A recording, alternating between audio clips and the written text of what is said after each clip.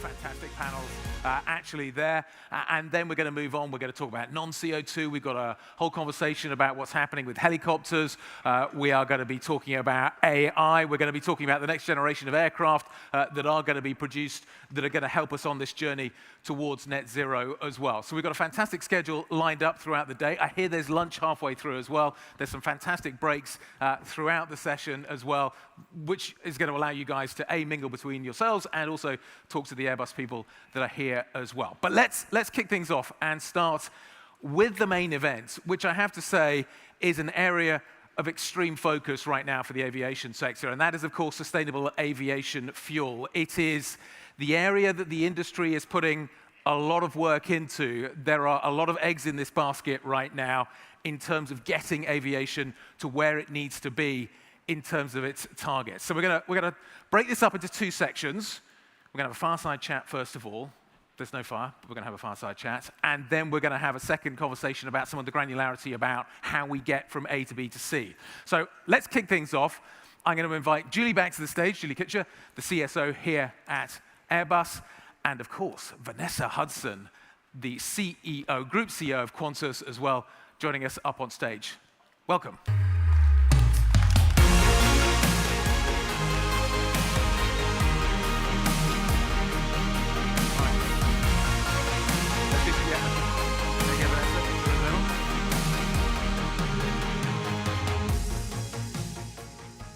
So Julie, why is SAF so important?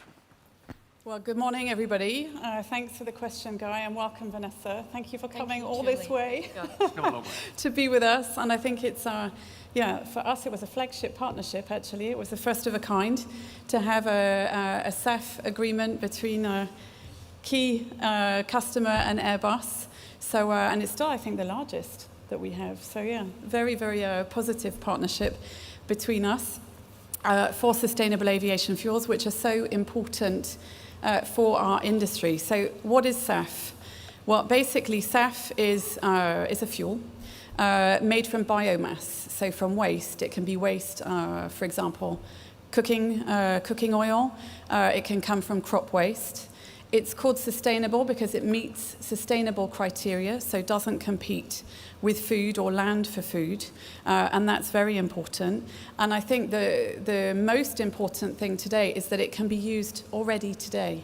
So we can fly with 50% sustainable aviation fuel in today's aircraft. So it's not a fuel of the future. It's a fuel for today and replaces kerosene, or is the same as jet fuel in terms of quality. So you can mix the biofuel and kerosene for this mix of 50%, and ultimately on a life cycle basis, you reduce the emissions by up to 80% on average. And that's absolutely essential for our industry, because sustainable aviation fuel will play a key role in decarbonisation of this sector towards our net zero goal in 2050. Vanessa, it's really expensive and there isn't enough of it. As an airline, how big an opportunity, how big a challenge do both of those two factors present? Because getting hold of it's really hard. You get hold of it in London at the moment. You're going to be looking, I think, probably next year to be doing it in New York as well. It's really expensive. You don't have mandates, though, that impose upon you the need to do it. But there is clearly a need for government's involvement in this process too. As an airline, what's the experience of working with SAF? Well, I think first of all, it's really important to recognise that aviation is an incredibly important part of our global economy, connecting countries, enabling the world to drive a global economy. And aviation is hard to abate. And I think that having that conversation is really important. So airlines need to have a multi-stream of initiatives. So buying new aircraft, so the new aircraft that we're getting from Airbus, they're about 20% more fuel efficient than the aircraft they're replacing. So that's fantastic, and they fly further. Carbon offsetting, we think, is also going to be a really important part of our sustainable roadmap. But SAF, sustainable aviation fuel, is a critical part. And airlines have to get on that journey, because this is going to take a community effort to do that. We are so proud to be partnering with Airbus, because you have to be making investments in multiple different streams to learn, to understand how to commercialise it, and that is what we are doing. So we've got a fund with Airbus where we are putting down investment in key new industries, new programs, one in Townsville where we're converting the offtake from sugarcane into ethanol to produce SAF. As you said, we're picking it up out of London. We'll be picking it up out of the west coast of the US next year.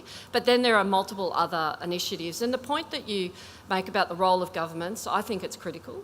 I think governments play a really important part of driving demand and supply, incentives to help commercialise SAF. And mandates are a part of that, because the one thing that we say is that there shouldn't be winners and losers out of airlines being sustainable or not. And mandates, we think, actually help to equalise that, because it doesn't just drive the incentive to everyone to pick up SAF, it actually equalises it. And we think that that's really important. The challenge, though, Julie, ultimately, right now, is that it's super expensive and there isn't enough of it. And we're in this kind of chicken and egg. I'm coming, like, there's a lot of sort of eggs and chickens this morning. But we're in this kind of scenario where it's really expensive, so airlines find it tough to buy it. Absolutely. Which means there isn't enough demand, which means that the energy companies aren't producing it, which means it remains really expensive. How do we, A, break that cycle? B, what can Airbus kind of do about that? How important a catalyst could you be? But ultimately, we do seem to be stuck at the moment. Is that your kind of feeling of the situation? And how quickly can we unstick what we are looking at? So I think you described the challenge very well. We're in a chicken and egg situation with respect to the lack of a business case, really, for all of the participants. What we need is visibility coming from mandates to be able to drive the demand. And we also need incentives for suppliers, for producers, to be able to give them the certainty on these first-of-a-kind investments. We see a number of SAF plants in construction or in development, but actually SAF today is 3 to 5 times the price of kerosene. So actually we need to find a way to create the right business case for the airline, for the supplier, and for the investor. actually, and that comes through policy. Vanessa said it. I think it's really important. We see a number of new pathways coming online. Alcohol to jet is very promising, and we've got a partnership with LanzaJet and Jet Zero in Australia that will be a good example of that. We see co-processing actually coming more and more online, and that's where you mix the biomass with the crude oil upstream, and so it can require, it can be a relatively, I say relatively quick solution to be able to scale SAF supply with a modest adaptation to existing refineries rather than the construction of a new refinery. So that can help drive the supply, and then the demand side will be driven through the right policy and the right revenue certainty mechanisms. And actually, you know, we look at some of the nations across the world, one not too far away in the UK, where now they have a SAF mandate, so growing from 2% up to 10% by 2030 and growing beyond.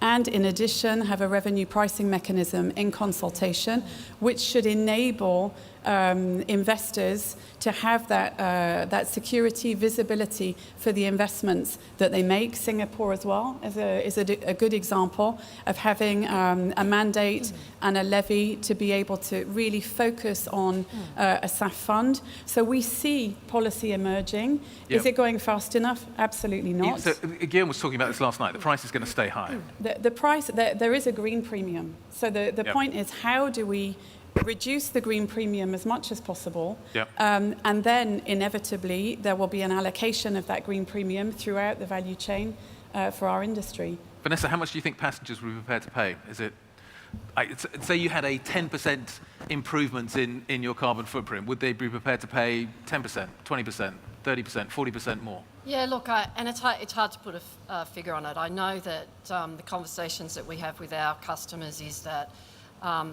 the desire for accessible travel, which is also, excuse me, is also about the price that they pay, is a really important part of the proposition that we bring. Jetstar, for instance, which is our low-cost carrier, 1/3 of all passengers on Jetstar flew for under $100. Yeah. You can't get a taxi from Sydney Mascot Airport to Western Sydney for less than 130. So fares are really important, but some of the things that we are thinking about in terms of how do you deal with the green premium, which I think is the question, Yep. is not just assuming that you're going to pass that all on to the consumer, because I think that's the wrong model. I think it's about looking and working in the supply chain. Excuse me, volume is really important. And we know as well that, you know, if you can scale production and can bring down cost as a result, that's a great outcome. We did a report recently into, you know, what a sustainable aviation fuel industry could serve for Australia. And by 2040, we think that it could create 70,000 jobs and $13 billion worth of value to the economy. And that, in addition to fuel security, is a really important part of how we need to think that this is not just about aviation, this is about, you know, bigger kind of global security questions. But for us, in terms of the short term, what are we doing? We spend a lot of time with suppliers and understanding the cost of the production and making sure that through that process we learn and we can understand how you bring costs down over time. Secondly, we've actually developed a coalition program with corporate partners in Australia where those partners that have signed up actually are able to use the credits that come from sustainable aviation fuel to offset their Scope 3 emission obligations as well. So you have to get creative, and we are, and there are going to be many more things that we do to test and learn over what is not just a year or a couple of years journey, it's a decade plus. So this has got to be a journey that you're on, and that you're working really hard to understand all of the different drivers in the supply chain. Julie, you talk to a lot of people in finance. Vanessa's talking about the jobs that could be created in Australia. The finance industry needs to be there. Absolutely. To back this. Yep. Now, I spend a lot of time talking to those in the finance industry, and they sound less convinced, not more convinced at the moment about what they're doing on the sustainability story. ESG has become a dirty word. The industry is backing away, not moving towards the sustainability story. how do we resolve that part of it? Because the financing is going to be critical to de-risk this industry. We need models that allow the finance industry to step in a lowered risk world, that allow them to step in and finance some of the innovation, because we're still dealing with innovation here in certain cases, that are going to allow this to happen. Absolutely, and at the end of the day, we need a convergence of innovation and capital to really be able to drive this at scale. And Vanessa said it, the economies of scale, the volume is absolutely key. What we need, it comes back to the business case.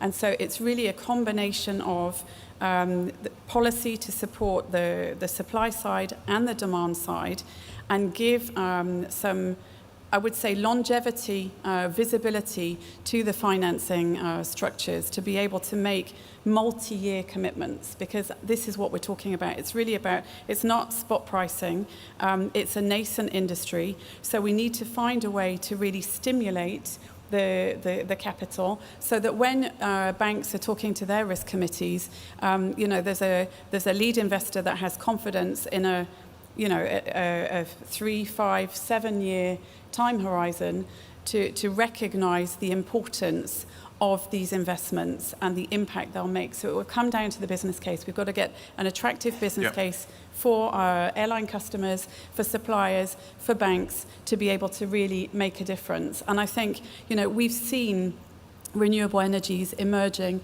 throughout the world, in the United States, in Europe and the UK, China, gradually moving, and some at quite a fast pace, actually. Vanessa said it, this is an opportunity to create a new industry in renewable sourced fuel, renewable fuels, where we can attract innovation, we can attract jobs, we can really support local communities, actually, through the use of crop waste, through the use of rotation crops, really partnering in agriculture, without competing, obviously, with food. So it's a new industry ripe for the taking. Isn't there? There's a question on the iPad, which from online, which I think is one of the right ones to ask. The growth in aviation over the next few years is going to come from places like India. China, you talked about, and maybe China has the capability to scale some of this technology and the will to maybe scale some of this technology as well, but that's where the growth is going to come from. Is there a danger that in Europe, maybe less in the United States, that we pursue this aggressively at the cost of our airline industry, at the cost of leaving the rest of the world to do its own thing?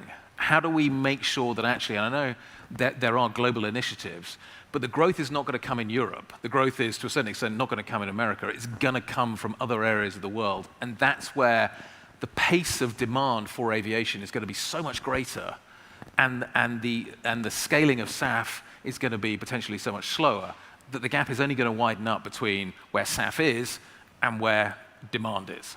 I think it depends on how you look at the accompanying ecosystems in those fast growth areas of the world.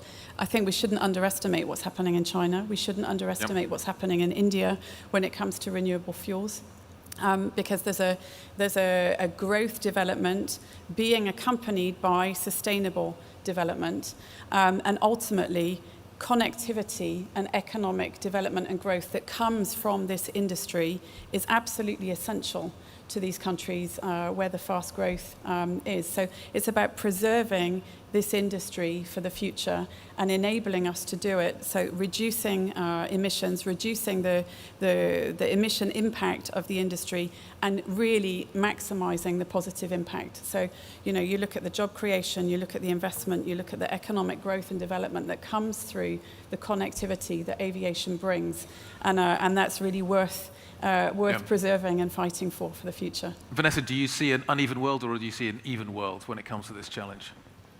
Well, look, I think that we have to believe that it's going to be an even world, because as I said before, I don't think there are any winners where there's, an inequitable playing field. But the one thing that I do have confidence in, and I talk on behalf of my 2 young daughters, I think that the consumer in the future is going to be one who makes choices based on sustainability and how they can contribute to it. And I think that is also really important, because you can't forget the consumer in this story, because the future consumer and our kids I would say I want my kids, I want my grandkids to be able to continue to have the access to travel like we have as a generation, and I think that they're going to want to be able to do that in a sustainable way. Guys, we're going to wrap the conversation up there. Vanessa, it's fantastic to see you. Thank you very much indeed for stopping by and joining us here on stage. I had Vanessa outside doing a TV interview just a moment ago, so I'm hoping she's warmed up a little bit. She's definitely warmed up in that conversation. Thank you, Vanessa. Vanessa Hudson, the CEO of the Qantas Group. Okay, that's part one. We are... Okay. Make sure Julie's fully hydrated. We're going to carry on with the conversation now. Jimmy Samartzis was meant to be here. He unfortunately can't be here. He is the CEO of LanzaJet, one of the key companies trying to figure out how to make SAF, sustainable aviation fuel, work. So he can't be here, but in true kind of Oscars style, or maybe it's not the Oscars, he's given us a short video as to how he sees progress. So let's listen to what Jimmy has to say. Hi, I'm Jimmy Samartzis. I'm the founding CEO of LanzaJet. I'm really sorry I'm not with you in Toulouse today. I very much would have wanted to be there. Instead, I'm sending this video message to you from Chicago. I wanted to share a couple thoughts with you. I oftentimes get asked the question, is the industry moving fast enough? Is it moving at the right pace? From my point of view, from someone who's been doing this since 2008, we are not moving fast enough. But the challenge in that is we have to build this ecosystem for the industry that is complicated, especially on a global basis and within certain markets.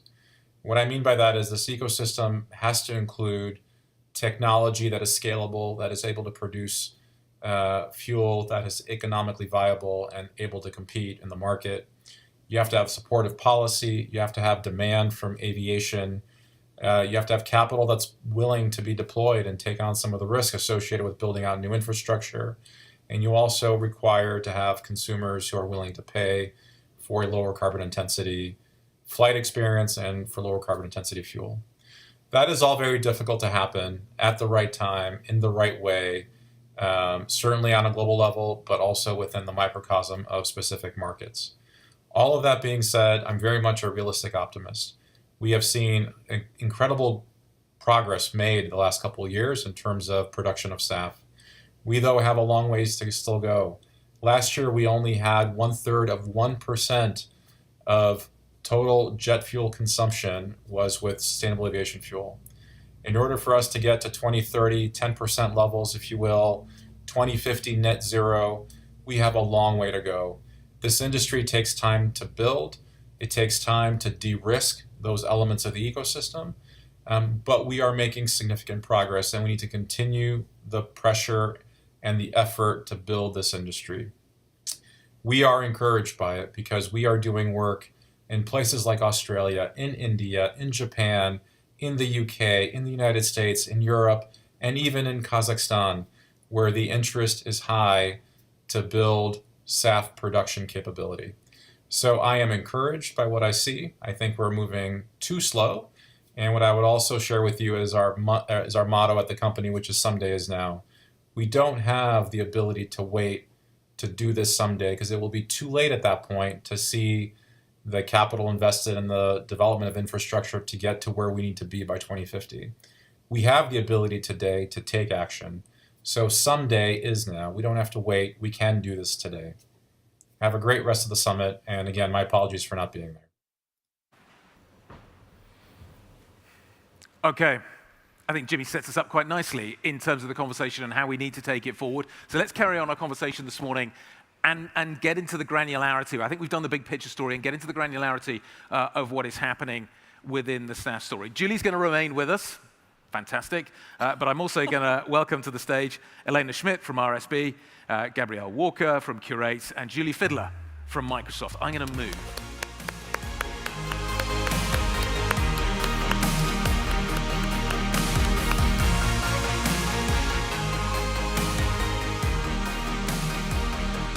Guys, all going to do that.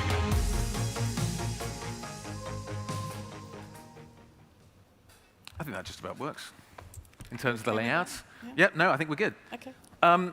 Julie, why don't you set the stage for us and give us a kind of sense of, I talk about it being the granularity of what we need to talk about. making SAF is one thing.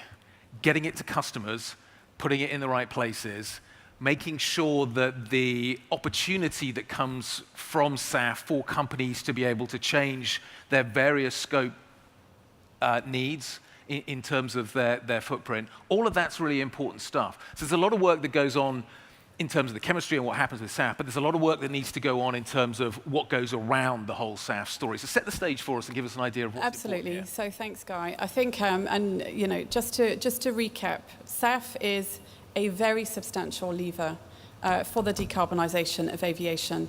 It starts obviously with the technology, the aircraft, the fuel efficiency of the aircraft. That's our first lever. But the second, and one that will really make a substantial difference as well, is sustainable aviation fuel, because we will need sustainable aviation fuel for the long haul. So that's today biofuels, but it can also be used with green hydrogen and CO2 captured for synthetic fuels. So we need to keep that in mind. We will need both. And in addition to that, we need another basket of measures, and we're going to talk about carbon dioxide removals too, as well as policy. So important to keep those elements in mind. Then when it comes to sustainable aviation fuel, we need supply, we need demand to be able to really drive a market for sustainable aviation fuel and the business case that I was just talking about. The issue is we don't have SAF readily available today at all the airports. We don't have SAF on a level playing field in each of the countries, and we need to stimulate demand. So one tool to stimulate demand is a book and claim system to really drive aggregated demand. And it's a bit like the green electricity network today. So if you want to think about sustainability in your homes, for example, you can pay a premium to have green electrons or green electricity that you pay for. You don't necessarily have them in your home, but you can have your certificate, know that you've invested in green electricity or renewable electricity going into the electricity grid. So a book and claim system, and we're going to get Eleanor to talk about that in a few minutes, is really an opportunity for volume to scale, so that airlines and operators of commercial aircraft or helicopters can invest in small volumes, but when accumulated, can drive larger volumes that can then be purchased at a cheaper price, recorded in a registry, and the airline or operator can take credit for that decarbonized or renewable fuel in their carbon balance sheets, in their reporting system. And that's what we're announcing this morning, a partnership with the RSB on aggregated demand with a book and claim system, piloting with a number of our airline customers.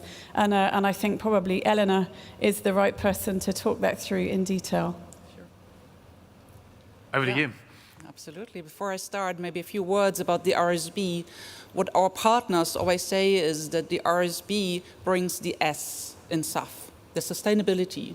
So we bring together a global community across aviation, shipping, consumer products, but also social NGOs, environmental NGOs, and science, all united by a shared vision to tackle the climate crisis, to protect nature, and to improve livelihoods. Our sustainability standards are among the most trusted globally. And why? Because they are built on a balance, on a governance system that ensures that all our stakeholders have a seat on the table to decide. So RSB is like a compass guiding the sustainability journey. As the world is rushing in decarbonization, everyone is in a hurry, but not necessarily in the right direction. So what we are doing, we are ensuring that we are not just moving, but that we are moving sustainably forward. And we are not just stopping at standard setting, we also certify the entire journey from the raw material and the sustainability of the raw material through to the final product like sustainable aviation fuel. We also operate programs to support sector transformation and guide policymakers in their decisions. And indeed, as Julie just said, the most powerful tool in our programs is book and claim. Why? Because it addresses two major barriers that is holding back SAF. Number one, it is only available in a few places while demand is global, as we heard already this morning. And number two, you already said it, it is more expensive than fossil fuel. RSB, together with this global stakeholder community, developed a book and claim manual, which sets out the foundation, the standards on how to build a credible book and claim system.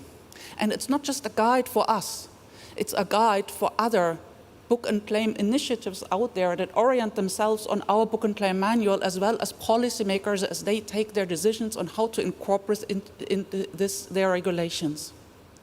So, what does book and claim do? And I think the comparison with eco-electricity is wonderful. It's a good starting point.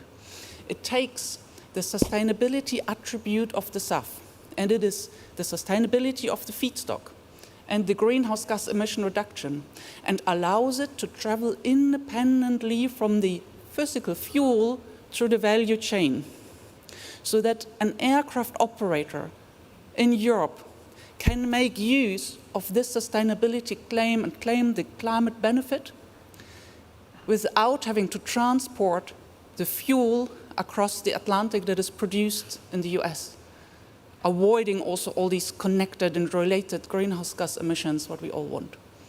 Okay. So, and the partnership with Airbus, maybe to briefly speak about this, is essential to scale up book and claim, because it allows, in this new facilitator role that we are launching in this moment, to give more smaller organizations access to this book and claim system. So in a nutshell, book and claim makes SAF more affordable, more accessible, more accountable, and this is what we need the energy transition in the aviation sector to be credible and to be fast. Okay. How do we actually use this in practice? Microsoft is not a small company by any stretch of the imagination. You and I sat down, Julie, and had a conversation just before we came up on stage, and you talked to me about the fact that you're using this technology, you're using the ability to separate out the physical from the virtual effectively in terms of the benefits that SAF brings, and use it in terms of what Microsoft does. Now, Microsoft, you think, okay, so Microsoft is going to use this technology, use this system to allow it to deal with its sustainability story. You've got to reach all the way into your supply chain and think about everything that is basically incorporated into the Microsoft ecosystem if you are going to account for your Scope 3 targets. Just walk us through the complications of that, and if you want to do this, if you want to take advantage of this new fuel, this new technology, what Microsoft is actually doing to do that. Yeah, great. Thank you for the question. And so Microsoft does have one of the boldest ambitions around climate change, and we are aiming to be carbon negative by 2030, which is only 5 years away, and to be to remove all of the carbon that we've emitted in the lifetime of the company by 2050. And we're a 50-year-old company right now. And so that's a balance of initiatives that span from carbon removal, that we'll hear more about, to direct support to create markets that don't exist in full today for carbon-free energy. And so in the context of fuels specifically, as you say, it's deeply embedded in our supply chain. Around 90% of the emissions for Microsoft are within what's described as our Scope 3 emissions, and that's really what we describe as indirect emissions, where we don't have direct control or responsibility, but our suppliers typically are responsible for those emissions. We use our procurement expertise and specifically a supply a supplier code of conduct to really require all of the suppliers for Microsoft to reduce their emissions in line with our ambition. That's an incredibly powerful tool that a company like Microsoft can deploy, but the practicalities of that mean that we have to make markets that those suppliers can then utilize, and sustainable aviation fuel is one example of that. So you could look at Microsoft's emissions and say, okay, we have business travel emissions. They're a relatively small percentage of our emissions. If you look at then the larger categories, they're things like capital goods, they're things like services that we buy. So that could be anything from a consultant that's traveling on our behalf. It could be about us moving equipment that's going into building a new data center around the world. But really fuels are embedded in all of those supply chain complexities. What often happens, though, is that we have multiple layers between Microsoft as the buyer and the actual person that's procuring that fuel. We don't buy fuel directly from any of the airlines, but we have an opportunity now to be able to insert ourselves using the techniques that RSB are supporting, the certificates that are described as sustainable aviation fuel certificates, to be able to provide a direct demand signal. So we can sign long-term contracts. We can be one of the partners that Jimmy talks about, where we can provide that really clear demand for low carbon services.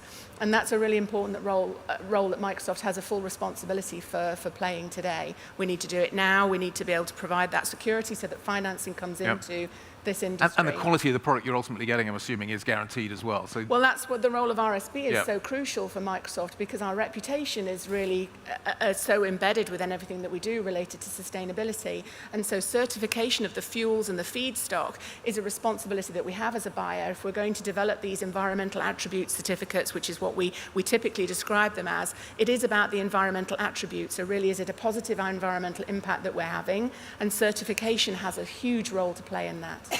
And in terms of the price you're prepared to pay, there is a premium here. There absolutely is, and today it's higher than we hope it will be, but we can only bring that price down, as Julie mentioned, by creating scale. And so it's really important that we step in now. And when we look at the cost of sustainable aviation fuel, we take into consideration a variety of different factors. So yes, I consider the policy support that's available. I consider the feedstock that's being used. I consider whether it's a new initiative to create a new facility that's going to be dedicated on creating fuels, or is it about co-processing fuels? And there's a balanced portfolio that's really important to Microsoft that spans all of those things. Okay. As you mentioned, you're also going to be doing carbon removal as well. You're looking at that process, which brings us nicely on to what you do. Yes. Talk us. We talk a lot about sustainable aviation fuel. We talk about the ability to take carbon, or at least neutralize the carbon that we have, and circulate it within the system. How complicated is it to take carbon out of the economy? How much more expensive is it to take carbon out of the economy? And again, how do we develop a process that allows clarity? We talked about the quality of the feedstock coming in. That needs to be guaranteed. How do we make sure that we have, and what does Curate do to make sure we have credible product that is being delivered to customers? So I feel like I should say, and now for something completely different. It's not really completely different, as it turns out. So I'm Gabriel Walker. I'm a chief scientist and co-founder of Curate. And we source carbon removals, we do the due diligence on them, we procure them, we put them together in portfolios, we manage them afterwards, and we do forward financing. And I'll come back to all of those things in a moment. But first of all, I sat in now for something completely different. My PhD back in the day was actually in chemistry, and it was on some of the reactions that make sustainable aviation fuel. So I feel like I'm back among my people. This is a really nice thing to be. But I'm not here to talk about sustainable aviation fuel. I'm here to talk about carbon removals, taking carbon dioxide out of the atmosphere and keeping it out. And what's interesting here is I said it's something completely different, but I just noted down some quotes from this morning. So you said repeatedly, SAF is super expensive and we don't have enough of it. Vanessa said we have to get creative and learn. Julie, you said we had to attract innovation. There's jobs, there's new business models. This is a new industry ripe for the taking in SAF. And I would say all of those things also apply to carbon removals. There's lots of parallels here. And the other thing that applies both to SAF and carbon removals is both of them are essential for decarbonizing aviation. I'll say that one more time. Both of them are essential for decarbonizing aviation. I get asked all the time, should it be SAF or carbon removals? And the answer is obviously both. In both cases, to the tune probably of something like 20 or 30% of the answer. So if anyway, there's one thing you take away from this, it's not either or. If we don't do both SAF and carbon removals, we will not succeed in decarbonising aviation. But we can learn a lot from what we've already learned about SAF in the removal space. So that's that bit. So what are carbon removals? This is not the classic cheap avoidance offsets that you might have heard about before. So avoidance offsets are basically tested against a counterfactual. Something would have happened and we stop it from happening. One problem with that is it's notoriously difficult to measure something that didn't happen. And one thing to remember about carbon removals is basically it's taking CO2 out of the air. It was not in the air, it was in the air, it's not in the air anymore. It was out of your bank account, it's back in your bank account. You can tell and measure much more precisely what's happening. Now that means that if you're trying to get any industry to net zero essentially means either you don't put it in the air, which is what SAF helps you do, or if you do put it in the air, you take it back out. What goes up must now come down. And I'm not the only one saying that. And I'll come in a moment to some of the other ones who are saying it and how this is catching fire. But first of all, I wanted to say something about what carbon removals actually are and the wide range of them, because this is actually really cool. It turns out you can store carbon in so many parts of the world. You can store carbon in trees, you can store it in soils, you can store it in the oceans, you can grind up rocks and turn them into sponges that take up CO2 and also help to improve crop yields in agricultural land. You can store it in a stuff called biochar, which is a bit like charcoal but doesn't burn and locks the carbon up and also improves the quality of the soil. You can blow fans over carbon capture devices, the famous direct air capture, and bury the carbon dioxide back where it came from. I kind of like the poetry of that because it's like reversing the valve and putting it back where the oil and gas originally came from. So incredibly wide range. And when I first started working on carbon removals a few years ago, there was maybe 1 or 2 companies doing this, and now there's thousands of companies doing it. So there's a very, very wide range. It's not just one thing. And why might you want to do a portfolio of carbon removals? There's lots of reasons. You want to be able to spread the scalability. You want to be able to spread the risk, and you want to be able to spread the cost. Because some of these approaches are very expensive, and you need to mix them in with approaches that are much cheaper so that you can get something that's business tractable. Okay, so that's what carbon removals are. That's the range of them. That's how they relate to SAF. The other thing to say now is that this is where airlines and aviation are really starting to step up. So if we take as long with carbon removals as we did with SAF, we won't do it fast enough. And lots of airlines and aviation companies have actually started to notice. So, for example, Curate did a deal with British Airways, which turned them at a stroke into the biggest purchaser of carbon removals of any airlines.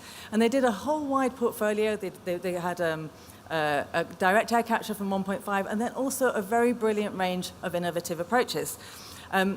So why would they do that?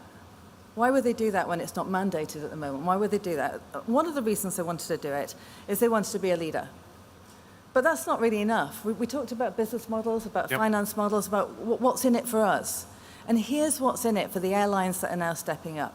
First of all, if you start engaging in carbon removals now, you get favoured nation pricing, and you also get rights of first refusal. That's what we negotiated for British Airways with the suppliers out there now. Prices are going up. If you're going to need these, and we know that you are, actually engaging now is important. Second one is, this is a good one, build the muscle. Get the internal learning for how to deal with carbon removals and how to fit them into the strategy. But there's some other ones as well, which are actually be able to engage with governments with credibility. Because the other thing about this is compliance is coming in it. The Science Based Targets Initiative last week brought out their revised standards saying that they want to have interim targets for every company that's SBTi regulated by 2030 for carbon removals. It's not going to be something in the distant future. It's within the next 5 years to build up the plan for having them. So those are some of the reasons, but there's also business to be done. There's money to be made out of this, providing a service for corporate clients who want to have this stuff removed. So the final thing I want to say about this is if you just remember 2 things from what I said today, maybe 3 things. One is SAF and carbon removals. The next is wide range of carbon removals. And the final one is business reasons to engage in carbon removals. That is what's going to make the difference to this today. Okay. Perfect. The clock is going red, but the game's not over, so I feel we should ask some questions. There's a few coming through on the iPad. There's one that says, how do we get rid of pollution other than carbon dioxide? Stay tuned, that's the next panel. We'll come on to that very, very shortly. But let's take some questions from in the room. Gentlemen over there, let's get some mics, and we'll get it going. If you could remember, just say who you are and which organization you represent, that would be fantastic. Thank you. I'm Amey. I'm from India, and I represent Network Thoughts. So thank you for this wonderful thoughts around SAF and how it is progressing. I see a lot of investments in production, trying to move towards mass production and so on. But how is Airbus or its partner working towards influencing airports to have the SAF ecosystem, especially in absence of any mandate or any rule? And I ask this because globally hubs have hydrants. They've done away with bowsers, and we see SAF, you have a new bowser come in. This will typically have an impact on turnaround for an airline, because today you have one bowser filling the plane. Now you will have two, one which will come with 5% SAF and the other one with 95%. So it's going to take more time to refuel the aircraft. So of course, airlines have to be on board, and more importantly, airports, because you will require more place at the fuel farm, more place to park the bowsers at a time when they're doing away with it. Should I take that one? That feels like one for you, Julie. Okay. So thanks for the question. I think that's one of the reasons why at Airbus we were very, very keen to use sustainable aviation fuel in our own operations, so that we can learn and that we can better understand some of the challenges that come with the availability of sustainable aviation fuel and sustainable aviation fuel in use. So last year we used 18% of SAF in our operations for flight test and our Beluga operations. And it's really important that we work with the distributors, with the fuel producers. So we have a partnership with Total Energy here in France for European operations. So that we can exactly tackle some of those challenges. And what we need is to work with airports across the world, which is why I really insist on the need for global regulation, global support for sustainable aviation fuel, and partnerships with fuel producers. So when we talk about playing a role of advocacy and catalyst, the catalyst role is really part of that learning and enabling the overall SAF ecosystem with airports. And so it's right in the heart of the topic to be able to ensure distribution. But when we cannot have sustainable aviation fuel readily available at airports, this is where the book and claim system really, really comes into its own, so that we can ensure that the airlines wishing to have sustainable aviation fuel can purchase the credits and they can be certified with respect to the appropriate sustainability criteria. The airline can then claim them on their Scope 1 certificate. So it's really important, and then can be transferable as well on a Scope 3 certificate for example, corporate business travel. So it creates really an end-to-end value chain, even if we cannot short-term have SAF available at every airport across the world. Okay, I've got time for a few more. I think we need to get... Oh, fantastic. I was worried about the lack of caffeine in the room, maybe. More coffee. It's time for a break. Good morning, I'm Shivya. I'm an independent travel storyteller. And I think there are different projections of SAF, but the most acceptable one right now is that we might have 4 to 5% of total jet fuel consumption with SAF by 2030, but aviation growth itself is likely to be much higher. So the gains in SAF are likely to be offset by aviation growth. So can we talk about degrowth or some sort of limits to growth at all?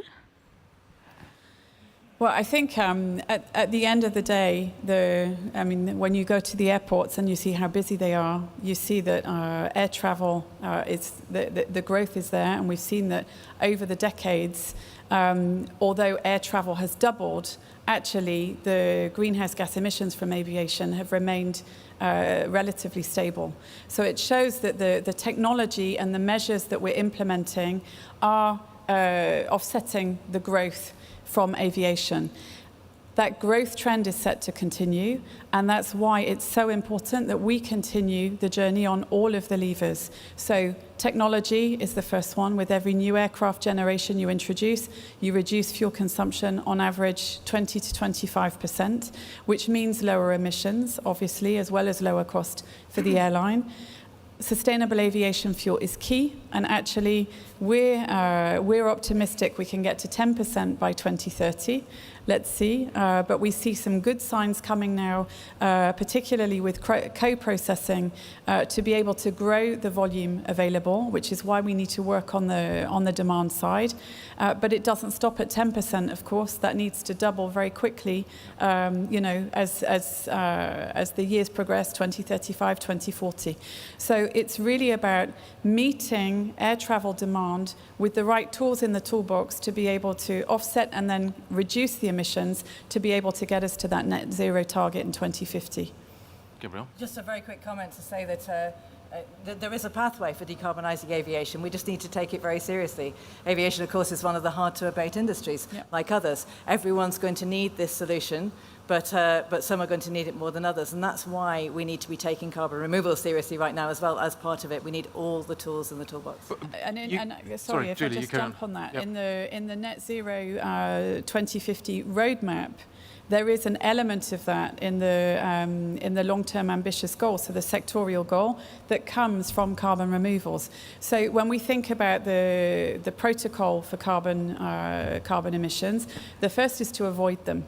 And we do that with the new technology. So with the aircraft, the latest technology, aircraft flying, we reduce them through the use of sustainable aviation fuels, and then we remove them with carbon dioxide removals. And in ICAO's long-term ambitious goal roadmap, it represents about 6 to 8% of that journey towards net zero 2050.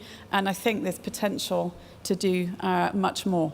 So carbon removals are not a license to continue to emit. They're really a permanent reduction of the CO2 to come from the sector. Well, let me ask all of you a question. This is great, but it's going to be really expensive. And the point about growth is that certain regions are not maybe going to insist that we do see this. That is where the growth is going to come from, and as a result of which, that is where demand is going to be reasonably unchecked. Elsewhere, how expensive is it going to be to do this? And I think that's the key question that we're all still grappling with. I think we've got to, and judging by what I've heard from all of you, is that we have an idea of how to get there. What we don't have at this point is an idea of how to get there in an economic fashion. Guillaume was talking about this last night. We need to marry economy and ecology. Mm-hmm. The economy bit, the business case, is the challenge. The price is the challenge right now. You talked about this being like carbon capture is not going to be cheap. How do we make sure that we find ourselves in a situation where demand growth can continue, and there's all kinds of arguments about kind of what happens with the model at that point, but how do we make sure that we can do this at an affordable price? Is that possible at this point? So just two quick comments about that. One is that one of the fascinating things, one of the reasons I got so excited about moving into carbon removals is that there's actually a massive capacity for economic development in many parts of the world. This is not just something for the global north. In fact, I'm working with people across Africa and South America who came to this not from, oh, I want to save the climate, but from where are the jobs of the future going to be? So this transition's already happening and we can build this. So it's much more an economic argument than it is a kind of climate do-goody argument. But also, I think, don't forget how expensive it is to do nothing. Yep. So climate change is really bad for business. It's extremely expensive. That's why this transition is ultimately underway. It's not because a lot of people suddenly turned into tree huggers. It's because we realize that this is actually necessary for business. But the cost is elsewhere. The cost is in the insurance sector. The cost is in homes and businesses and things like that. Making that connection between those two is critical. And I think they're all moving into it. For example, homes buildings that have a green premium because they're net zero buildings, for example, or other ways to integrate this. So we just change the way that we're subsidizing the economy. This is one part, but the other part is also that when we look at SAF and new SAF supply chains, there are co-benefits that currently are not being valued, but definitely there. Just look at the regions like Southeast Asia. We recently did a study to analyze the feedstock potential that is available in a sustainable manner. And what is available in abundance, and everyone who's ever traveled into the region knows, it's agricultural residues from the rice production. What is currently being done, it is burned and impacting the air quality in the region.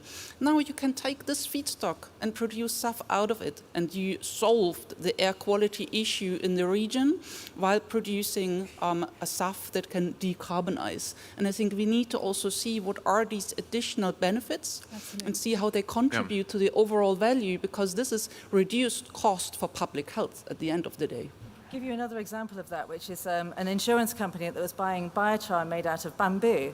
So the biochar is a way of locking the carbon into the bamboo so that you don't release it, so that's the carbon removal.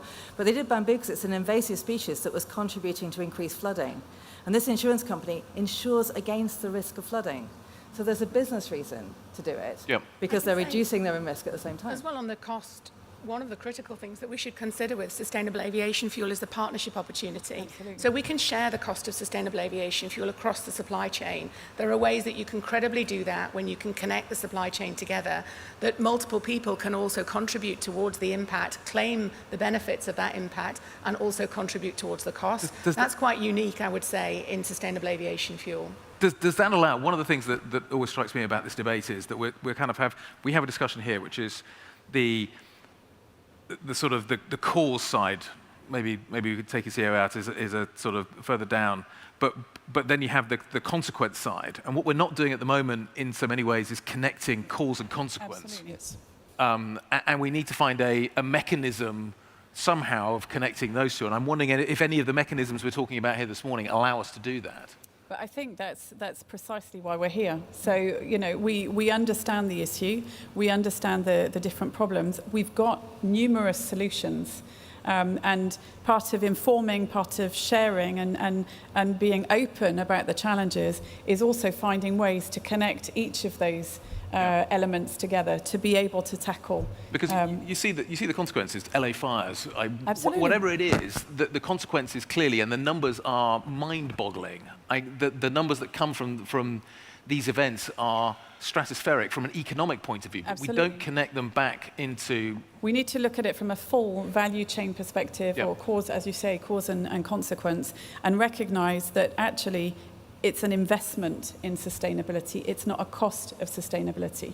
And today, that investment is very much perceived as a cost to business, but the business risk from not tackling sustainability is absolutely vast. And so, you know, if we look at that cost versus benefit equation, we have to change the way we think about traditional business cases to factor in the full sustainability consequences, because climate risk is a business risk and a financial risk. Yep. At the end of the day, sustainability makes supply chains more resilient, and this ensures long-term viability. And I think this needs to be taken into account when we look at the overall finances of a project. I suppose the final thing I'd say is that I've been working on climate change now for 30 years, and it used to be quite hard to find pictures to illustrate what we were predicting to come, and now it's actually quite hard to choose. But I do think that process of internalizing is happening. So I mentioned the Science-Based Targets Initiative and lots of other voluntary standards that are coming out, but policy is following. Governments have noticed this and want to make sure that they get a piece of these new industries, but also make sure that they get a shift in the liabilities that they're going to have. So I think we're on the cusp of it now, and that's why the leadership that Airbus and others are showing is going to be really important in this space. Come and join us. It's a wonderful place to be. Okay, I know there are more questions. We got a morning of questions. The clock has definitely gone. Mics are being handed out. I feel bad now. Go on. Thank you. Morning. Appreciate it. Keep them coming. Dina Kamel from the national newspaper in Abu Dhabi. So just a question first for the panel. We noticed that a lot of oil majors are now moving away from renewable energy projects and into more projects to boost actually oil and gas production. So I wonder, do you think that means that SAF projects could be stopped or delayed? Is that something of concern to you in the sphere of work that you do?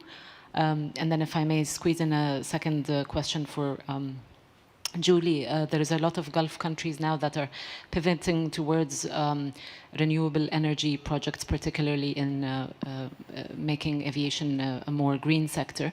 Are there any tie-ups that Airbus might have with some of these airlines or governments down the road? Thanks for the question. So with respect to the oil and gas majors, I mean, I said it, we've got a partnership with Total Energy. There are a number of, and we've been working with Neste as well. So there are a number of fuel producers that are staying the course. You heard from Jimmy from LanzaJet. That's a very exciting new technology that will be coming online. And at the same time, we do see other companies stepping back from environmental commitments, some silently, some less silently. So it's a complex situation.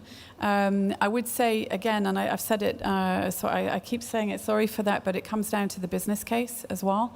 But I do think that some of the larger oil and gas majors have also recognized the possibility of co-processing, which means a lower capex investment for an existing refinery to be able to combine the bio feedstock with crude upstream in the process to be able to scale around 5% of co-processing volumes.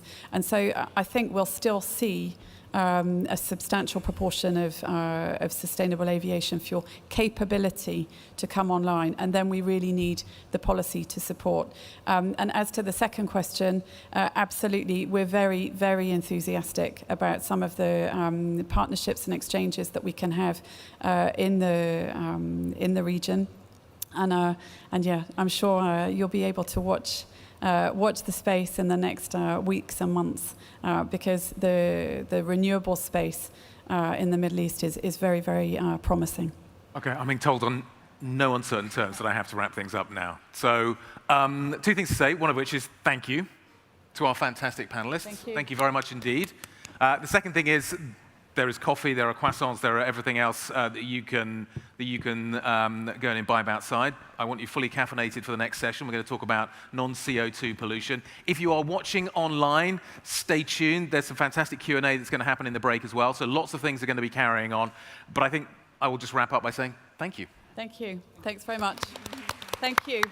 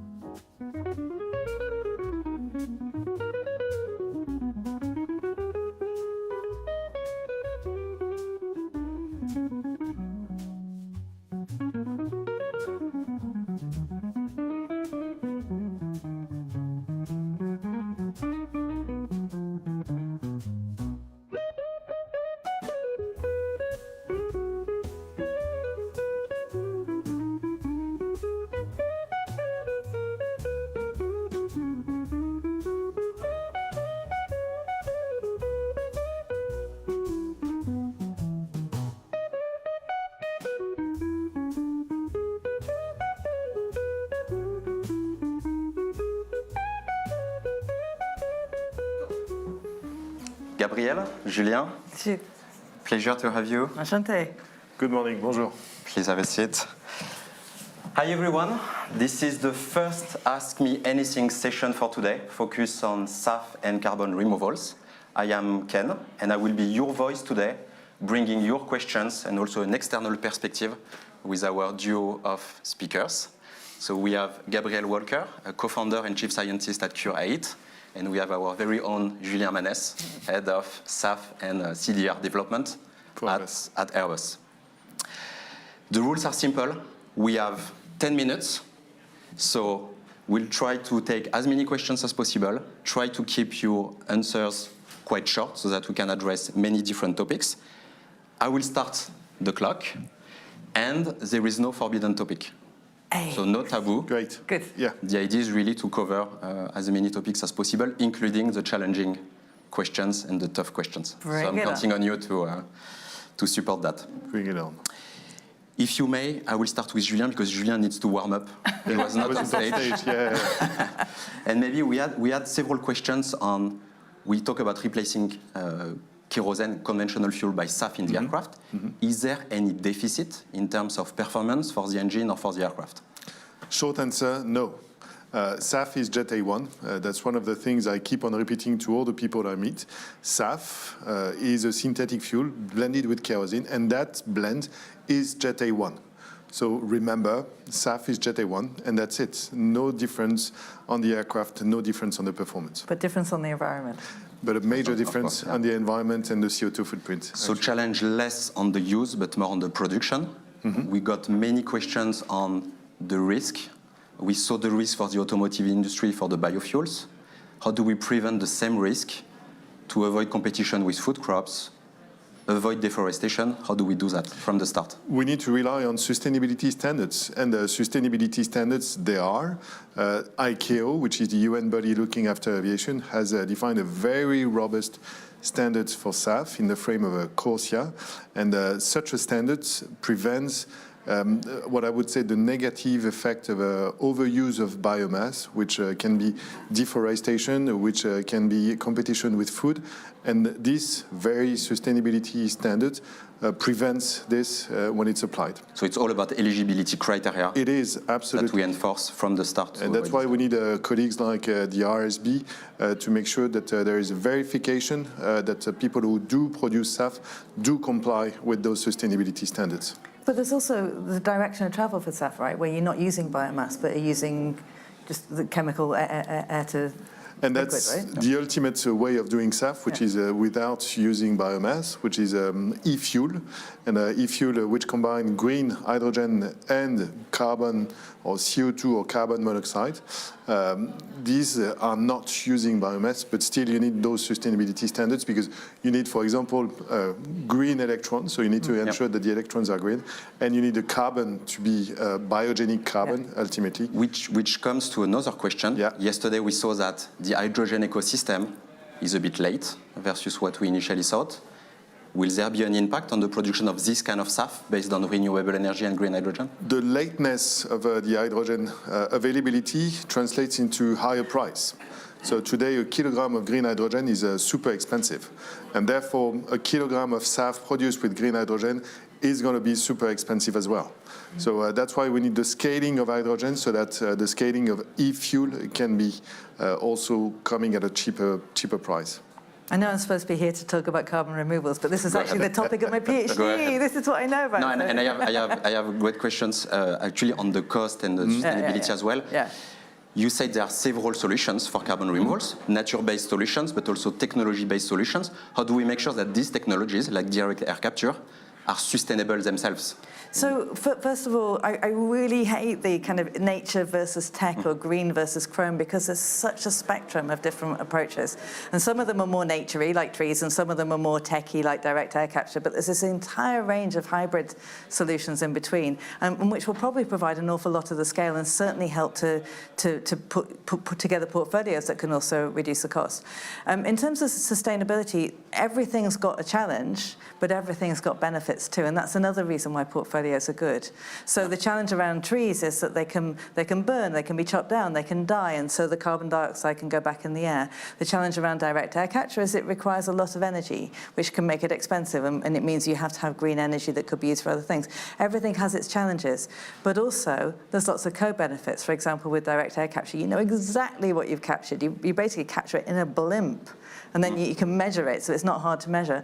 And with biochar or enhanced rock weathering, turning rocks into sponges for CO2, in those cases you actually get improved crop yields.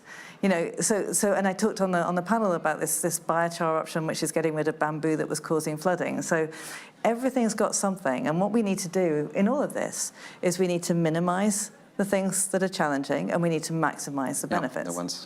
It's not rocket science, right? And hence the importance of those sustainability standards, which which help to do that. Yeah, absolutely. I'd like to come up a bit between, and it was mentioned as well in the chat, we talk about aviation, and sometimes aviation tends to look a bit at themselves in isolation. We know that in the energy transition, there will be a fight, a competition for the access to the energy. How do we discuss with the other sectors, or how do we make sure that at the global level, we make the proper allocation of resources for the feedstock first, but also for the renewable electricity in the future? So we're not yet at a stage where we're competing with other sectors. In a way, it'd be a good problem to have, wouldn't it? Because it would mean we'll be succeeding in growing. I was going to say that. It would be a nice problem to have at the moment we're competing with other sectors, because it will mean that we've found the solution to activate the demand. And from a producer standpoint, in fact, combining the demand of different sectors can help in making a very good business case. Combine maritime and aviation together, and you get a bigger plant, and a bigger plant that will produce at a lower cost. It's a bigger case with bigger volume. And I would really say, I think one of the mistakes we've made in the past in the whole climate solutions and energy transition space is that solutions have been considered absolutely in isolation. So it's like this one over here and that one over here and this one in a different box. And that's meant that we haven't found the synergies, we haven't found the leverages. For example, making sustainable aviation fuel, if you make it using biomass and you capture the CO2 and bury it, you actually have a carbon removal that can take place within the value chain of sustainable aviation fuel. You can actually get leverage between the different solutions. And I think we need to be thinking much more cleverly about how we integrate the different solutions to find that kind of leverage. And definitely CDR, so carbon dioxide removal, is a perfect illustration of how you can combine the demand of the different sectors to make this new sector grow very quickly. Because combining the demand of tech, we had Microsoft talking earlier, combining the demand of banking, combining the demand of aviation, of maritime all together will make for something meaningful in terms of demand that will allow the projects to take off. Exactly. But is there not some kind of, we know that aviation and the shipping industry are what we call hard to abate sectors, because it's very difficult to decarbonize, not easy to electrify all the boats, all the airplanes. How do we make sure there is some kind of merit order, especially in the short term when we don't have yet enough volume, enough quantities of carbon removals, for example? Should we prioritize these technologies for hard to abate sectors like aviation? Well, it is, if you allow me, please go ahead. It is something that the politicians in the policy making will have to take into account, indeed. Again, it's not a problem we're having at the moment, because feedstock there is. Until 2030, 2040, I dare say easily, when will come 2040, we'll have to make this sort of arbitration. But hopefully we have a little bit of time ahead. But the most important thing to say, I think, around this is that we have to be getting that demand up now. We have to be getting up those curves now. We're on the very beginning of an exponential curve. But if we don't start now, then it will not be there when we need it. So it's not so much about how can we fairly allocate it, it's actually getting the demand out there. And how do you convince, because governments, policy, and we got the question as well, sometimes we love to prioritize. Okay, this is the solution. And you said it in the panel. It's that or that. How do we make sure we trigger the investment in both in parallel? I don't know why people just want there to be one thing that's best, one silver bullet. I get asked all the time, which is the best carbon removal, which is best SAF. It's an engineer's thing. It's just, I kind of get it, but you know, when my brother and I used to go to my mum and say which drawing is best, and she'd say, I think they're both nice, and we'd say, no, which is best? But I think really we miss a trick if we do that, because there's different benefits and different challenges to all the different parts, and it's when you put them together that you can get the real leverage. And so I just think we have to get away from that one or the other, right? And let me try a metaphor. What we are trying to do here is a very long hiking, a very long journey. We know where we want to go. The mountain is very far and is very high. We can spend years, decades in trying to, looking at the map and say, okay, we're going to go through this pathway. What is very important today is to start your journey, start hiking. So save 1 ton of CO2 today, I would say, is even more important than asking all those questions about the future. 1 ton of CO2 removed, 1 ton of CO2 reduced with the usage of SAF now, in my view, counts much more than the ones in 10 years from now. There is plenty of startup, new companies with big willingness to make a change. How do we move the big players, the big energy producers, which in the end control a bit the value chain, and we see there is still a lot of subsidies for conventional fuel. How do we make them move towards? Because it seems like it's not a problem of money, it's a problem of where we put the money. It's a problem of demand, Ken. It's as simple as that. And we've been talking a lot with the big oil and gas players. They know how to serve a demand, but they need, and one can debate whether it's fair or not, but they need solid demand. Yeah. So we need to bring solid demand in order to activate all those players. And Julie was referring to it. We need long-term commitments, something that the industry doesn't know how to do.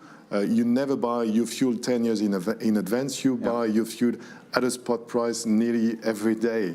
So we need to invent new ways of thinking, and the industry is capable of doing this, definitely. So what I would say is that, so Curate is actually a startup, but we're working with the big companies like British Airways.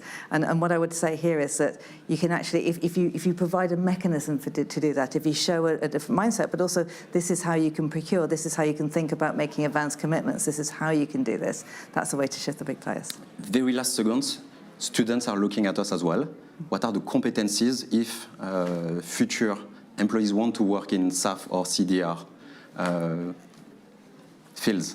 What do we expect from the new people? So a lot of it is the things that you might expect. It's it's the engineers, it's the lawyers, it's the bankers, it's the accountants, it's all those things. But the biggest thing that I would say is just creativity and imagination. It's just as Julie was saying. You stole my last line. Oh, I was going to say curiosity. Sorry. But curiosity, creativity, intelligence. Absolutely. Yeah. Because you have to invent a new future. Absolutely. Thank you very much. Thank you. It was very short, concise. Thanks for playing the game. And we will see you again after the second panel on the non-CO2 emissions. Thank you.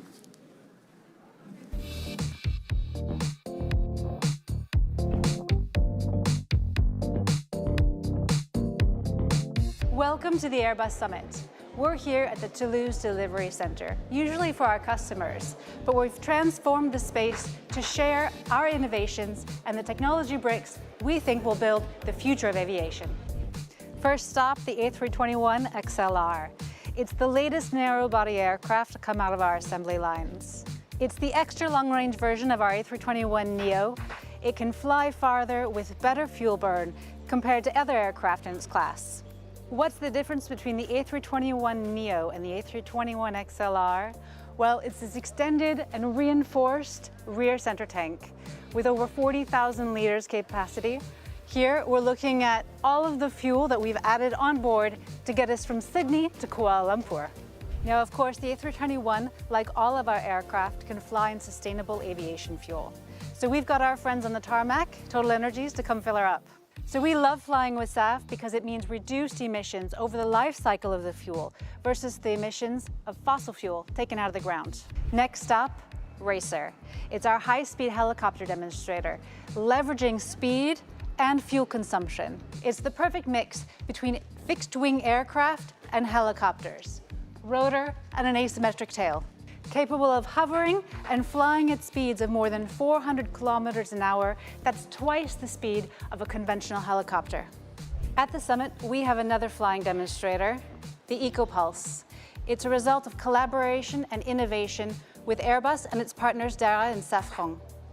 State-of-the-art hybrid electric propulsion is helped out with engines all along the leading edge to break down the thrust, reduce drag, and improve aircraft performance. Finally, let me show you Optimate. If you missed the reveal last year at Vivatech, spoiler alert, this truck doesn't fly. Just imagine loading a van with an A350 cockpit, all the latest sensors, cameras, flight systems, and taking it for a ride. We hope you've enjoyed the tour, and stay tuned for the Airbus Summit Live as we continue to speak with special guests on the future of aviation and share our purpose to pioneer sustainable aerospace for a safe and united world.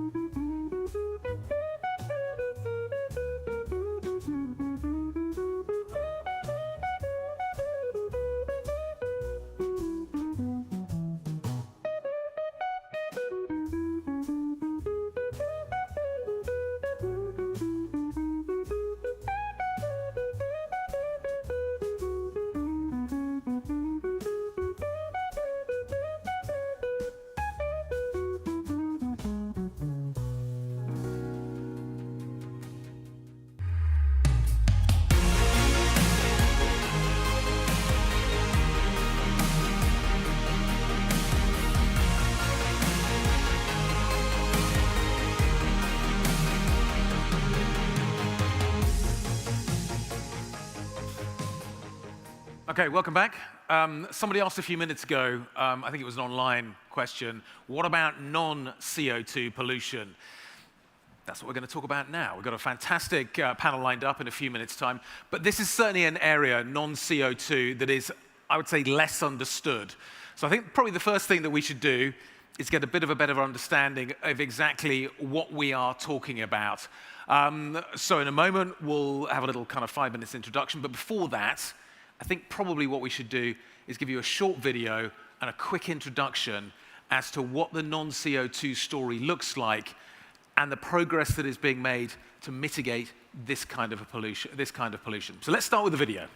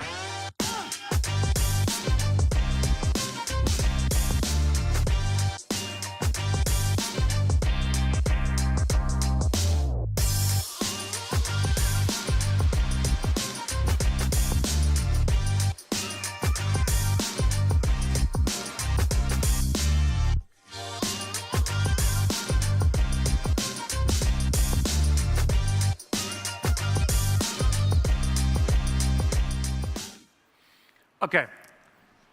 An idea maybe how Airbus sees the challenge, an idea maybe how Airbus sees progress being made. This is a complicated space, and our understanding is only just beginning to, I wouldn't say fully form, but form around what we need to do and what the actual problem looks like.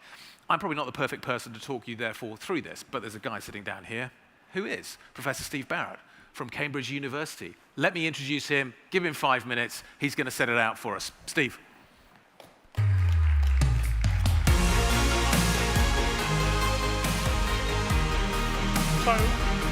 I want to explain to you non-CO2 by thinking about really everything that goes into an aircraft comes out of an aircraft. So as an engineer, many of you will have that training. It's conservation of mass. So what goes into the aircraft is fuel. That's a hydrocarbon fuel, meaning hydrogen and carbon. And then when the aircraft's in flight, it sucks in the air, which is oxygen and nitrogen. So you have hydrogen, carbon, oxygen, and nitrogen. That's what goes in. Now, of course, there are no nuclear reactions, so all those same atoms that go into the engine come out of the engine, and that gives you the CO2 and the non-CO2 effects. So let's think about what comes out. So you put in your hydrocarbon fuel, your oxygen, your nitrogen, burn the fuel, and you get CO2 out. Now that's an intended outcome. Of course, it does have the downside of being climate warming, but it's an outcome that is a design of combustion. However, not necessarily all of that fuel combusts perfectly, and some of it leaves behind what you call soot or black carbon. Now, that's just like the soot you get from burning a candle and putting a bit of paper over it, you'll see a soot mark. But in the case of aircraft, the soot is much, much smaller. So that's sort of a product of incomplete combustion. Now, as well as the CO2, another product of complete combustion, meaning an intended outcome, is water vapor, H2O. And that comes from the hydrogen in the fuel plus the oxygen in the atmosphere. So the hydrogen has to go somewhere. It goes to water vapor. So when the aircraft's flying along, you have the stream of the CO2, which dilutes in the atmosphere, warms the planet. And then you have some soot coming out, and then some water vapor coming out. Now, if it's cold enough and humid enough, and that happens around 5 to 10% of the time, so if it's sufficiently cold and sufficiently humid, the water will condense onto the soot and freeze to create an artificial ice cloud, a contrail, those white line-shaped clouds you saw. So that's essentially a suspension of soot with water frozen onto it. Now those contrails, they're called, or condensation trails, spread over time, and they get wider at about walking pace and can last up to 6 or so hours. So you can imagine they can actually become kilometers in width, so very, very wide, covering large areas of the Earth. That means that this large dispersed artificial cloud can affect the radiation balance of the Earth, trapping outgoing radiation as well as reflecting some incoming radiation. Now, there's been a lot of scientific work on this over the last 25 years or more, and the estimates are that the CO2 warming and the contrails warming are actually very similar. Now, there's some uncertainty in exactly what the contrails warming is. Maybe it's half CO2, maybe it's double, but it's in that same region. There's, however, a difference there, which is that the CO2 warming is a result of all of the emissions accumulated since the dawn of the jet age. Because once you put CO2 into the atmosphere, it just stays there and accumulates. And that causes a certain amount of warming. Whereas the contrails last only at most around 6 hours, and that causes as much warming as the CO2. So that means the last 60 years of CO2 cause a similar amount of warming to the last 6 hours of contrails.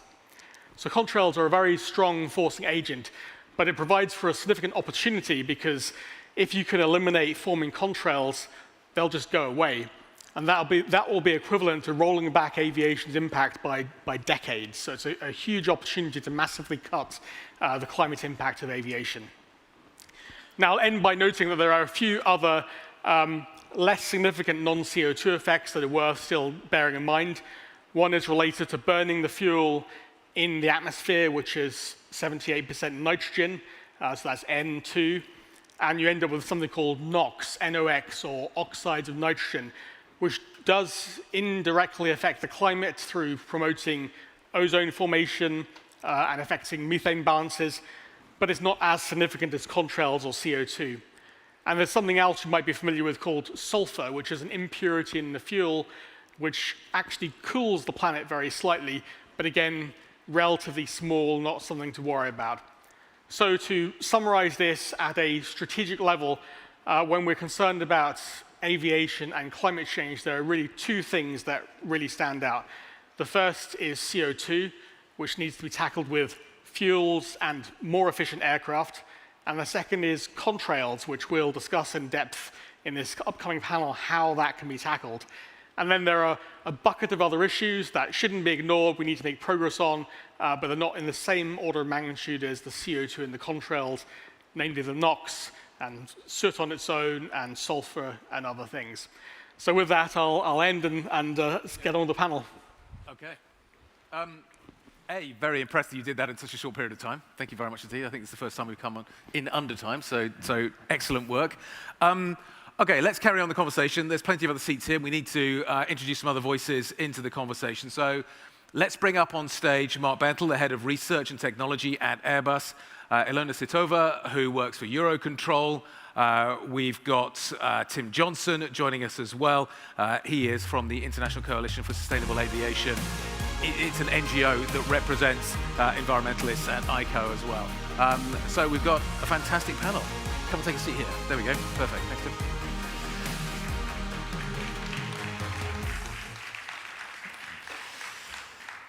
Mark, let me start with you, all the way down there. Excellent.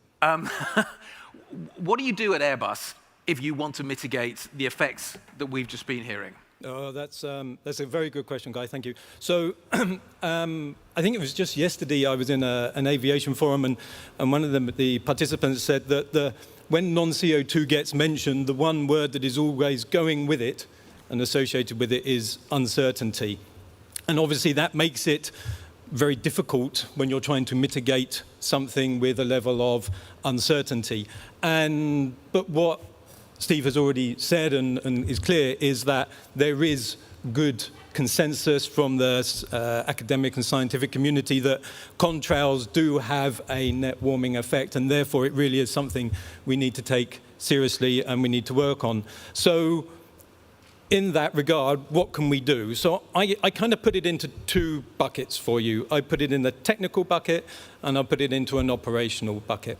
So on the technical side, we have the options of fuels, okay? And with the fuels, we have your traditional Jet A1, but we also have the option of coming up sustainable aviation fuels that you've just heard about in the previous session. With that, we can test how the different fuels impact on contrails. And within Airbus, we've been supporting a lot of research activities there with our Vulcane programs, where we've been flying on our 320 different forms of jet fuel. And we've been doing in our eCliff 3 campaign, which we gave the results last year, as sustainable aviation fuel. And the positive out of that part of the research on SAF is that we can see that you could get up to a sort of 25% reduction in ice crystal formation coming from that. So there are benefits to be gained. But all of these tests require us to fly. They require us to find the right weather environments. The predictability of experiment, repeatability are not there. So I'm extremely pleased because last year I put a request out to the academic community saying, is there a way we can do this on the ground? Okay, this would be great. We can have repeatability, predictability in some of the results. We can test a lot more different things. And very pleased to say that we are launching a new project called Pacific. And in this project, one of the features is that we will take one of our A350s on ground. We'll put a probe at the back of the Rolls-Royce engine, and we can then run that. I will term it a cloud chamber. So we can try and reproduce those contrails in a controlled environment and see how the different characteristics of the fuel change the contrail formation. It probably won't be perfect first time. We will do some flights to try and characterize with that. Yep. And then we have hydrogen as another fuel, where we have our Blue Condor experiment. I know a lot of people ask me questions, when is that taking place? It's flown, it's done its job, the data is in, but it's now with the academics to analyze it and to see now, and we hope to publish the results of Blue Condor in the fourth quarter of this year. So that's all on the fuels. We do have the A220 to go with a new program as well. On the engines, also a technical topic, we're working with the engine manufacturers because exactly was the point, it's soot. So are you doing lean burn? Are you doing rich burn? At what temperature are you doing it? What's the impact of the lubricants in the engine? So there's a lot of work to be done there with the engine manufacturers. And there's also a technical topic around the airframe. It's very early days as to whether there is anything we could do at the airframe level to try and improve. So that's all. But what I do know about those technical topics is that they don't impact the operations of the weather you're flying through. And that's the operational bucket. And in the operational bucket, we've been working now for some years on a program called Ciconia, where we are working with the weather providers, the air navigation service providers, with the airlines, to look at operational mechanisms, which, as Steve said, could be implemented sooner rather than later. And with these, the aim is to try and avoid or mitigate the impact of contrails. But as I said, uncertainty is the key. So what is the weather you're flying through, given that long-range flights are 6, 9, and with our new ultra-long range, 21 hours. So you've got to predict quite a long way in advance. Are you going to form a contrail? What is that contrail you're forming? Is it a persistent one that needs to be avoided, or is it one that is not going to hang around. And then what is the impact? Is it at night where it's most impactful? Is it at the daytime? Is it above cloud cover? How does that work? And therefore, because we need to solve that, you might ask the question, why do we need to solve that? Because so far experiments have shown that we will burn more fuel to overcome. Now you can argue it's not a lot more fuel, but you will burn more fuel to overcome. So you want to be right. Okay, and that's, I think, the key point. So there are some of the mitigating activities. There's a lot in that bucket. There's a lot in that bucket. In fact, different buckets. So let's delve into some of the different. So he set you up perfectly to talk about the operational side. How much information do you have? The talk about you have to analyze this on a flight-by-flight basis. Do we have the capability to be able to do that at this point? Do we have the data and the understanding and the forecasting capability? Thank you. It's a very good introduction. It's indeed. I can talk about operational impact, operational approach for control mitigation. Yep. As I'm coming from MUAC at Maastricht Upper Area Control Center, so we control area above the Netherlands, Belgium, and north-west part of Germany. So it's just in core of Europe. So you can imagine it's quite busy area. I would say very busy area, and it's with very complex traffic. But still, I would proudly say we are pioneers in area of non-CO2 mitigation. We did the operational live trial in 2021, where we do the control avoidance. We created the blue sky above our area of responsibility. This is important to understand. All traffic was deviated from area where where controls might be created. So, and we were successful for this. But it is a research project. We are working with different partners, like it was said, Seconia now, it's one of the most important CESAR project, Concerta, etc., to combine all our knowledge. And we have, of course, support from scientists and all other institutions and stakeholders and partners, airlines, for example, etc., Airbus. And another, our achievement was to make a real-time simulation, where we were also first in the world. Our live trial was done by NSPs. It was the first in the world live trial. Real-time simulation, where afterward we could be able to make a statement about capacity, was also conducted by us as a first in the world. Now we are working on different projects like a ground-based camera, because it's very important to observe what we are doing. And another thing, with partnership with Google, we are doing another live trial to be able to improve our operational procedures and to test a new Google approach for control, forecast, and verification. So it's very important to work together and to go forward with research on this area. Tim, let me turn to you. I can kind of feel you. A few thoughts on some of these subjects. Do we have enough data? Is the verification process there to understand what is actually happening at this point? When you look at what is going on, and there's clearly a lot of efforts being made to understand what is happening, what's our level of actual understanding in terms of the data that is there and the ability to put that data out and verify what is being done? Yeah.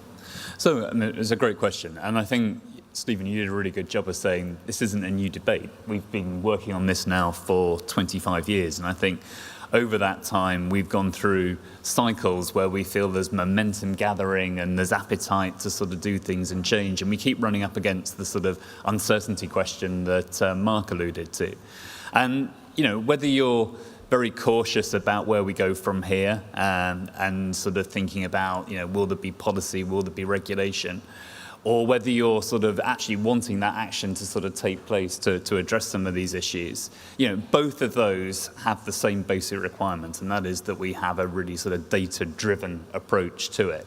And so, yeah, I think there's a lot more, quite clearly, you know, the challenges that have been presented to you or this morning operationally, we don't know what all the trade-offs are when we go forward. And I think, you know, the same next step applies to whether you're action-orientated or whether you're sort of cautious-driven. You know, you need to go into the mass trials, you need to develop and get the data in. But I think we can do that. There's a real opportunity for us to do that.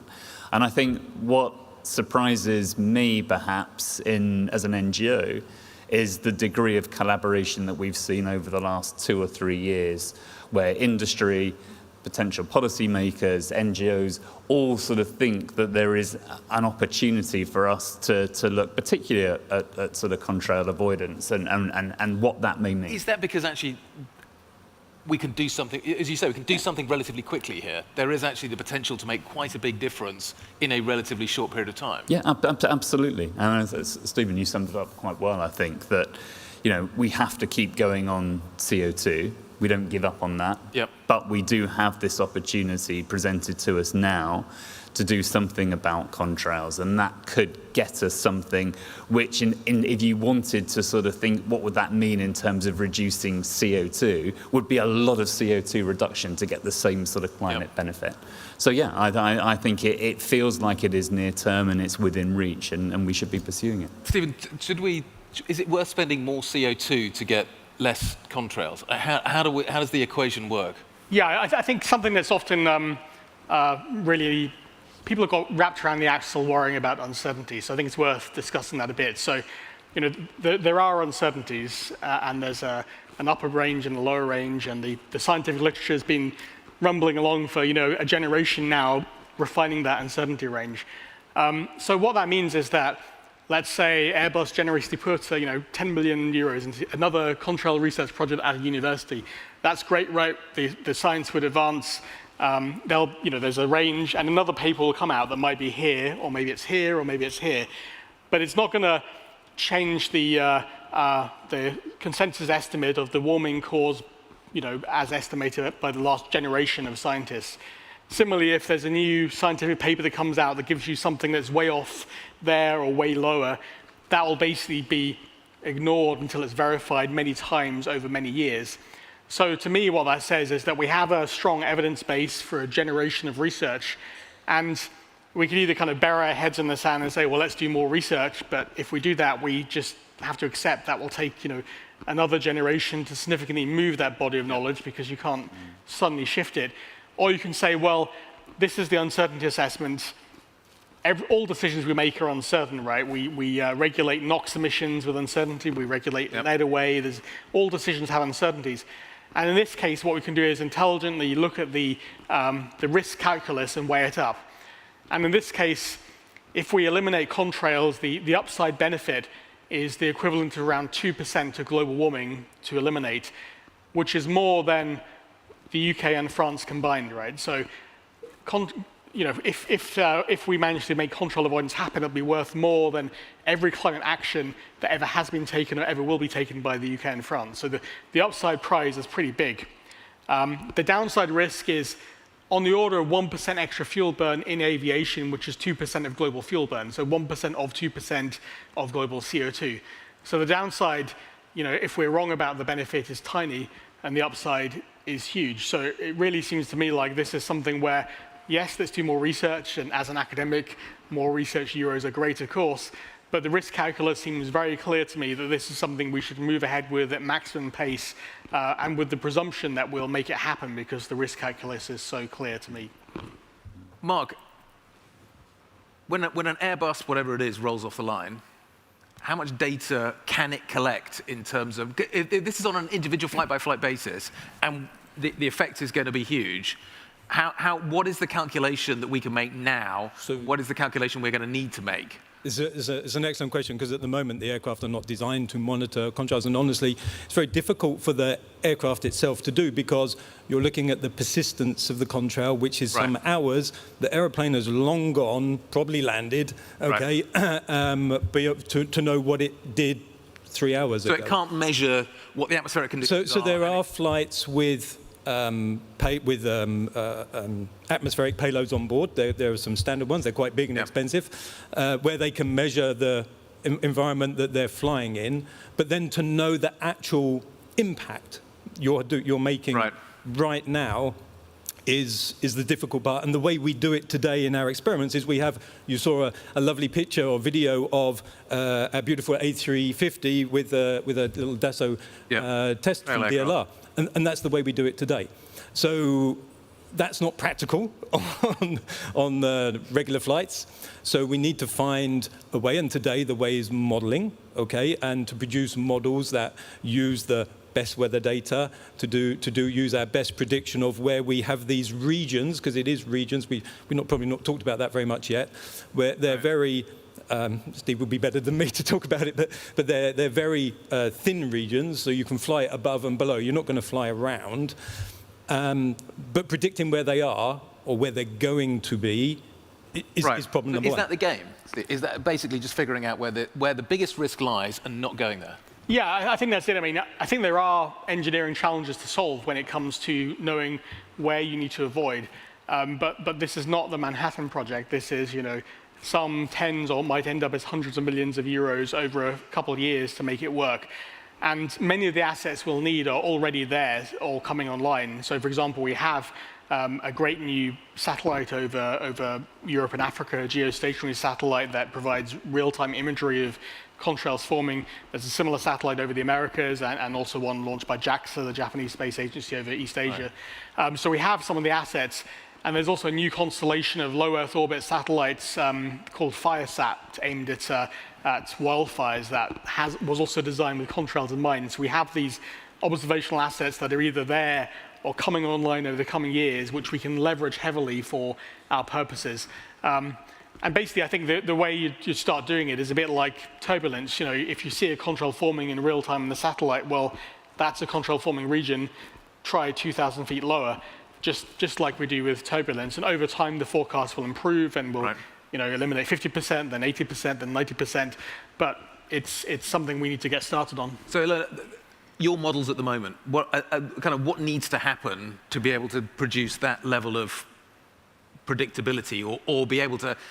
You make it sound very simple, just kind of up and down a bit in terms of where we're flying. What's your ability to predict that at the moment over your area, and particularly kind of over the North Atlantic, where obviously we're seeing a lot of this stuff forming? Look, predictability, it's a meteorological question. We are operations, we are production.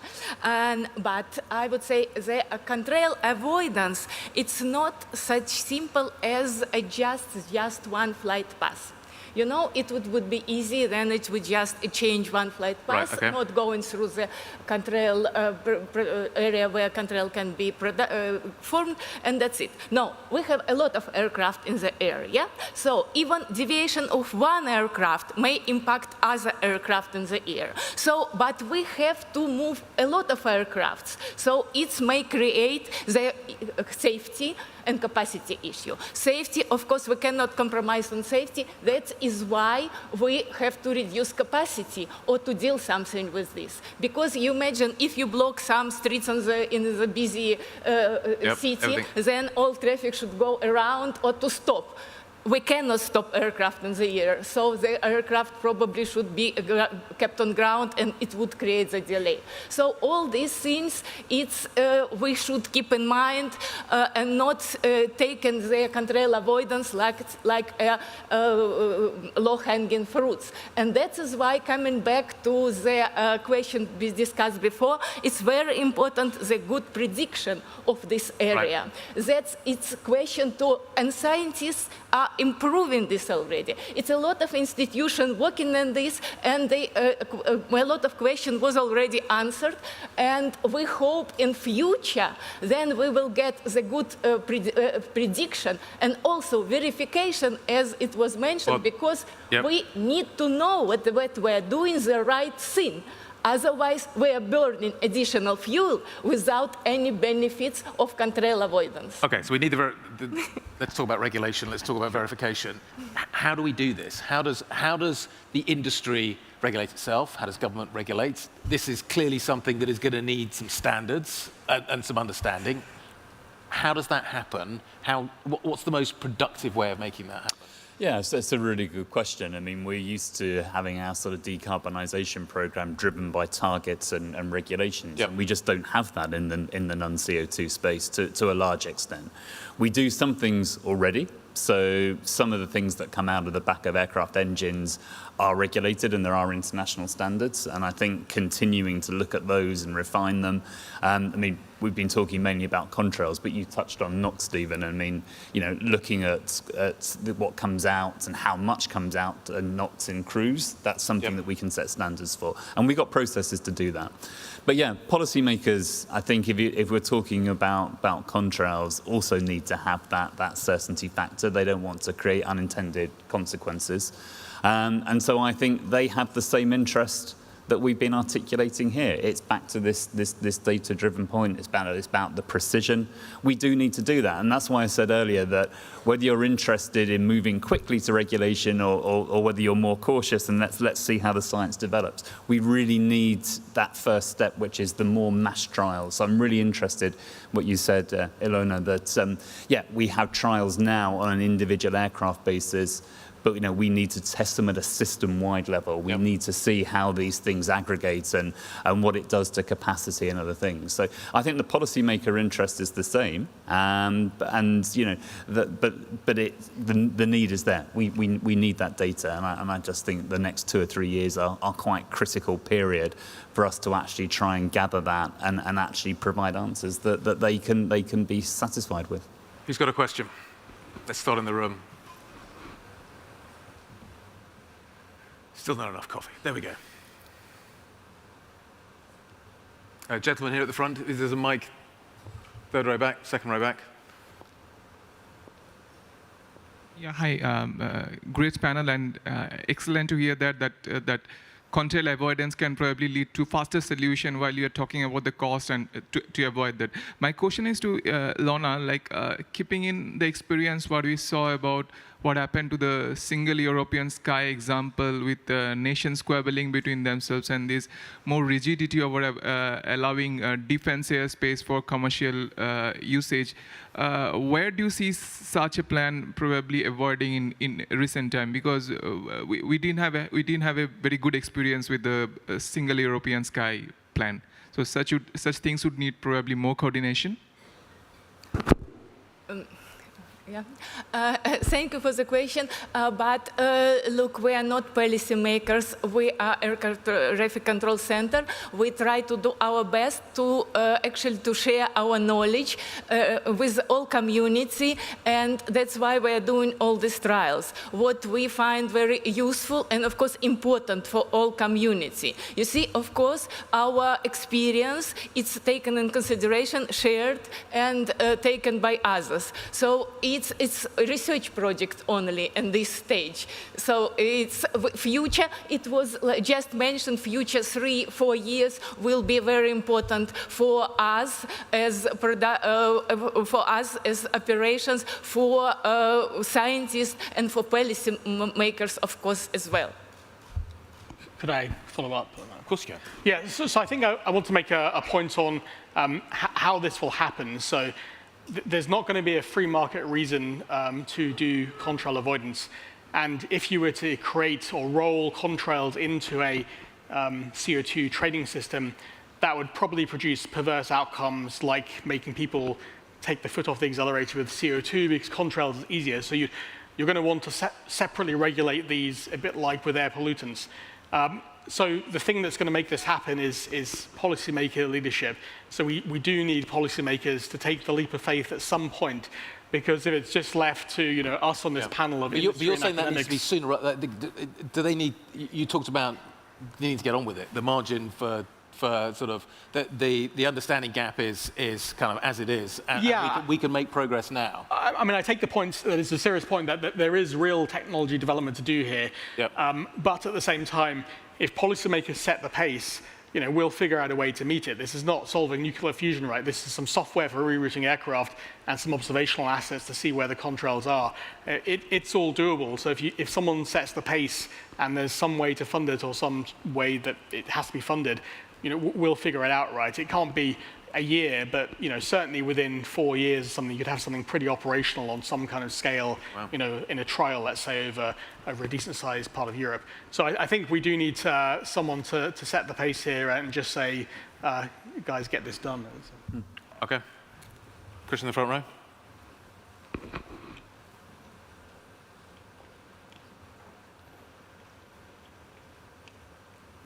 Again, if you could say where you're from and who you are, that would be fantastic.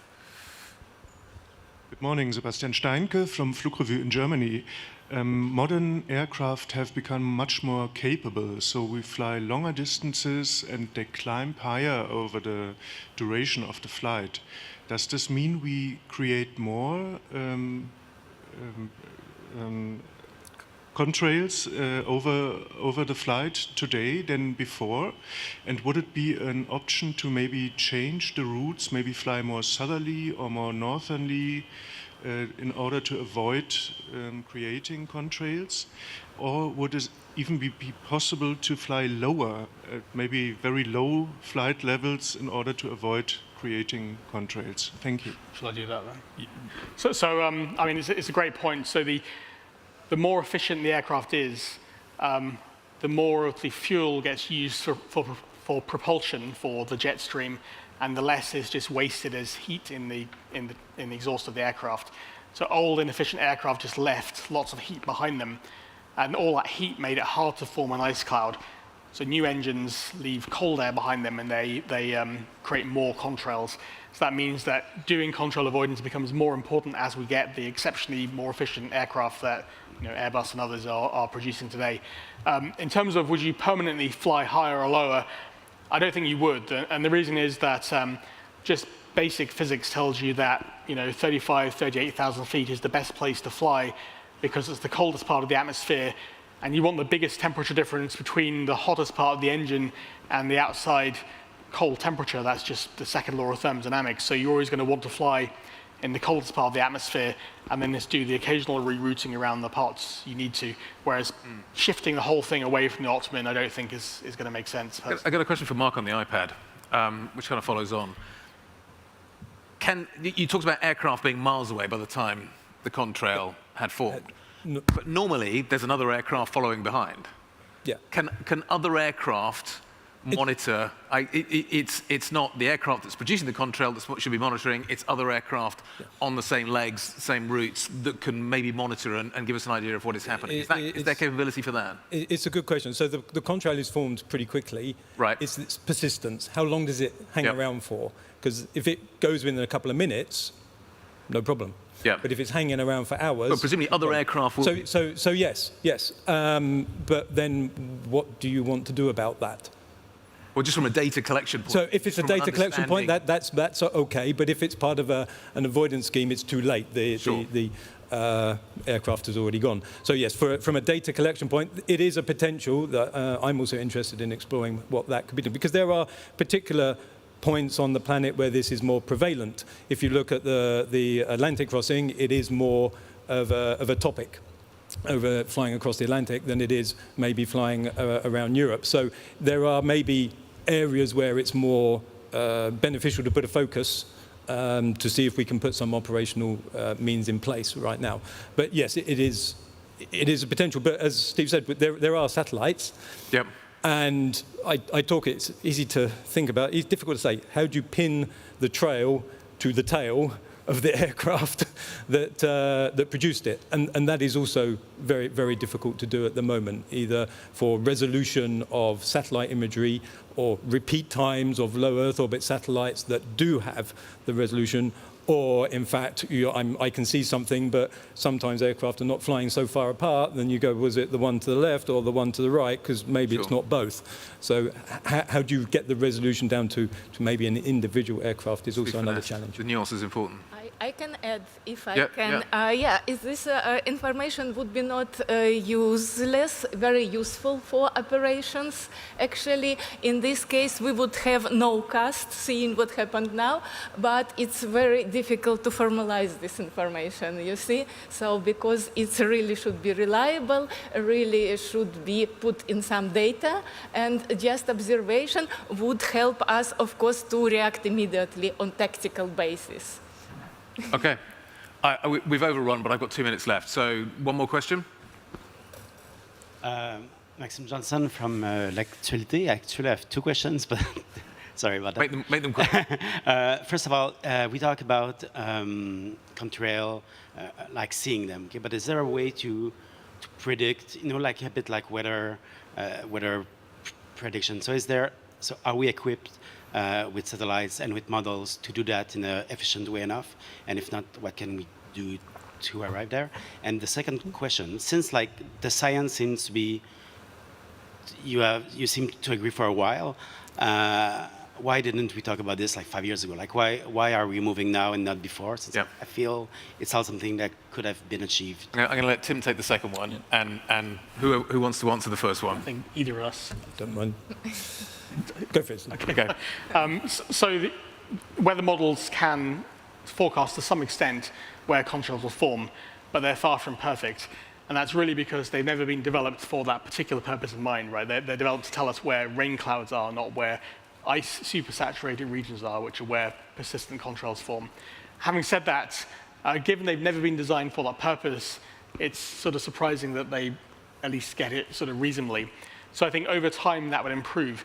But in any event, you're always going to want to have observations for verifying, getting back to that point that we have to verify it. And so I think in reality, you'll end up with a hybrid of observations plus forecasting. It'll be a sort of continuum where the observations feed into the forecast, and they'll be hybridized to give you a best of both worlds solution. So it'll improve over time. It's not great now, but with some observations, it'll get there quickly. Talking of time. I'll be very brief, but I think we have been talking about it for a long time, actually. Just that it does go in cycles, and we've got very close in the past. But when I say the past, I mean sort of 10 years ago, to having regulation on things like NOx. It feels differently this time. It feels like the momentum is not just within Europe; it seems to be global. The interest has spread to ICAO. I don't think this time we're going to go back. Having spiked the public's interest and having this sort of operational response in trials, I think we should all be planning in terms of the future, whether there is immediate policy or not, thinking that alongside net zero CO2 by 2050, there should be this aspiration to no additional warming from non-CO2 by 2050. And I think, with that in mind, we will keep it on the agenda, and I think the policy will come. But it has been there in the past. It's just, it reaches a point, no one sees an immediate way forward. They perhaps don't see they have the data to hand, and perhaps, that momentum's been lost. But I say, I do think it's different this time around. That was really useful. I really enjoyed that. Thank you to the fantastic panelists for stepping up and setting out what we need to talk about, where we are and kind of where we're going. Thank you very much indeed. As I said before, go and enjoy the coffee. For those online, there's going to be a Q&A session. Thank you very much indeed for tuning in for this one. Up next, we're going to talk about sort of next generation aircraft. What are we doing next in terms of making big step forwards in terms of the design of the aircraft we're looking at? That's coming up very, very shortly. But in the meantime, go and enjoy some coffee, have another croissant. We'll see you back here shortly. A fantastic panel. Thank you very much indeed. Thank you.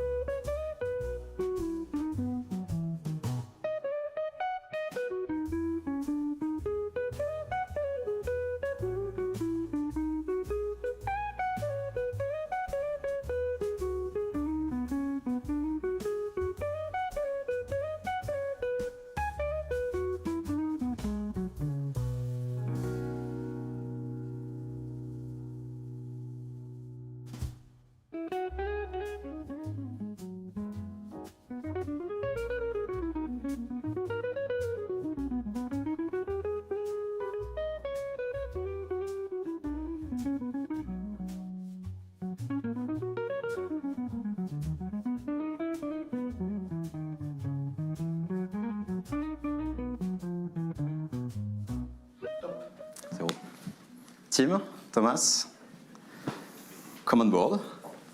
Hello, Tim. Have a seat. Hi, Thomas. Good to see you. Welcome, everyone. Welcome back. This is the second Ask Me Anything session of the day. This time focus on non-CO2 emissions. We had a great panel, a lot of information already. You know the rules, so 10 minutes. The idea is to cover as many questions as possible. No forbidden topic, no taboo, so we'll try to cover everything. We didn't have so many questions, to be honest, so if you still have questions, feel free to ask them on the chat. I have a few of my own, so I will take the opportunity to ask them, and I will really be the voice of the external perspective to really see how we can go a bit deeper into the topic. Tim, you are director of the Aviation Environment Federation. Correct. Representing NGO. Mm-hmm. From an NGO perspective, what is the first blocker, or what could be the first enabler in order to move forward, we said, from only research to a bit more concrete action? Yeah. How do you see that? So I think we alluded to it at the end of that panel discussion we just had, but I think what we really need to have next is some sort of incentive to move forward.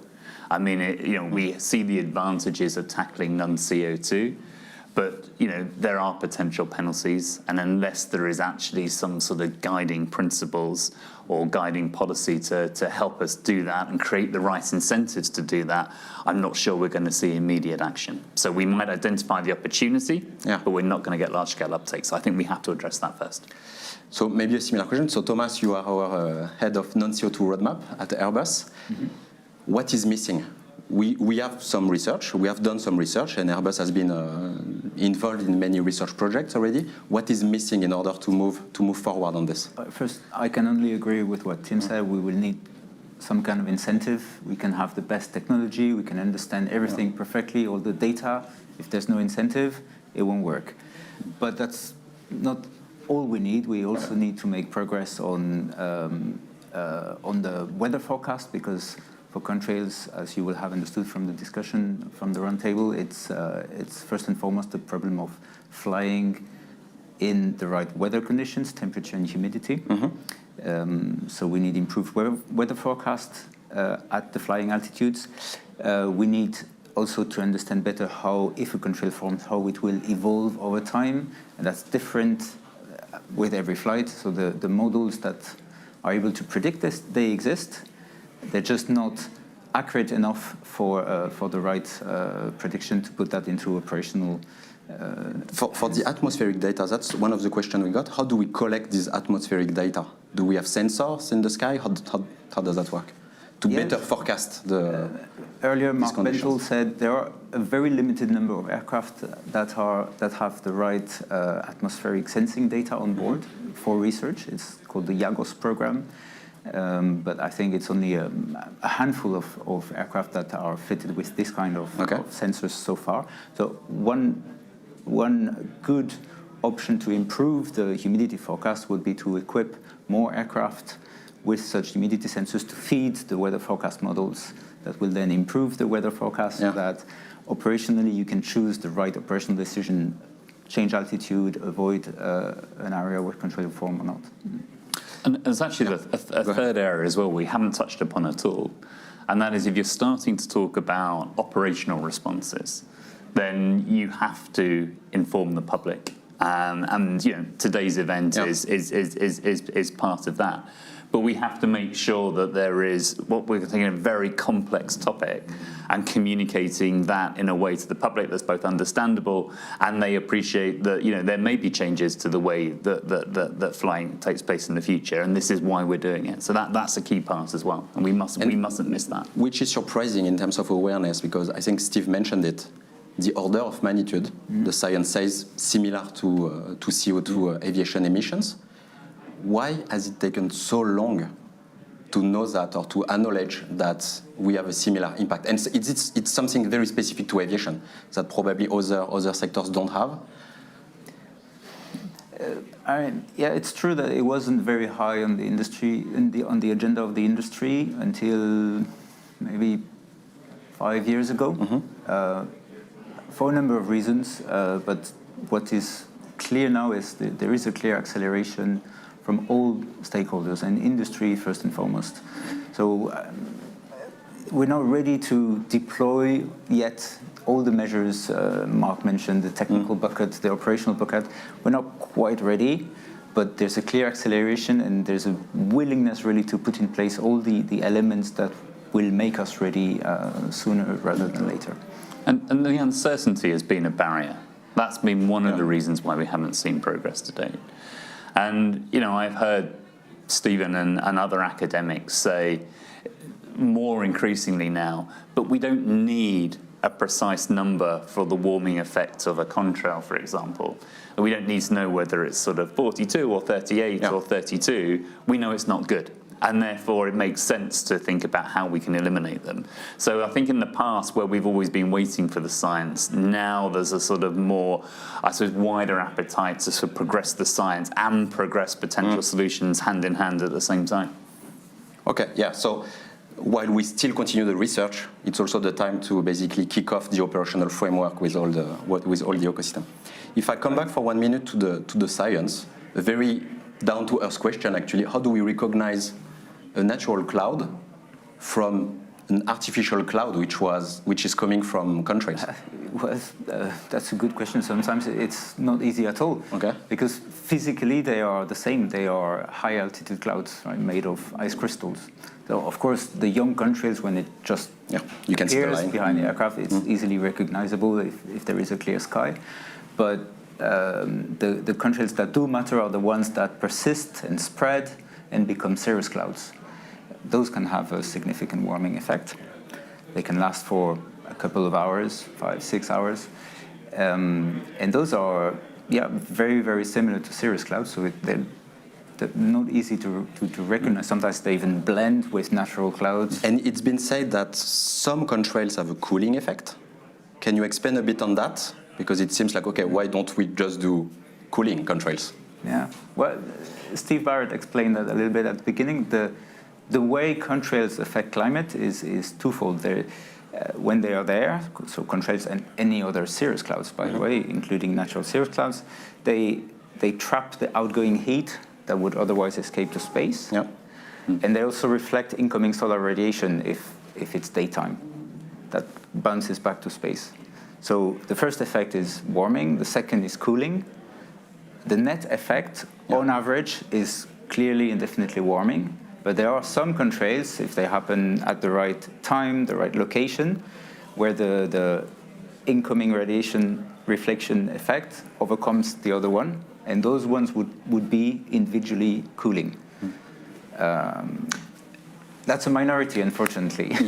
But what it does lead you to, or one conclusion it leads you to, though, is that flights at night particularly give rise to contrails that have quite a high positive warming factor.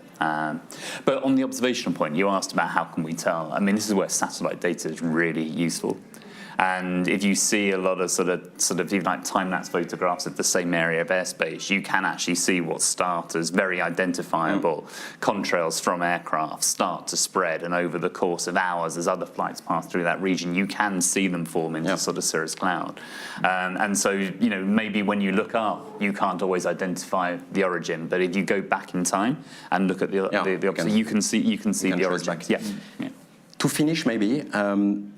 We see flight path optimization, meaning probably sometimes a bit longer flights, and we discussed it in the panel, so a bit more CO2 to the benefit of avoiding non-CO2.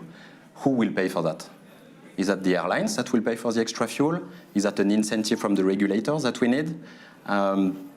That's the whole question, I guess, to kick off the actual operational framework. I think it takes us back to the opening conversation that we had, that at the moment there is no incentive and fuel costs money. So, if you're going to take a longer routing to avoid, it's going to cost the airlines more. So without those sort of policy incentives, it really doesn't make sense, and that's why the key to action and bringing through these operational responses is to get that bit right.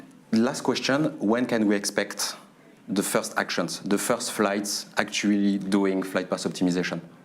Optimistically.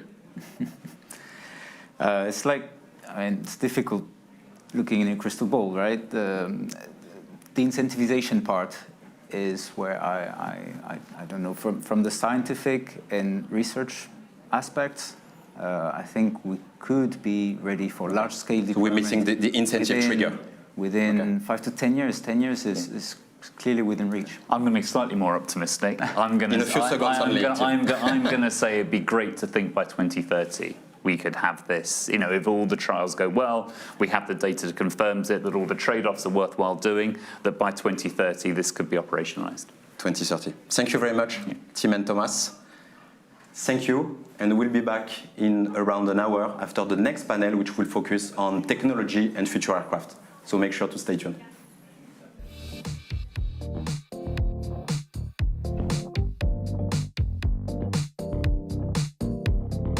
Welcome to the Airbus Summit. We're here at the Toulouse Delivery Center, usually for our customers, but we've transformed the space to share our innovations and the technology bricks we think will build the future of aviation. First stop, the A321 XLR. It's the latest narrow-body aircraft to come out of our assembly lines. It's the extra long-range version of our A321neo. It can fly farther with better fuel burn compared to other aircraft in its class. What's the difference between the A321neo and the A321XLR? Well, it's this extended and reinforced rear center tank with over 40,000 liters capacity. Here, we're looking at all of the fuel that we've added on board to get us from Sydney to Kuala Lumpur. Now, of course, the A321, like all of our aircraft, can fly in sustainable aviation fuel. So we've got our friends on the tarmac, Total Energies, to come fill her up. So we love flying with SAF because it means reduced emissions over the life cycle of the fuel versus the emissions of fossil fuel taken out of the ground. Next stop, Racer. It's our high-speed helicopter demonstrator, leveraging speed and fuel consumption. It's the perfect mix between fixed-wing aircraft and helicopters, rotor and an asymmetric tail, capable of hovering and flying at speeds of more than 400 kilometers an hour. That's twice the speed of a conventional helicopter. At the summit, we have another flying demonstrator, the EcoPulse. It's a result of collaboration and innovation with Airbus and its partners Dara and Safran. State-of-the-art hybrid electric propulsion is helped out with engines all along the leading edge to break down the thrust, reduce drag, and improve aircraft performance. Finally, let me show you Optimate. If you missed the reveal last year at Vivatech, spoiler alert, this truck doesn't fly. Just imagine loading a van with an A350 cockpit, all the latest sensors, cameras, flight systems, and taking it for a ride. We hope you've enjoyed the tour, and stay tuned for the Airbus Summit Live as we continue to speak with special guests on the future of aviation and share our purpose to pioneer sustainable aerospace for a safe and united world.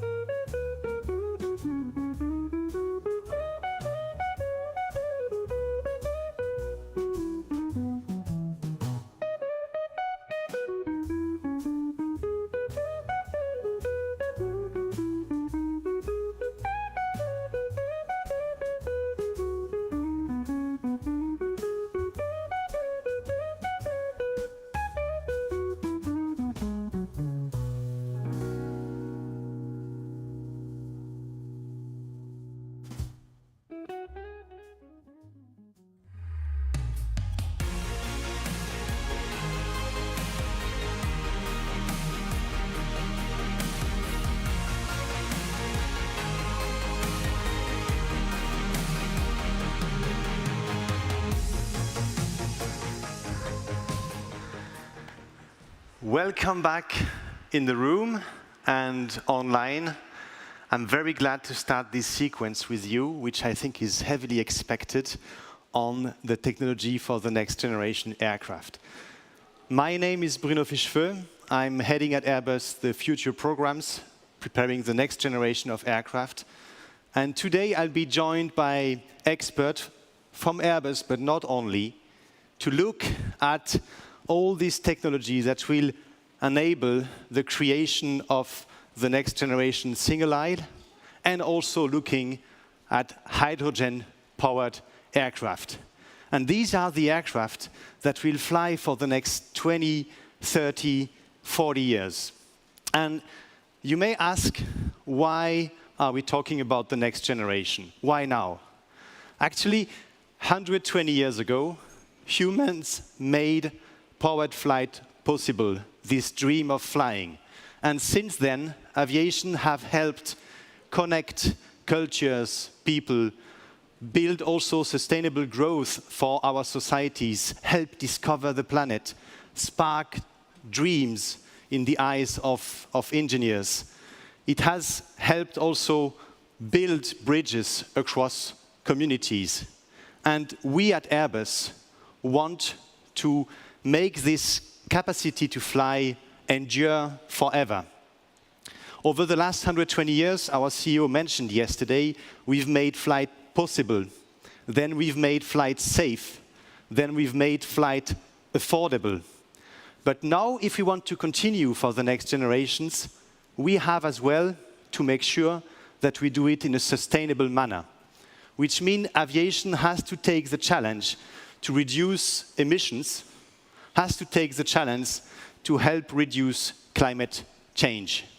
And that's the fourth revolution of aviation, decarbonized aviation. We will do this in our decarbonization roadmap towards the 2050 net zero target. We will do this in different steps. We learned this morning that along all those steps, we'll have the scaling of sustainable aviation fuel in current and future generation. When we look at the product that will fly tomorrow, we have a first step, which is replacing older generation with the latest generation of aircraft. Today, 65% of the fleet of airlines is made of older generation aircraft, while we could replace it with the newest generation, which we learned this morning is already 25% more efficient. This is the first step in our decarbonization roadmap. The second one will be a bigger step ahead. And this, we cannot do it with incremental optimization. This will come through disruption. This will come through clean sheet designs. And here we have two in the exploratory box at Airbus. The first one is the next generation single aisle. This one will have to ensure that it is 100% SAF compatible. And as we learned from Guy this morning, there's a lot of chicken and egg. An aircraft that will fly SAF, but also will be able to target 20 to 30% fuel burn reduction. It goes hand in hand. 20 to 30% fuel burn reduction will come through innovation in propulsion, in wing design, in systems, will come through new materials. And in a few seconds, we're going to hear more for that. It's a research and technology phase where we mature many technologies. And when we combine them together, we need to look at what are the best trade-offs. Which path do we open? Which one do we close? And step by step, come to the magic recipe that will make this fourth revolution of aviation possible. We are not there yet. Today, we are not at the level of the recipe, we are at the level of the ingredients. And we're going to look at that in a few minutes. The second clean sheet design, which is well known publicly, is hydrogen-powered flight, our Zero-E project. Here, even a few weeks ago, we refocused our roadmap. We know today much better what technology can enable. We know and we have made progress on the ability to build a full electric aircraft. But we know as well that the ecosystem in which this aircraft will operate is behind schedule. And this is giving us an extra time to expand our ambition in hydrogen and to go further in terms of aircraft performance, to have an aircraft that can compete on the market. So to conclude this opening, we have two major blocks of clean sheet design, next generation single aisle and the Zero-E aircraft project. Both complementary, contribute to our decarbonization roadmap in their own way. They combine efficiency and decarbonization to ensure that we'll be able to continue to fly for the next generation to come. Before I welcome on stage Karim Mokadem, our head of research and technologies for the aircraft of tomorrow, let's have a short look at what this next generation single aisle, which is the next sequence, looks like.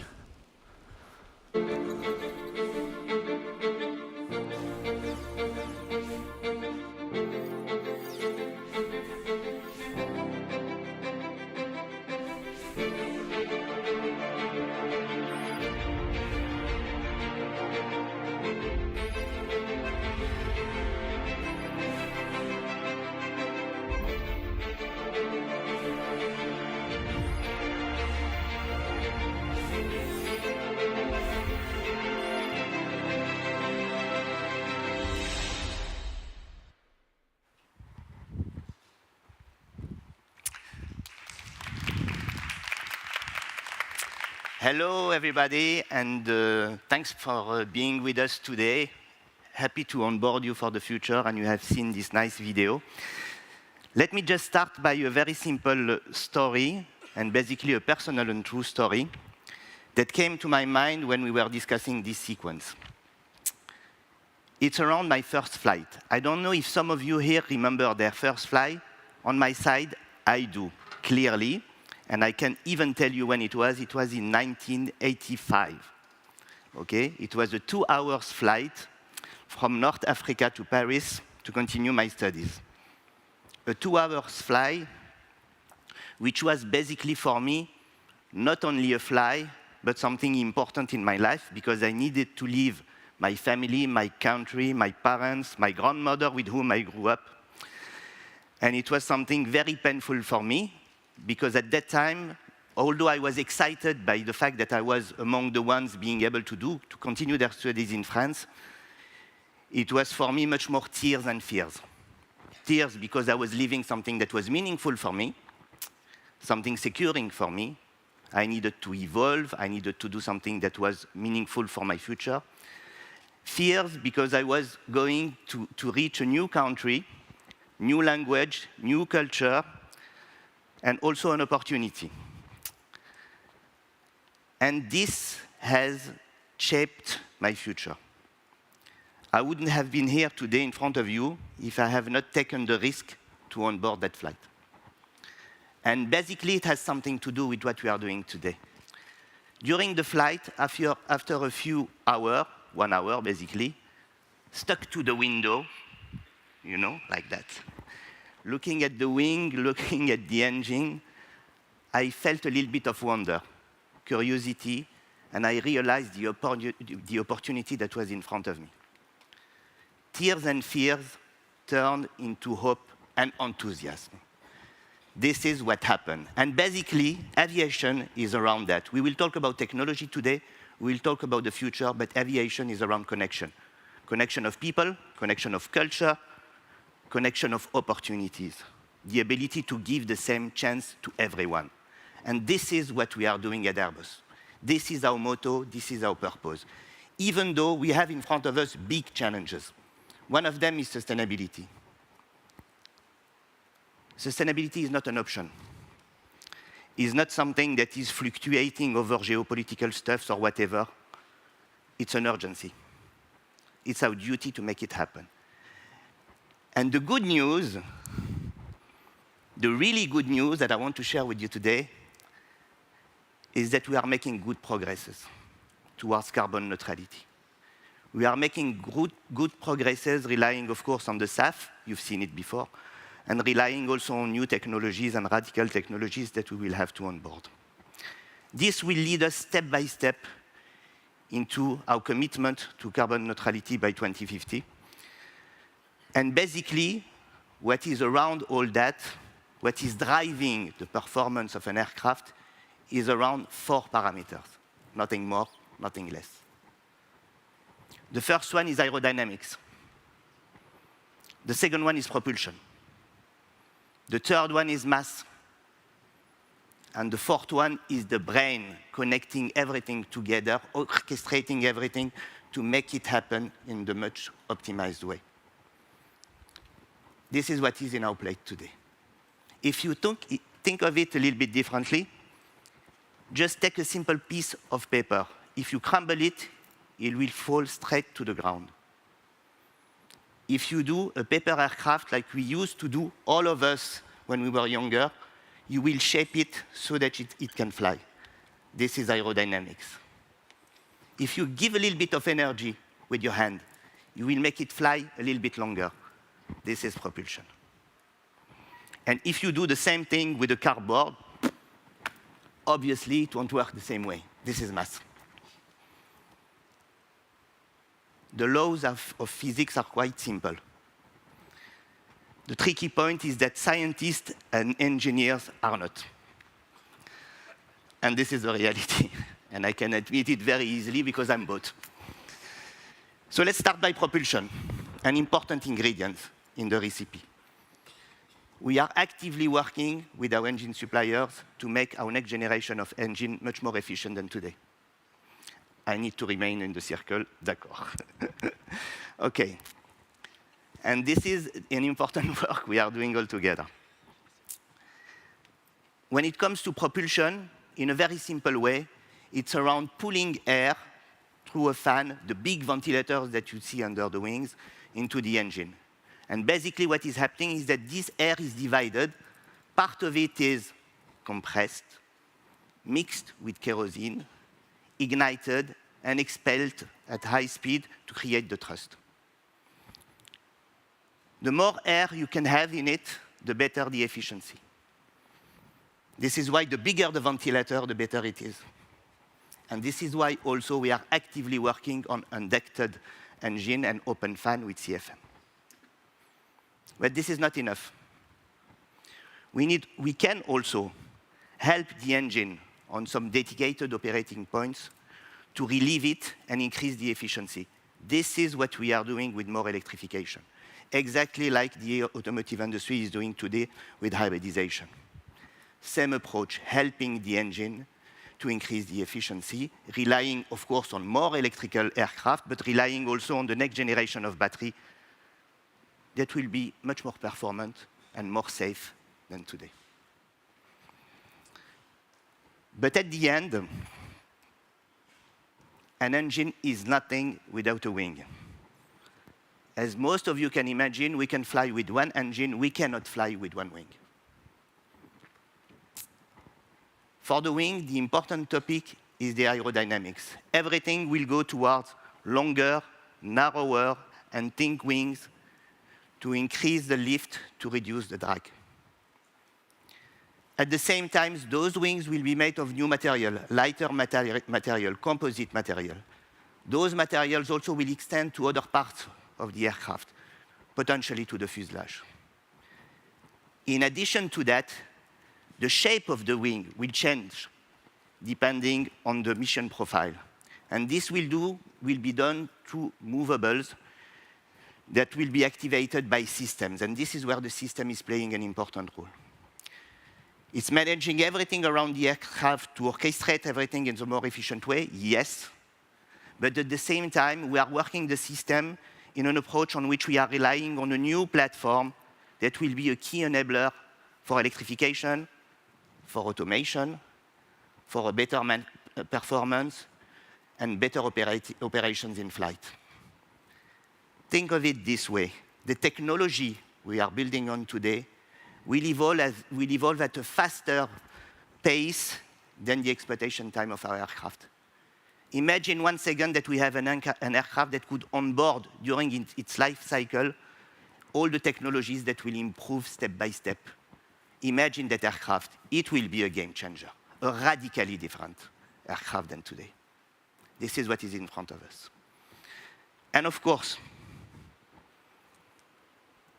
all that will have to rely on a robust supply chain, potentially a sovereign supply chain, given the situation we are in today. And everything will have to be industrialized, meeting our ambition in terms of ramp-up, which basically means for us that we will go into much more robotization. The landscape of tomorrow will be radically different from the landscape we are having today. This is where we are. What is in front of us is a huge mountain of challenges, of unknowns. But let's not be mistaken. We are not talking of doing an experiment. We are talking of making fly billions of people in the future. You, me, our kids, the kids of our kids. It took 1 century of hesitation to the automotive industry to have electrification as a standard today. We want to make it in less than 20 years. We need to remain humble and serious. Tears and fears. This is what we have today. But at the same time, coming back to 40 years ago, still stuck to the window. I haven't spent 40 years of my life stuck to a window, but stick to the window and looking at this new generation of wings, new generation of propulsion systems, new passenger experience. I have personally the feeling today that we are turning into hope and enthusiasm. We are turning into hope and enthusiasm because we at Airbus today, we have everything in our hand to shape our future. We have everything in our hand to execute our future. And this is what we will do. Thank you.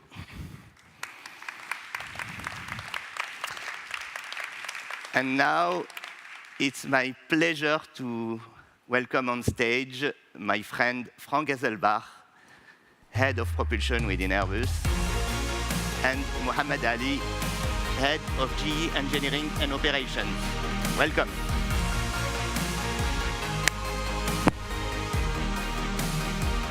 Good morning. Very happy to be here. Good morning to everybody. Frank Hasselbach, looking after propulsion in Airbus. And Karim did a wonderful introduction for us. Clearly, propulsion is at the heart of aircraft performance. And we in Airbus, we understand that.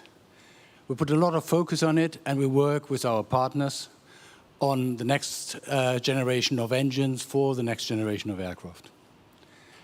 And if you look at the engines today, they're doing a lot in the product we are sending out into our customers. The engines are about 15% more efficient than the generation before.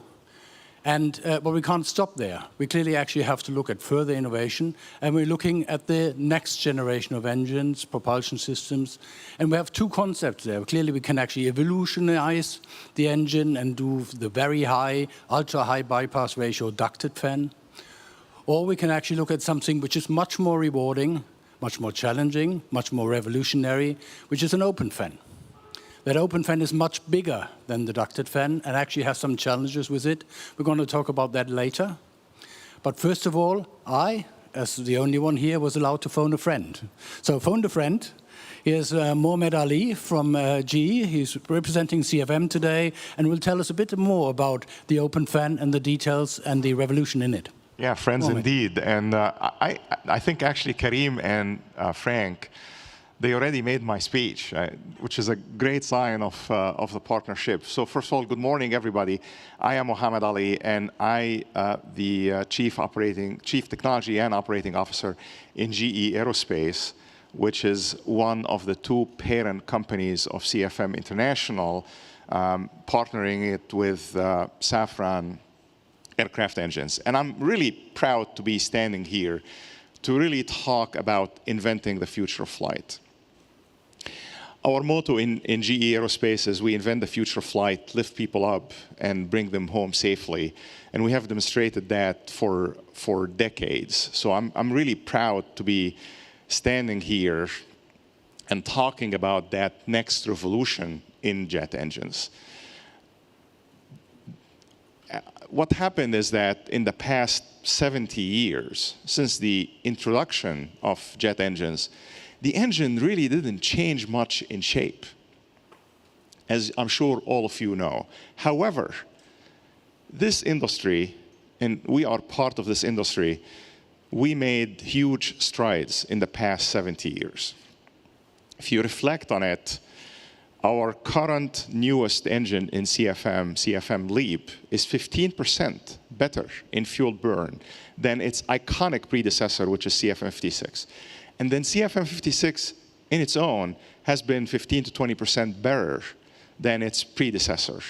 And that's in addition to major strides in safety, reliability, and durability. So we have a lot to be proud of. However, the next change, the next improvement in fuel burn to make it in that neighborhood of 20% cannot happen without a fundamental change in the shape of the engine. And that's just laws of physics. So let me walk you through that, because one of the best ways to improve the fuel burn and efficiency of the jet engine is to make it bigger, particularly the fan in the front of the engine. And it has been going bigger if you observe it throughout the generations of jet engines. What that fan does in the front of the engine, it scoops the air, pulls out that air, and throw it in the back of the engine. And there are two components to that air. First, there is a component of that air scooped out that generates thrust. You blow that air, you throw it in the back, that pulls and generates thrust. There is another component that goes and mixes with the fuel. And you want that second component to be as small as possible. And you want that first component that just is air blown and thrown to the back of the engine to be as big as possible. And the ratio between these two is, we call it the bypass ratio. It's how much air is bypassing burning with the fuel. And if you reflect on the past 70 years, when jet engines started, that bypass ratio was 2 or 3. Then by the 1990s, it became around 10 to 11. I'm sorry, 5 to 6. And then by the 2000s, it became 11 to 12. And that's where we are today. And you might say, Mohammed, why don't you just keep doing that? Increase it. And that's when the problem starts. And that's when the challenge happens. Because around that fan, for the conventional shape of a jet engine, is a duct. And that duct produces drag that eats at the benefits that are coming from the fuel burn improvements from making the fan bigger and bigger. And there is a point that is not very far away from where we are today, in which that duct is so big that it wipes out any gains that are coming from making the fan to become bigger. And that is at a bypass ratio of around 15 to 16. We are today at 11 to 12. So that's not too far off. But here is the solution, and that's the beauty of physics, is you can remove that duct and go to open fan. And now that can open up the bypass ratio. And the design we're working on right now for the demonstrator engine that we are partnering with Airbus on will take us to a bypass ratio of 60. That's 60 from where we are today. That is the fuel burn opportunity that we are thrilled and excited about. And it's not a vision in the future. We have hundreds of tests that we have done already to demonstrate that technology. And there are two tests in particular I want to talk about. The first one is the wind tunnel testing that we did it jointly with Onera here in France. And it is indeed the largest wind tunnel in the world. And that's simulating both the fan as well as the wing, and simulating the integration of the two. And we did that at the high-speed cruising speed of the aircraft. And the second wind tunnel test we have done is in Holland in collaboration with DNV. And that's simulating, again, the wing and the fan integration at the low speed of the aircraft when it's taking off, climb, and in descent. And the results have been extremely encouraging, not only because they are really good in terms of performance and noise validation, but also it's validating the computational analysis that we have done. And I want to pause on that for a second, because we are one of the largest users of supercomputers in the world. And as a matter of fact, we are the largest user of the fastest supercomputer in the world in collaboration with Oak Ridge National Lab, which we are very, very thankful for. And the results are just unprecedented. Typically, when you get computational results and compare them to wind tunnel, there is a difference between the two. You spend a lot of time reconciling. No reconciliation. These supercomputers' capabilities are unprecedented in the ability to simulate the future. With that momentum, we still have a lot to do. We are in the middle of a lot of testing to validate durability, vibrations, endurance, and ingestion. And we're doing all of these tests not just for the open fan, but there are lots of other technologies that are part of the RISE program that are behind the fan, whether it's a more advanced core or hybrid electric. And this is all leading up to the demonstration flight that we are going to be doing jointly with Airbus later in this decade. Very exciting time indeed. And I want to say thank you for Airbus for the opportunity to speak to you here today. It's a reflection of the friendships we have developed over many years and for the strong partnership that we have. And it's really a reflection of what the technology wants us to do, which is a deeper, better integration between the engine and the aircraft. With that, I hand you back. Oh, thank you very much, Mohamed. Integration is the key here, clearly, and I'm glad you picked up the phone. So fundamentally, what were we looking at integration? There are three aspects we have to look at. First of all, there's the aerodynamic and structural integration, because these engines are big. They're open, as Mohamed said, so the open fan, the aerodynamics and the noise will be altered of the aircraft. We have to adapt the aircraft to that new engine architecture. We're doing this collectively together, and we're making good progress in making sure that these aircraft will have the same comfort and sort of cabin noise and noise footprint than our aircraft of today. We're also looking at very carefully at testing and certification. That's the second element. Because if you look at something like this, you have to carefully think about how you're going to certify that. It's a new architecture.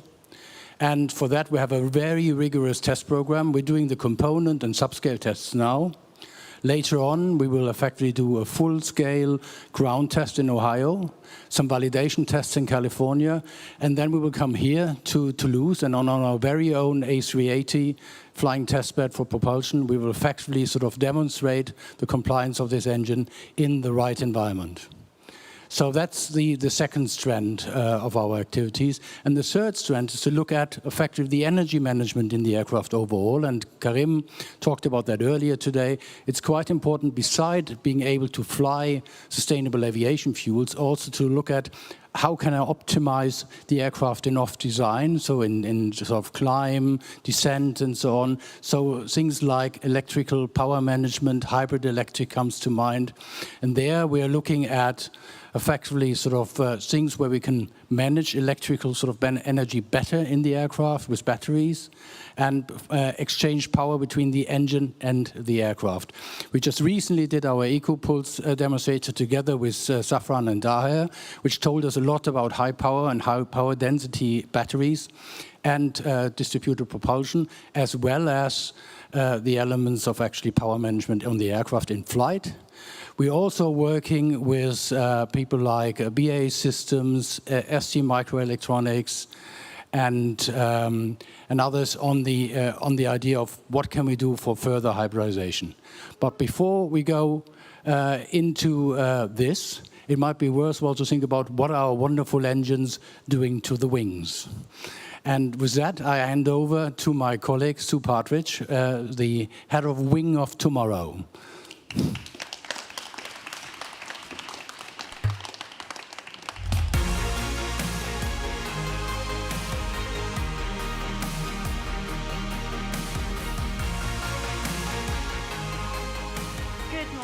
everybody. It's really great to be here.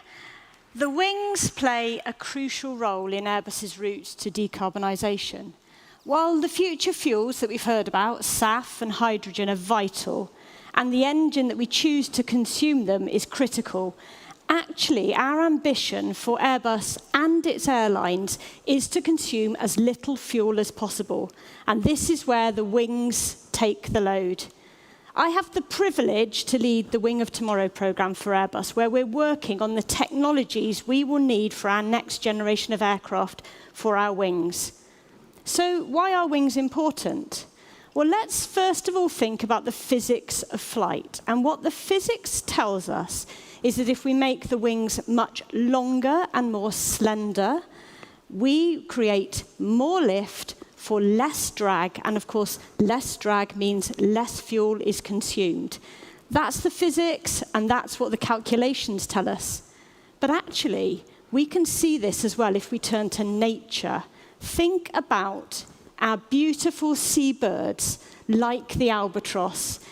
They soar effortlessly on the air currents, covering huge distances and using hardly any energy. And that means they are actually a very efficient machine, and we can learn from them. So, by making these wings aerodynamically more efficient, by making them longer and more slender, we can make big gains in fuel efficiency. But that brings with it a big challenge. Today, around the world, there are hundreds of thousands of airport gates in all of the airports around the world, which our aircraft, our next generation of aircraft, needs to fit into. So we have our beautiful long, slender wings. They're flying very efficiently. But when they reach the ground, we have to practically be able to get the passengers on and off. So how will we do this? Well, within the Wing of Tomorrow programme, we are designing the technology to fold our wings. So how will that work in practice? Well, if you're on an aircraft flying as a passenger, the aircraft will come into land on the runway. And as it turns onto the taxiway, the wings will fold so that a section moves in out of the way so that the aircraft can taxi into the terminal, the passengers can offload, the new passengers can obviously get on board for the next flight, and then the aircraft, while it's taxiing back out to the runway, will unfold those wings, and they, of course, will lock in place, and the aircraft will take off. So that's a really big challenge, because if you think about a next-generation single-aisle aircraft, it will fly many times a day, 24 hours a day, 7 days a week. That folding wing system needs to work reliably. And that is going to be one of the challenges, and is one of the challenges that the Wing of Tomorrow team are working on today. So that's aerodynamic efficiency. But what else is important for the performance and the contribution our wings can make to our next generation of aircraft? Well, the next most important factor is structural efficiency. And what do I mean by that? Well, as Karim has already explained, it's all about the mass. It's all about reducing the weight of the aircraft. We need our aircraft to be as light as possible so they burn as few kilograms of fuel as possible.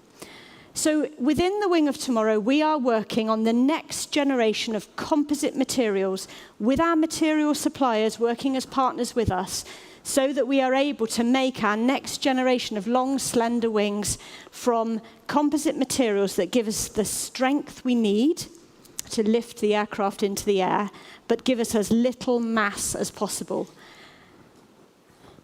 So how do we make sure that these wings that I've just described, that are aerodynamically and structurally efficient, actually make it into service with the airlines? Today, every 2 seconds, one of our A320 family of aircraft takes off or lands. The demand for single-aisle aircraft is huge today and will be huge in the future. So we need to be able to make our aircraft and our wings at high rate and at a cost that's actually sustainable for our business. So industrialization of our new technologies is absolutely key. We decided at the beginning of the Wing of Tomorrow program that the best way to test these technologies in a really representative industrial environment was to make some wings. So we've spent the last few years developing technologies, bringing them together, and building full-scale wing demonstrators to really test the industrial system, to test robotic and automation technologies and see where they find their place in our manufacturing of wings and how they can work alongside our very skilled manual operators, because of course a human being is also a very good machine. We're looking at where digitalization can play its part, not only in the end-to-end industrial system, but also in using digital demonstration to validate our physical demonstration of technologies. And we're using these wing demonstrators to test our whole industrial flow and to understand how we will make these wings in future in reality. The good news is that these ambitions that I've just been describing to you for our wings are becoming a reality. So far, we've completed 2 of our 3 full-scale wing demonstrators and really understood a huge amount about the best technologies, how they work together, and how we can manufacture them at rate in the future. One of those wing demonstrators is already being structurally tested in our full-scale test facility, and that's to understand and confirm the capability of those new composite structures that I described. And as for our folding wing technology, we're putting that through its paces today in our test centres. We're really working hard as a team to make the Wing of Tomorrow a reality today. Thank you.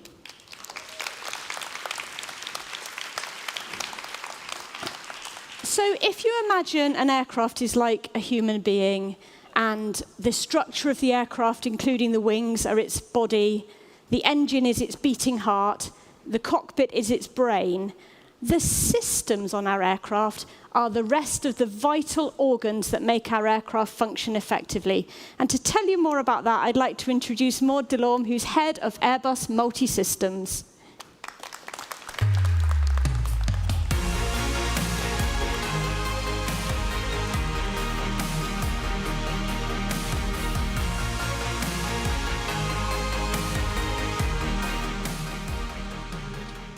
Antoine de Saint-Exupéry, the famous French writer and pilot, once said, "As for the future, your task is not to force it, but to enable it." What does that mean for aircraft systems? Well, let me share with you how we see the future and what we are doing to enable it. As you have seen, our future must be fuel efficient and smarter. That's our ambition. There are 3 enablers of this vision: electrification, automation, and connectivity. Let me share them briefly with you. Electrification is a key enabler of a fuel-efficient industry. We are developing more and more electrical systems to optimize the energy on board the aircraft. For example, we may use high-voltage battery, as explained before, to hybridize the engine, but also to allow electrical taxi at the airport to bring the aircraft in and out. In order to make the air conditioning more efficient, instead of using the air blade of the engine, we could also use an environmental control system bringing high energy efficiency. We may also use an anti-icing systems on the wings, which reduce energy power consumption. And with this, we want to reduce fuel burn drastically and make the aircraft more efficient. The second enabler of a smarter aviation is automation. This simply means that we are developing more and more ways to assist the pilots in their job of flying the aircraft. So artificial intelligence may be used to detect automatically runways and obstacles in order to support the automatic landing and taxiing at the airport. Another key of automation is also the increase of the automatic resolution of the failure when they happen during flight. So we help the pilot, even in dense air traffic or difficult weather conditions. And with this, we want both to enhance safety and make the operation more efficient. But all of this is possible thanks to the third enabler, which is hyperconnectivity. So we have been using connectivity for many years to do predictive maintenance, which is our capability to detect the failure before they happen. Of course, this is of great advantage as, thanks to reducing unscheduled delays, it brings a lot of value for our customer. We will go one step further with condition-based maintenance in order to perform the maintenance task only when necessary, thanks to a continuous monitoring of our systems. The way the systems are connected inside the aircraft will also change drastically, as explained by Karim. Thanks to high power and data platform with many more software-driven applications, we will reduce the number of computers and wiring on board, and as well make an easy update of the application all along the flight. Some weeks ago, I asked my daughter, who is 11, to imagine the aircraft of the future. Well, answer was immediate. We'll have flying saucers, fully electrical and automatic, that will fly us for holidays. Well, I'm not sure our next generation aircraft will look like a saucer, but this vision of a smarter and cleaner tomorrow has to drive our future. And as for the future, our path is very clear. Next generation system will be electrical, more automated, and hyper-connected.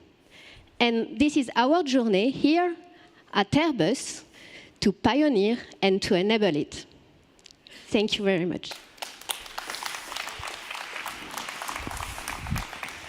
Thank you, Maud. And that would be closing the exploratory journey we are doing on the next generation single-aisle technologies. These are the ingredients that down the road will lead us to the recipe of this next generation aircraft, which will be a key lever to our decarbonization roadmap. Again, SAF at scale goes hand in hand in more fuel-efficient aircraft, and the airlines will need it. But we don't stop there, and we know now we'll go to the next chapter of our clean sheet aircraft design, which is hydrogen-powered aircraft. And for this adventure, we want to build an aircraft that will emit no CO2 at all while flying. And for that, I would like to welcome on stage Glenn Llewellyn, who is leading the journey of our Zero-E aircraft project since a few years. Welcome, Glenn.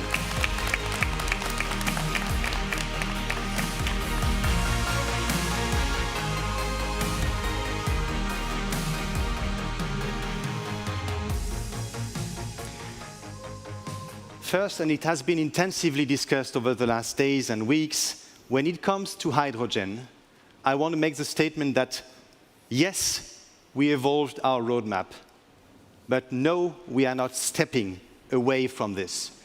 Indeed, when you pioneer something as disruptive, which is going to do a paradigm change of 120 years of aviation, which has been about burning fuel, you come along the way with discoveries, and you need to learn, and you need to adjust your path along it.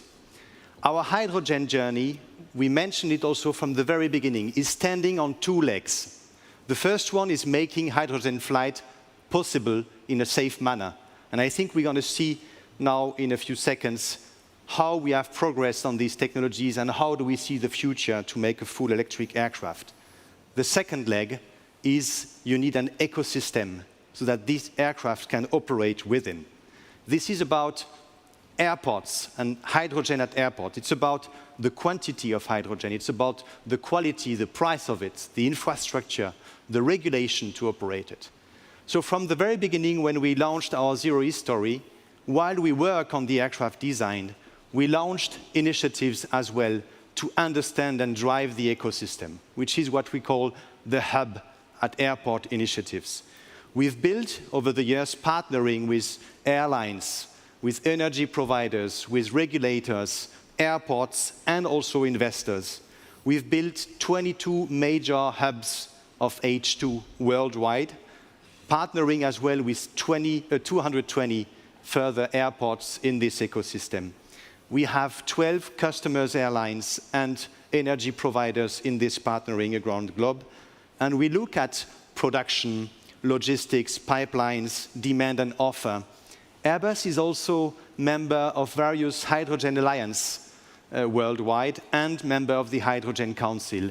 And here, with the other uptakers of hydrogen, steel industry, chemical, and many others, we look at the volume, the quantity, and the price. So we can say we have a fairly good view of how this ecosystem is evolving. And the conclusion is shared by many industrial players and energy providers. We are lagging behind 5 to 10 years to the volume and the prices that we would need to make an economically competitive aircraft on the market. But it's not a step back. Actually, it's really an opportunity to go further in the design of the aircraft. So, Glenn, what are we going to do with this time? Super. Thank you, Bruno. And indeed, we're going to use this extra time to further improve the performance of the hydrogen propulsion technologies which we're working on. Those of you following our journey over the last few years will know that we've been working on two main types of propulsion system, hydrogen combustion and hydrogen fuel cell, both of which are supplied with fuel by a liquid hydrogen storage and distribution system. It's worth starting here today by highlighting that we've made the decision to focus our efforts on the fuel cell propulsion system and liquid hydrogen storage and distribution systems, the combination of which, integrated into the aircraft, would allow us to offer a fully electric aircraft. To help you to understand this value proposition a little bit better, the fuel cells and hydrogen storage can be considered like a battery, which supplies electricity to electric motors, which then subsequently power a propeller or a fan. We believe that this is a huge value proposition for passengers, for airlines, and for society at large. We're talking here about a 100-seat or bigger, fully electric commercial aircraft. As a fully electric aircraft, what that means from a climate perspective, and Bruno hinted to it earlier, is that this aircraft would emit neither CO2 nor NOx during the flight, achieving the lowest environmental. For decades, and I think many of you have been following this, the aviation industry has pursued the ultimate goal, an aircraft that flies with no emissions. Until now, this has remained maybe even considered beyond reach. But with fuel cells, we believe we found the right technology to turn this ambition into reality. And today we reaffirm our belief that hydrogen can and will fly. In December 2020, when we first announced Zero E, we also unveiled our very first fully electric Zero E aircraft concept. At that time, it was powered by 6, remember that number, 6 hydrogen fuel cell engines, generating each 1.2 megawatts of power. This was a bold step forward for us, and we knew that we had to push the limits of the technologies to make hydrogen aviation a reality. That same year, we also announced a partnership with ElringKlinger, a fuel cell stack designer and manufacturer from the automotive industry, to create a joint venture dedicated to developing the first aviation-grade fuel cell stacks. By the time of our last summit in 2022, we'd introduced our very first fuel cell engine concept, a crucial milestone in our journey. And then 2023 was another very significant year.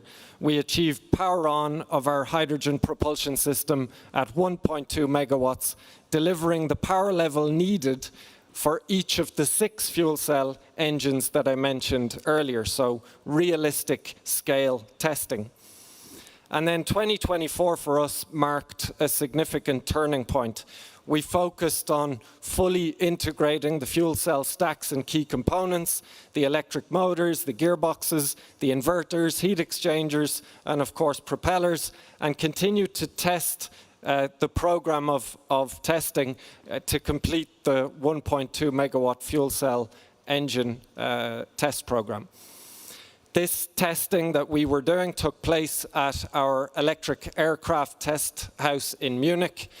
And this design and all of this massive testing work have contributed to the latest evolution of our fuel cell propulsion system concept, which is higher in power density, higher in efficiency than anything you will ever have seen previously. But of course, the fuel cell system isn't the only part of the challenge.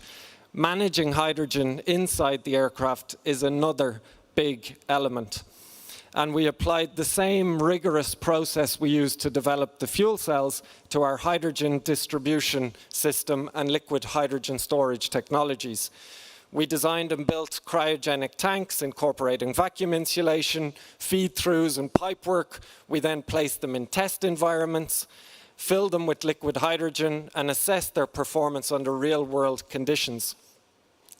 But just as with the fuel cell engine, component level testing wasn't enough. We needed to assess the full system integration and how the entire distribution system would function together under operational conditions. And to achieve this, we partnered with Air Liquide Advanced Technologies to build what is a unique, only in the one in the world, state-of-the-art test facility in Grenoble in France, known to us as the liquid hydrogen breadboard. This breadboard is a versatile test platform designed to simulate key elements of future aircraft architecture, tanks, valves, pipes and pumps, allowing us to validate different configurations at full scale. And this test facility is helping us gain critical insight into safety, hydrogen operations, tank design, refueling, venting, and gauging. And throughout 2025, we're going to continue testing the complete liquid hydrogen and distribution system. And by 2027, our objective is to take an even further major step forward, testing the complete end-to-end system, including the fuel cell engine and the liquid hydrogen storage and distribution system together, which will allow us to assess the full system in action. We know, though, that there's still room for improvement. Our fuel cell engines, we believe they can become lighter, more efficient, more aerodynamic. We already have a clear roadmap for making them more compact and, most importantly, more power dense. We're also working to refine our hydrogen storage technology. Making tanks lighter, more compact is a really top priority. That's why we're collaborating with partners worldwide to transition from what we call a pressure-fed tank system to one incorporating an integrated pump, optimizing both efficiency and also the full aircraft performance. Last but not least, we're also closely working with our colleagues from Airbus Up Next on their cryoprop demonstrator. Following the positive results from their first cryogenic demonstrator called Ascend, the cryoprop this new project should help mature and test megawatt-class superconducting hydrogen electric propulsion technology. Now that all sounds very technical. I'll try and explain a little bit how it works. As the hydrogen stored on the aircraft is stored at a very cold temperature, minus 253 degrees Celsius, we can use this temperature and the cryogenic technology to also efficiently cool down the electrics in the full system. And this cooling down essentially reduces the resistance significantly, the electrical resistance, allowing nearly unimpaired power transmission within the electrical system of the aircraft. It significantly improves the energy efficiency and the performance. And even if this is an early technology, with the right effort and the right partnerships, this could be a game changer for our fuel cell aircraft, for our fully electric aircraft, enabling us to design larger, more powerful, and more efficient aircraft. We announced an initial cryogenics partnership with Toshiba last October and hope to announce a second one with another partner already in the next few months. Back in 2020, we revealed several concept aircraft, highlighting our commitment to exploring hydrogen as a viable solution for aviation. Since then, we've continued to advance our research, focusing on increasing performance and scalability for the 100-seat plus category. We explored many hydrogen propulsion concepts, and I'm now delighted to share the latest iteration of our fuel cell-powered, fully electric concept aircraft, which has 4 propulsion systems compared to the initial 6 I mentioned earlier, highlighting a higher power density system than what we originally communicated back in 2020. This architecture offers a unique balance of performance and operational efficiency. Fewer engines, so going from 6 to 4, lowers the cost of the aircraft while still targeting a capacity of 100 passengers or more. It also translates into lower operating costs, it reduces maintenance, and it's an easier to assemble design.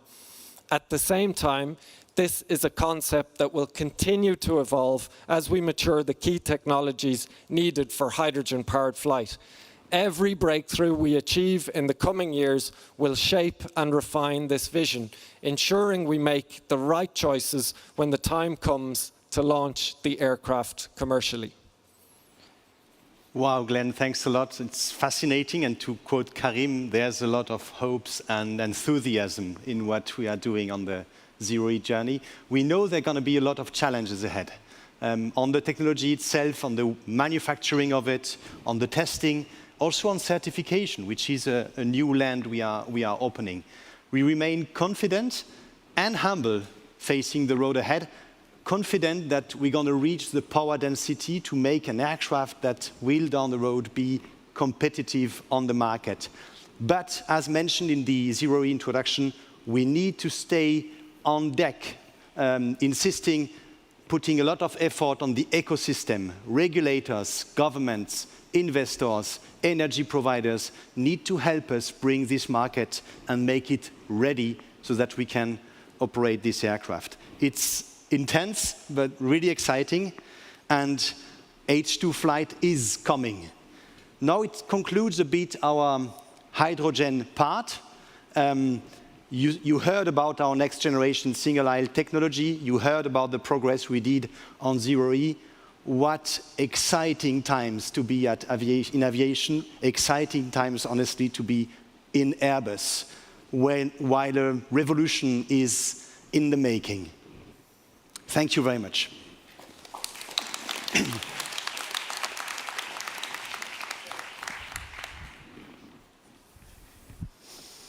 I think Karim's coming back up. There he is. He's over there.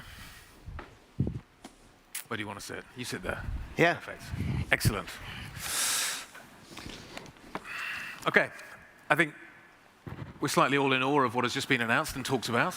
Let's get some questions and figure out kind of what the big issues are and where we're going to see resolution of them. I've got a question first of all. So let me kick this thing off. Bruno, when? So a lot of technology there, a lot of progress potential, but we want to know when. What are the milestones that we should be looking for? When are we going to see the next generation single aisle? How's this going to fit together? When's the technology actually going to be ready to make that happen? When are we going to see? What is the timeline realistically for hydrogen? How should we think about what we are going to be looking at over the next few years? What do you see? What's the kind of the map in your mind at the moment? So in terms of timing, what will drive the next generation single aisle in particular will be the speed of technologies. Because we want to do this major gap, which is not incremental, which is not optimization. You saw some of the groundbreaking technologies we talked about. We need to make sure that these technologies come to a maturity that we can bet our design on. And we are not there yet. Our target, and I think we've discussed about it yesterday, would be to introduce an aircraft in the second half of the next decade. And in that journey, we need to bring technologies to maturity and down the road launch a development. We are not there yet. In terms of, so there's a bit of a gap. How much more is the technology going to evolve? How much, you talked about the opportunity. Hydrogen, some of the timescales have been pushed back, but that provides an opportunity. So what is the opportunity? What do you see still evolving within the time frame that we're talking about here? Well, on the technology for next-gen single aisle, I think one of the major breakthrough, besides the different bricks we discussed, is without a doubt the open fan technology. Okay. And we need to bring this to maturity. Mohammed and Frank explained as well that we have a plan to perform flight tests in the years to come. And this will be the moment where you bring a technology to in-flight proven. And this is where you have a certainty, I can bet on that one. That's on the particular case of the open fan. On hydrogen, indeed, we need a bit more time. Yeah, and I think what we've seen for sure is that the ecosystem, the hydrogen economy hasn't developed as fast as we would like. And we're going to use that time, like I was mentioning earlier, to develop the technology further, increase the performance, increase in some cases the scalability. That means improving efficiency, improving weight. And I think we're super excited about being able to do that over the next few years. Okay. Yeah, I wanted just to add, building on what Bruno was saying. I know it's always a little bit tricky. You know, we give the impression that we know exactly what we want to do and why is it taking so much time. But frankly speaking, you need to imagine the maturity of technology as a ladder. We are step by step climbing the different steps. This is the first topic. This is maturing the technology and it's taking a little bit of time. And the second one, which was a little bit what was mentioned on propulsion and wings, is that those technologies have interdependencies. And therefore, as soon as we are maturing the technology, the interdependencies are coming, and therefore we need also to mature all that. This is why the exercise is not an easy one. Okay, question online about what is going to happen with open fan. How do we ensure protection, mechanical, environmental, when it comes to open fans? I feel this is a question for these two down here. How are we going to make sure that when we move to open fan, there is this kind of containment issue that obviously we've dealt with when we're dealing with current generation? Of course, it's a very good question. So to be clearly we're taking safety very, very serious here, and the architecture we're building up will be safe in that form. So in the extremely remote case that you actually have a blade going off, the area, the plane, is actually shielded in the area of the fan blade in a way that it can't penetrate the fuselage in any case or form. So that's actually accounted in all the integration activities and so on. But clearly, first and foremost, the blades are lightweight, they're extremely well designed, and they actually will have a lot of mechanisms to make sure that they don't come off. And there will also be instrumentation on the engine to make sure that we have some preventive maintenance activities to actually bring this to an absolute lowest possible possibility. Okay. But it's shielded, and it's very, very remote. It's kind of moving the containment. Questions in the room? Gentleman at the back. Yeah, this is Mohammed from the World Service. My question is, we heard now some dates and solid information related to hydrogen. Do you think that what we heard about the use of SAF and making the ecosystems ready for SAF and technologies also might be might be not the right time for us to do that, as it will be better if we focus on hydrogen. Okay. So I'm a big advocate of hydrogen, but I would say that hydrogen and sustainable aviation fuel are absolutely complementary. Even when we have a hydrogen aircraft in service, we will still need huge amounts of sustainable aviation fuel, because it's likely that the first hydrogen aircraft are covering one part of the market segment and not, for example, the longer range flights, where we still would need sustainable aviation fuel. On top of that, hydrogen is also a key ingredient in sustainable aviation fuel.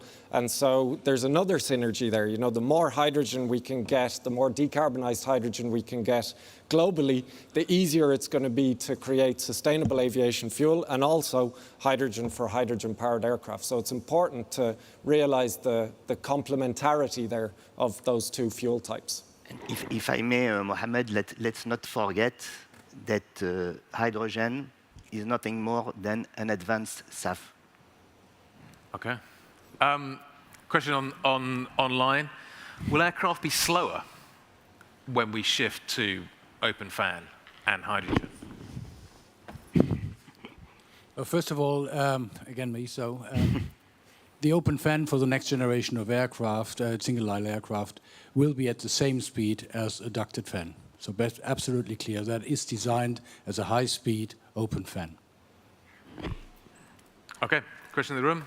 Oh, you guys have woken up. Yes, it seems. Gentlemen, just, there we go, yep. You mentioned that you would use the cryogenic technology to cool the electronics. Would that also include the coils or the motors? It can do, yeah, most definitely. And we've already been doing some testing on that as part of the Ascend project, which I mentioned earlier, which has given us some successful and promising results. Now, we still have a fair way to go before proving it out completely, but certainly conceptually, that's exactly what we have in mind. Okay. Yep.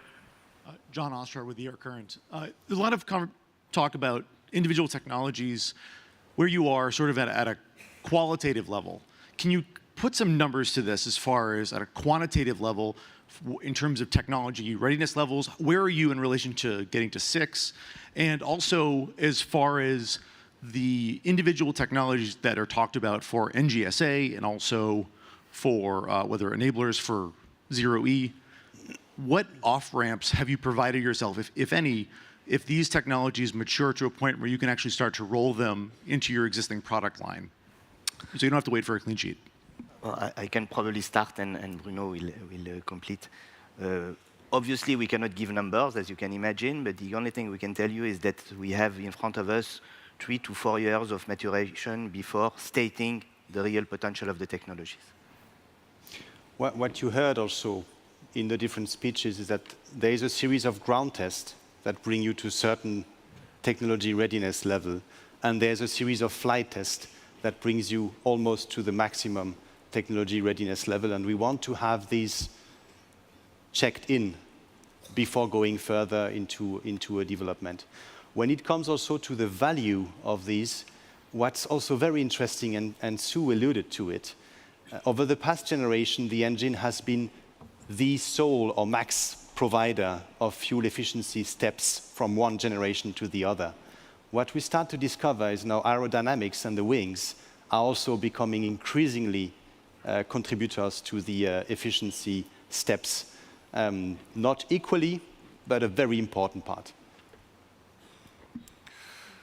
Okay, Tim. Thank you. Tim Heifer from Reuters.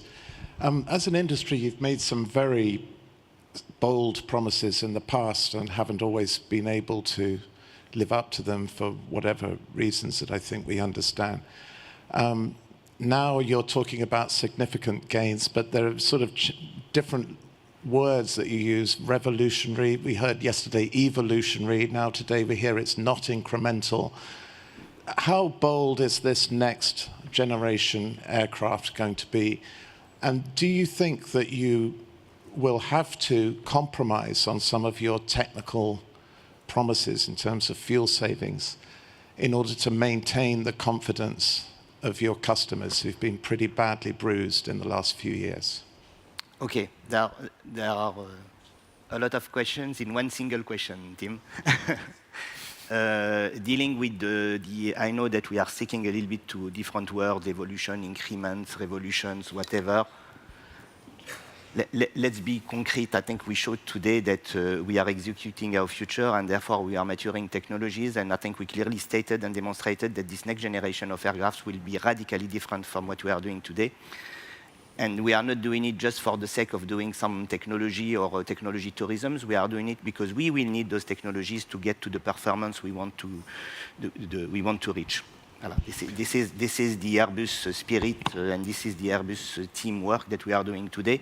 And of course, we are engineers. It's not a walk in the park. We like pretty much this expression within Airbus. It's not a walk in the park. We are step by step maturing technologies. We are step by step also realizing that some technologies are interacting together, and therefore we need to optimize this whole design step by step. And this is what could also compromise the performance, but this is where also we need to be clever enough and disruptive enough to overcome those difficulties. This is a normal engineering work. There's nothing here into, over-promising or whatever. We are doing our job. And therefore, as every project in every situation, we move forward, you mature, you realize that you are going in the wrong direction, you optimize, and so on. There's no rocket science behind that. The only thing we are doing is that we are sharing with you, step by step, where we are. We're not getting onto rocket science quite yet. Time is beginning to beat us. I just want really short questions, if we can. We'll try and whip round the room and get a few in. Richard Schuurman, freelance aviation journalist. Two short questions. You showed, I think, a picture of a rear-mounted engine for the narrow body. But on the press release, I see wing-mounted engines. Are you still contemplating both designs? And yesterday, I asked Christian Scherer, is your money only on the RISE, the open fan rotor, or also on another concept? And he said, yes, we are still discussing that. So before handing over maybe to Frank to complement on the vision you show of what it could look like, it shows also that we still have many options on the table. Each technology is an ingredient. How we make it a recipe, how it best fits in the aircraft is still open. We don't know today what this aircraft will look like. And there are trades-offs to be done. Where do I put the engine? In the back, and it has advantage. Under the wing, it has other advantages and drawbacks. So we still need to weigh out these different options down the road. We are not at that stage yet. And in that spirit as well, we need to keep options open. And handing over to Frank, we said it in the introduction. We are looking at open fan as a very promising technology, but we are also working with engine manufacturers on the ducted solution. Yeah, thank you very much. So maybe to explain that a bit, we have clearly three options. We could actually do a ducted fan, which is an evolution. We could do an unducted open fan on the wing mounted, which has huge advantages in terms of family concept of the aircraft, aerodynamically, and so on. It has some challenges on the noise side. It has some challenges on the structural side. If we put the open fan on the rear, which we're also studying, we have benefits on the noise sides. We have some loadability and some handling quality challenges, which we have to balance out. We're looking at all these options. If you ask me, we like the open fan to succeed, because clearly it shows the biggest potential for the future, and that's what we're working on together with our partner. But clearly we have to look at all options. Okay. It says 1 minute, so there's a gentleman in the front. You've asked a few questions already. Is there anybody else in the room that we want to be asking? There is a question online, which I probably should go to as well. Regulatory bodies are working in tandem with open fan, or will the changes in terms of certification be done when we kind of get to the end of the process? How intermeshed is the regulatory process as we're working towards the sort of the end point of bringing this technology into service? How are you sequencing this? Well, clearly, Frank will be best to answer. In any technology we develop, when we come especially to flight test, you need to do it hand in hand with certification bodies and authorities. And when you want to introduce something disruptive, you need to pick them on board pretty early so that you understand the merits, the qualification, certification criteria for this type of technologies. Well, to answer it, we're talking to the FAA and we're talking to EASA about that. Clearly, there are Part 33, so engine-related sort of topics, and there are Part 25, so fundamental aircraft-related topics, which we have to manage with them.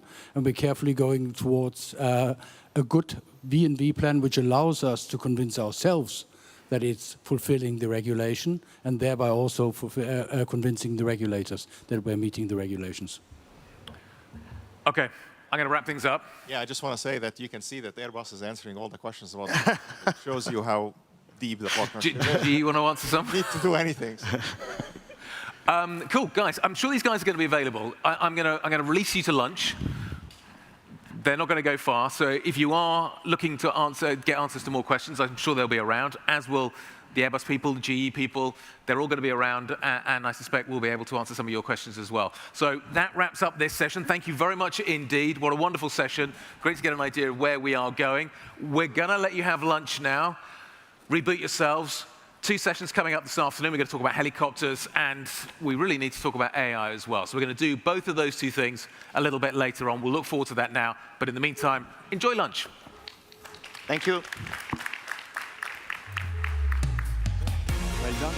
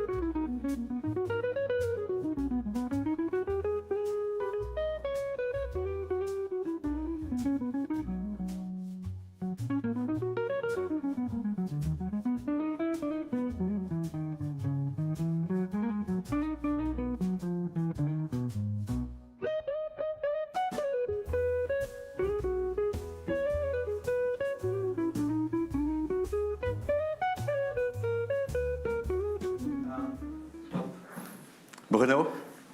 Hi, Ken. So happy to have you right from the stage. Thank you. So Bruno is our head of feature programs. This is round 3 of the Ask Me Anything session. So many questions we had. I think very successful, very nice video, very electrifying. One of my favorite topics. I'm a bit of an aviation geek, and also Bruno is my boss, so my favorite topic. Let's kick off. So we have 10 minutes. We'll try to cover as many questions as possible. Maybe the first one, why a clean sheet design? We have a very successful A320neo family. Why don't we just do an evolution of the neo? So I think there's many ways to answer this one, but the A320 family, let's look at it as well. We introduced it in the middle of the 80s. And then we've developed incrementally this aircraft to make it today the leader of the market in its segment and the most efficient aircraft. But it has been incrementally optimizing, putting a new engine, putting sharklets, and so on and so forth. What we are seeing is that now we come to a certain ceiling. And our road to decarbonization is asking for a bold step in terms of further performances. And when we come to this asymptote, we just realized we need to embark broad new technologies, something very disruptive. And this calls at the end for a new design to embark these. The engine is very emblematic. The choice of the open fan, if we do it, you need a completely new type of wing. The exploration in materials, the way to onboard also batteries and electrification. You said electrified, that's part of this roadmap. This all calls for a clean sheet design. We need to break the paradigm and look for something new. But which might take more time, which leads to the question, and there is a lot of question on timing. We need the right maturity of techno. We need to decarbonize to 2050. How do we find the right window? And that's exactly the call for action that we have currently for the next generation. One is, why now? On the road to our net zero target, the earlier we can introduce something very efficient, the better it will be in the long term for the climate, reduction of emissions and so on. But we need to wait for these technologies to come to maturity. And that's exactly where we're going to place the button. On this technology maturity, we do tests over the next years, especially flight tests, and that will set the timing. Once they are ready, we go for it. We talked a lot about the engine during it. I would like to focus on maybe 2 more aspects. There was a lot of questions on the foldable wings. Yeah. Is it a similar technology as the 777X? Does it look like the A320neo sharklet that we have today? Can you explain a bit more on that one? For obvious reasons, I will not disclose too much about the design choices that we are making, but we are speaking about longer sections that we need to fold. As Sue was explaining, we need a very long, slender, thin wing, and to fit into the position at the hub, we need to be able to fold it. So it is a step change compared to what we've seen previously on other generations of aircraft. And for that, there are many topics we need to explore, from the materials to new, thin, small, reliable actuators. What do we put in this foldable? Are there movables in this foldable part or not? All these are questions that we are still exploring and opening. Second one, it's maybe less visible.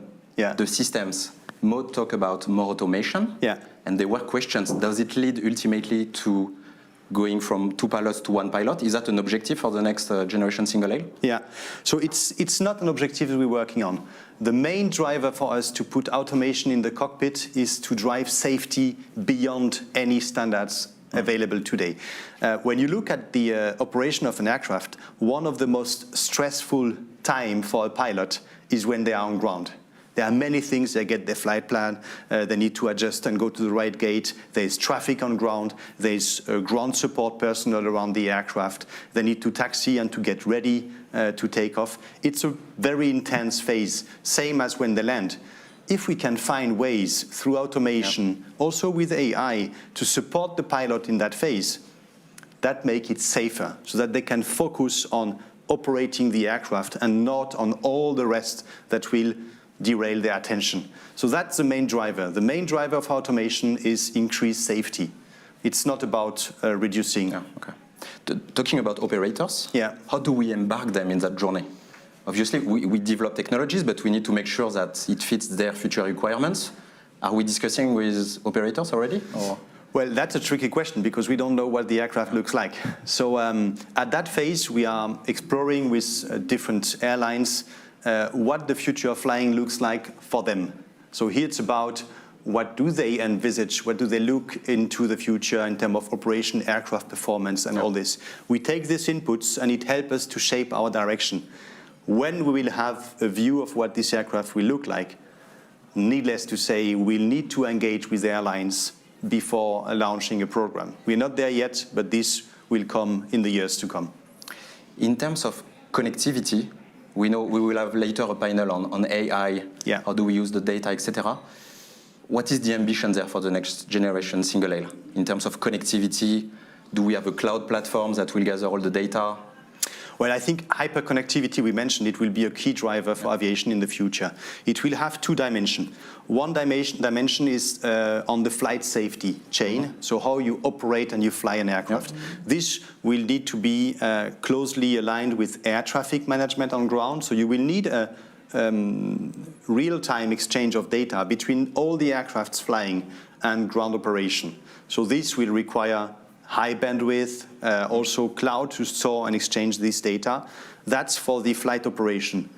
The other thing is that we see it more and more, passengers, when they're on board the aircraft, they want to be able to continue to chat, to watch their videos, to communicate to their families. So the cabin passenger experience will also be highly connected so that they have a different flight experience of what they have today. So these two needs, cabin for passengers and flight operation, will require high bandwidth of connectivity that we don't master today. What about, last question on the NGSA, maybe on the industrial system? Do we expect also automation for the industrial system? Are we targeting a similar rate as the A320 today? Well, that's a challenge, and I think Sue in the panel alluded to it. When you introduce on that segment, which is the biggest traffic and demand segment of aviation, the single-aisle aircraft, the demand is huge, and we see the projection over the next years. So we need to be able to cope to that demand. By the time we're going to introduce it, the A320 will be 4 years produced at a higher rate, 75 or so. So we need to be able to design an aircraft that is done for high rate from the very principle. And this is a challenge, which is why we look at how we industrialize it, what type of factories do we need in the future, and needless to say, level of automation, robotics in the manufacturing process, from smaller components, major components, and the final integration will need to be automated. So we'll see plenty of robots and people piloting the robots. Can't wait for that.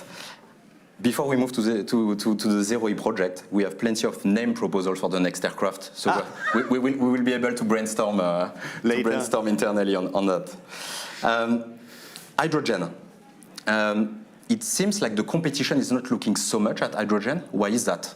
Are they waiting for us to find a breakthrough somehow in the ecosystem? Well, I would love to think like that, because that would be really the pioneering spirit of Airbus. We break the ice and others follow. That has been our motto for the last years. And indeed, we've been, if not the only one, aircraft manufacturer of that category pushing a credible roadmap for hydrogen. But we are not the only one. And there are many players finding very clever ways of integrating hydrogen in an aircraft. I could name Joby Aircraft, Zero Avia, and many others that are really exploring the power of this new energy vector. And I would like to say the more the merrier. The more player we have that scale this. Which leads to another question. Can we expect, like what happened with SpaceX in the space industry, can we expect a new entrant completely revolutionizing the industry? Well, why not?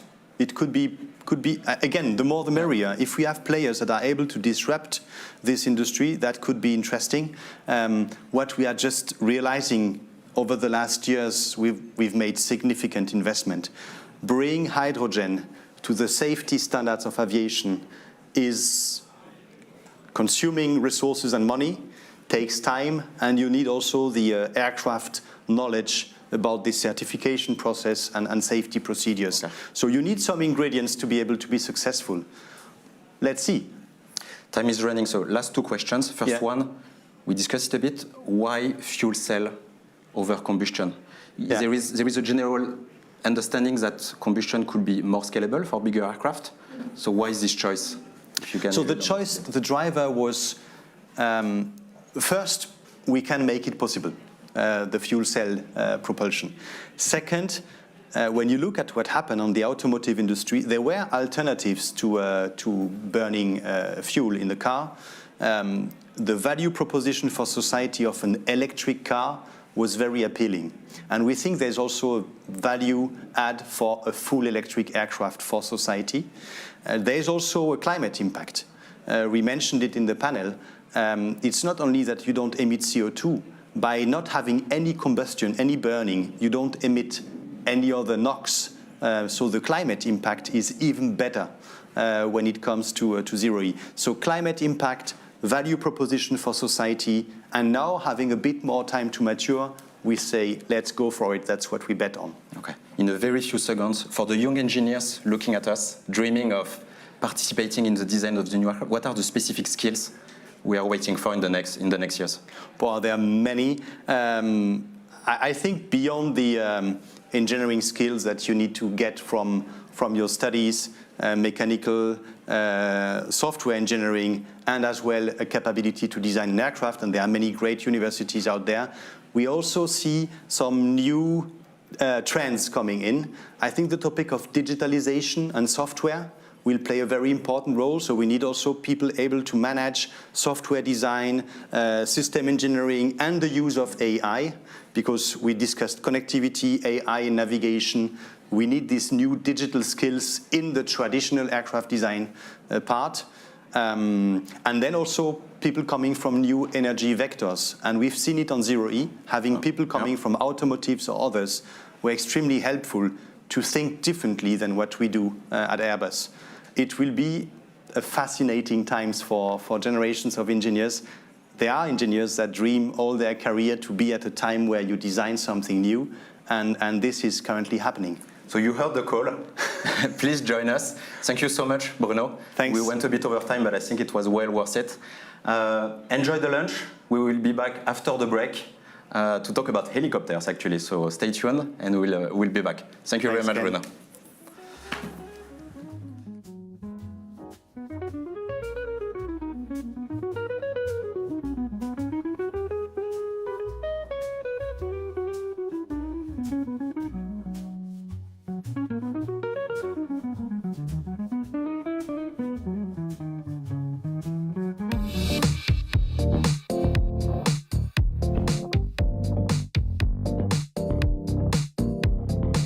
Welcome to the Airbus Summit. We're here at the Toulouse Delivery Center, usually for our customers, but we've transformed the space to share our innovations and the technology bricks we think will build the future of aviation. First stop, the A321XLR. It's the latest narrow-body aircraft to come out of our assembly lines. It's the extra long-range version of our A321neo. It can fly farther with better fuel burn compared to other aircraft in its class. What's the difference between the A321neo and the A321XLR? Well, it's this extended and reinforced rear center tank with over 40,000 liters capacity. Here, we're looking at all of the fuel that we've added on board to get us from Sydney to Kuala Lumpur. Now, of course, the A321, like all of our aircraft, can fly in sustainable aviation fuel. So we've got our friends on the tarmac, Total Energies, to come fill her up. So we love flying with SAF because it means reduced emissions over the life cycle of the fuel versus the emissions of fossil fuel taken out of the ground. Next stop, Racer. It's our high-speed helicopter demonstrator, leveraging speed and fuel consumption. It's the perfect mix between fixed-wing aircraft and helicopters, rotor and an asymmetric tail, capable of hovering and flying at speeds of more than 400 kilometers an hour. That's twice the speed of a conventional helicopter. At the summit, we have another flying demonstrator, the EcoPulse. It's a result of collaboration and innovation with Airbus and its partners Dara and Safran.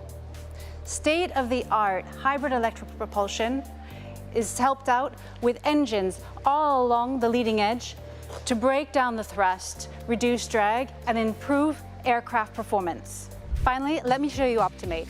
If you missed the reveal last year at Vivatech, spoiler alert, this truck doesn't fly. Just imagine loading a van with an A350 cockpit, all the latest sensors, cameras, flight systems, and taking it for a ride. We hope you've enjoyed the tour, and stay tuned for the Airbus Summit Live as we continue to speak with special guests on the future of aviation and share our purpose to pioneer sustainable aerospace for a safe and united world.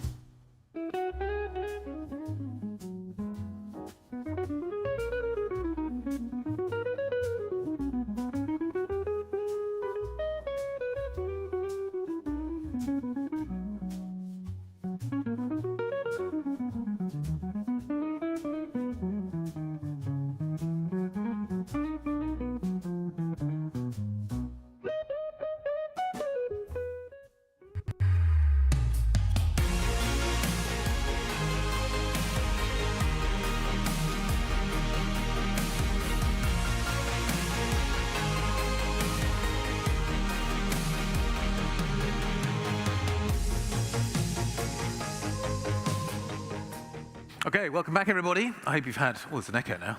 I hope you had a fantastic lunch.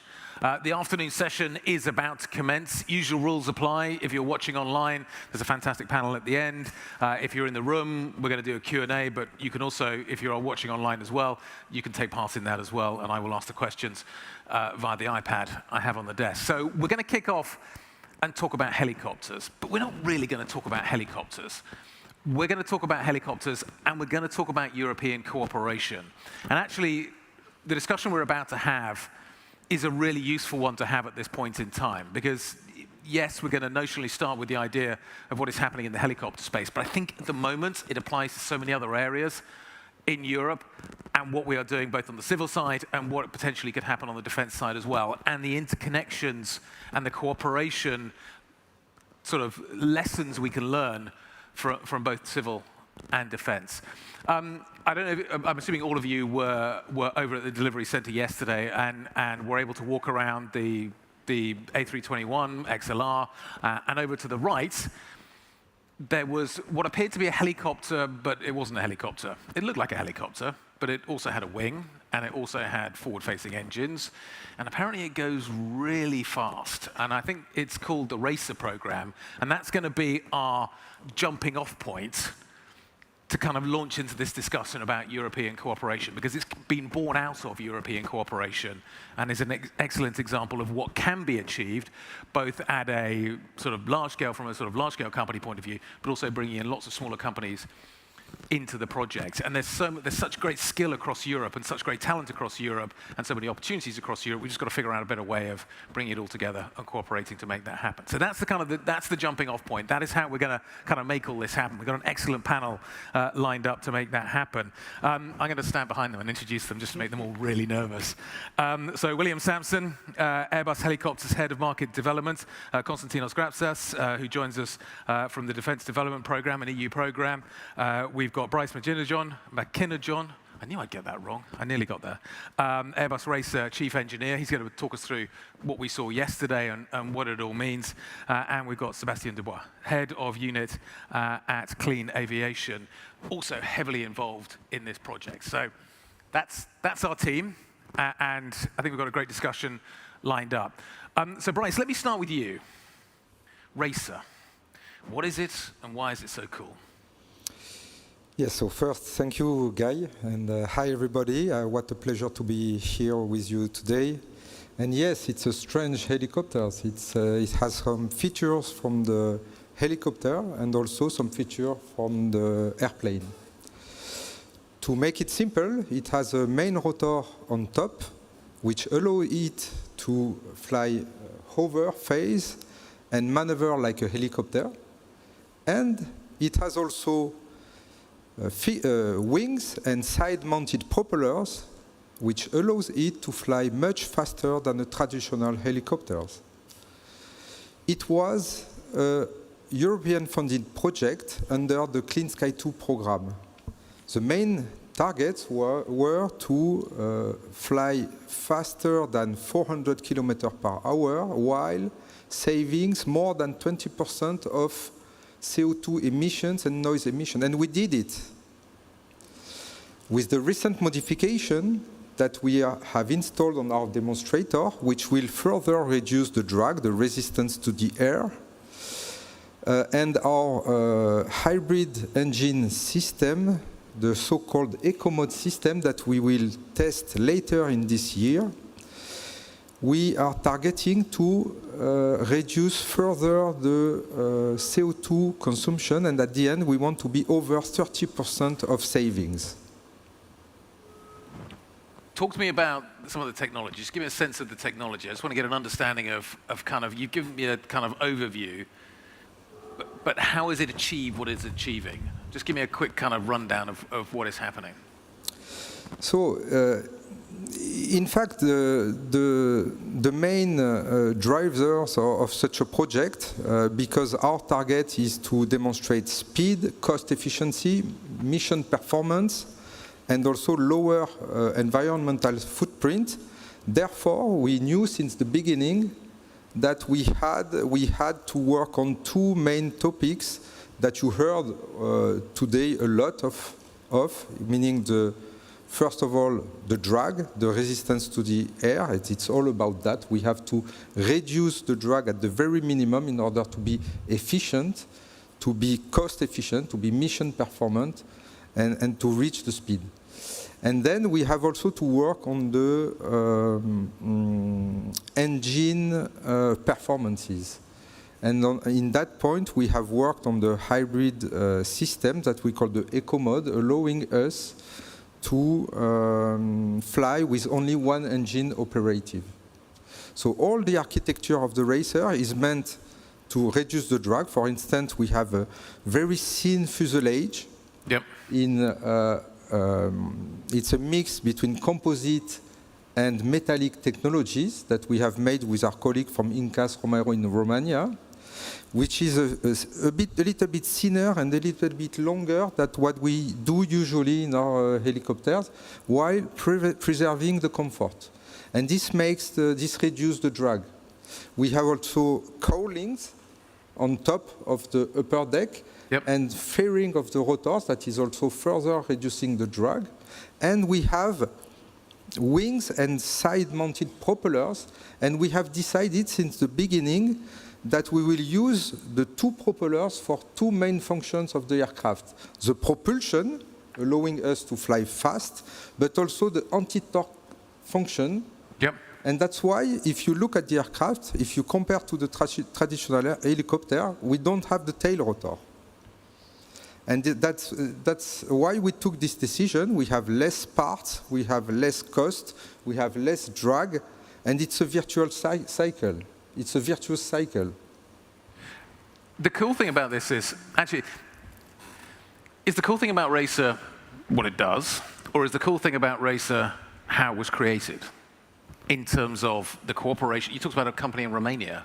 This is, lots of different companies have come together. Small companies, big companies have come together to make this project possible. The technology is cool, it looks amazing, but is that actually the real takeaway from this aircraft? Is it, in reality, the cooperation and what has been achieved here and what Europe can achieve, the real takeaway that actually the rest of the industry can look at and say, here is a model of what is possible? Yeah, sure. It was a real challenge to coordinate all the technical aspects with the many amount of partners that we had. We had 40 partners in 13 countries, and we had a very broad range of different participants from the universities, institutes, SMEs from different fields, and also big aeronautical companies. Yep. And at the end, it's really all about trust. You need to invest time to know the people, to know each other. And with that, you can extract the best of everyone, the competencies, the knowledge, and keep the target of achieving something really meaningful. Sebastian, how did this work from your point of view? What did you see? What happened? What was your involvement? Because I keep coming back to this idea that cooperation is really the big takeaway from this. Talk me through what you wanted this to achieve, and did it tick the box? Yes, the product sort of does a lot of cool things, but in reality, was that what you wanted to achieve here? I think what is important is to remind what Clean Sky 2 and the successor Clean Aviation is about. This is an initiative from Europe, the Union, to support our aerospace sector in terms of competitiveness, in terms of sustainability, to achieve its ambitious targets to transition towards carbon neutral aviation. And this is the whole community who is embarked in that journey and who is pursuing such an ambition.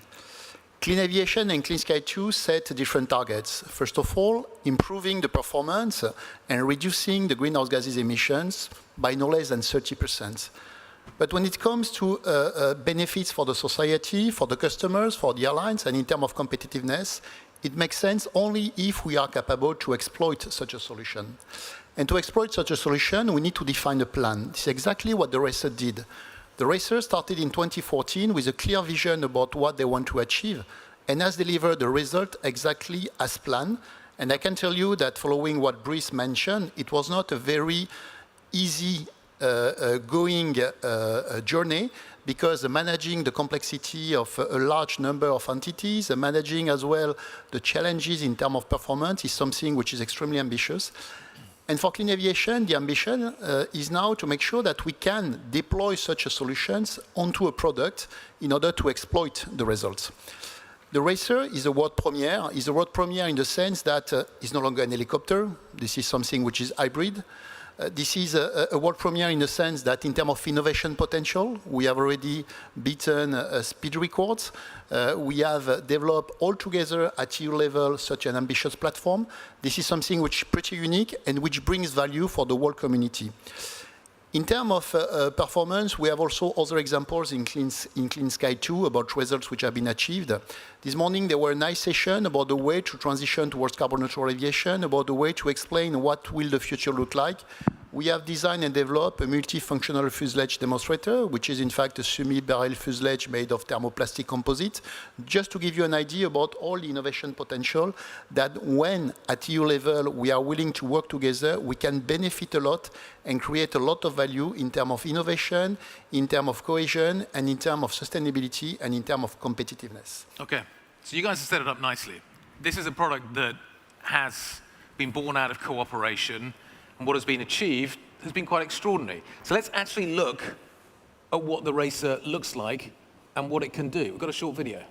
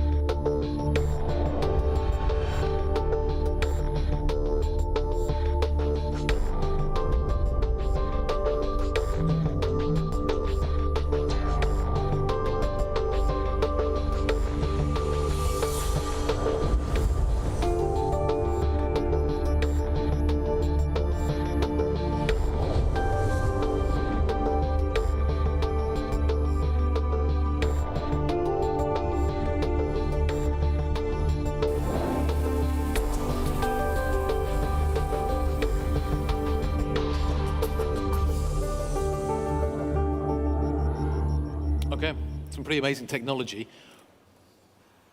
What is this something that is a project that allows us to take a series of technologies forward and allows us to integrate them into lots of other different projects? Bryce, what do you think we've achieved here? What have you achieved here with this project? So first of all, we achieved the speed. Yep. We went. Do we need the speed, or do we need the kind of technology for the mission when time is matters? Yep. Speed is allowing to provide more services to the citizen. For instance, when we fly higher than 400 or faster than 400 kilometers per hour, last year we achieved 420 kilometers per hour, we cover twice the surface that we can cover with the traditional helicopters within 1 hour. And the medics, they call it the golden hour. It means that if care is provided within this hour, within that hour, the probability to survive is much higher. So it simply means that with the speed, we can save more lives. Okay. And it's a very great achievement that we demonstrate we can fly at this amount of speed. And then, if I can give some numbers, in terms of drag reduction, resistance to the air, which is linked to fuel burn, cost efficiency, mission performance.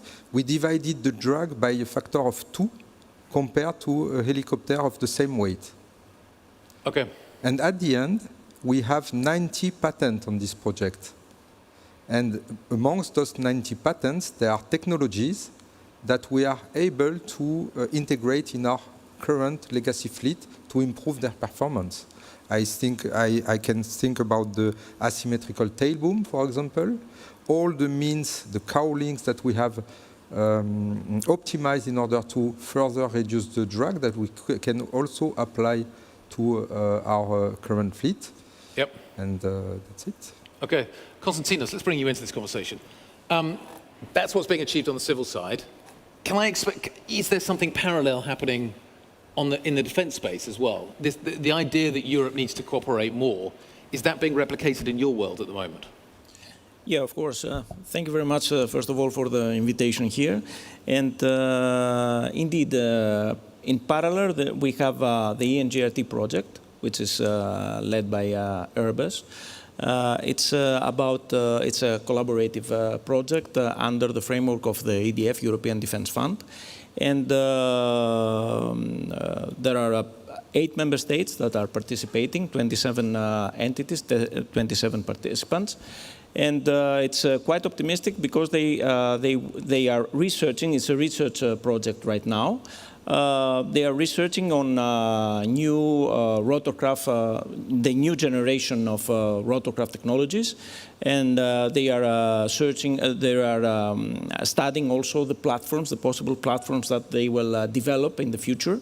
And of course, these technologies and the platforms that they will, let's say, at the end of this trip will develop are for the future of 2030 and 2040.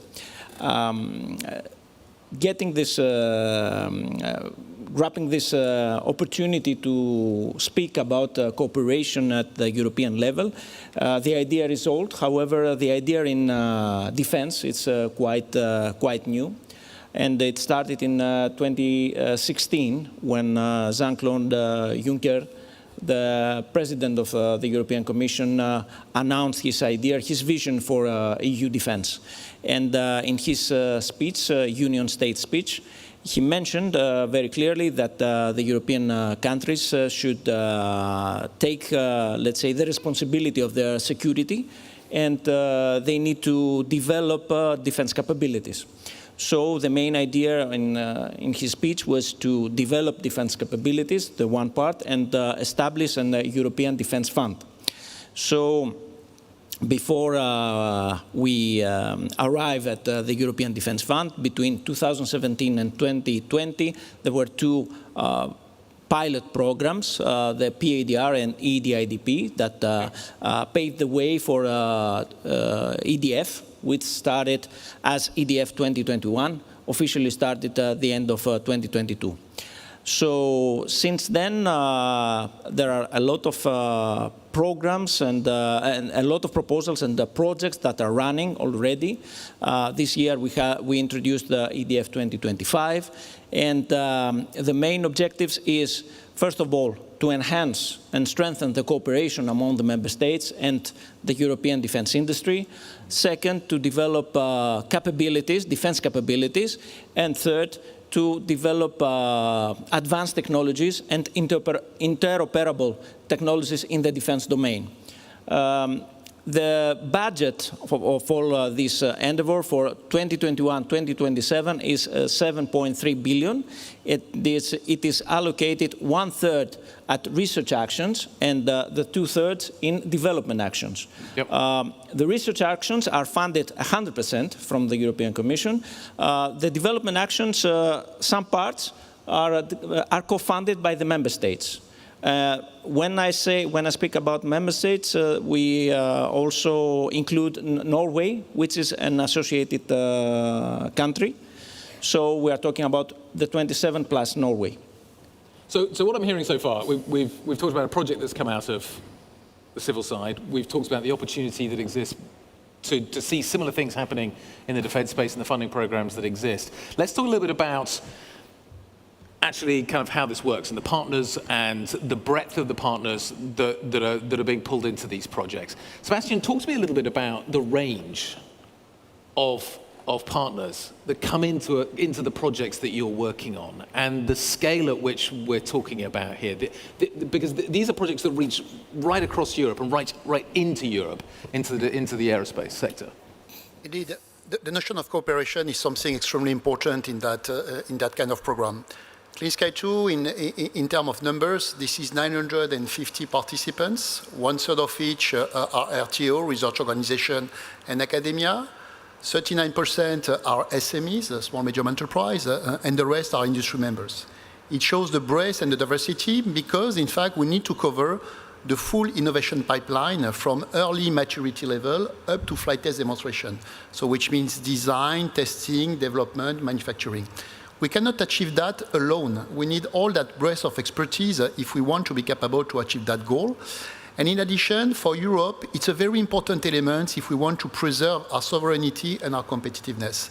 Meaning it's an instrument to develop skills and capabilities because we need talents in order to design such a new aircraft. It's a way as well to foster innovation, as I've already mentioned. This is a world premiere and we're extremely proud about what we achieved so far. It's a way as well to prepare the supply chain, and we know all of us how important and critical is that journey to prepare the capabilities to deploy such new technologies. And it's a way as well to embark and cross-fertilize across the sectors because we have some technologies coming from the automotive sectors which have been brought to the racer.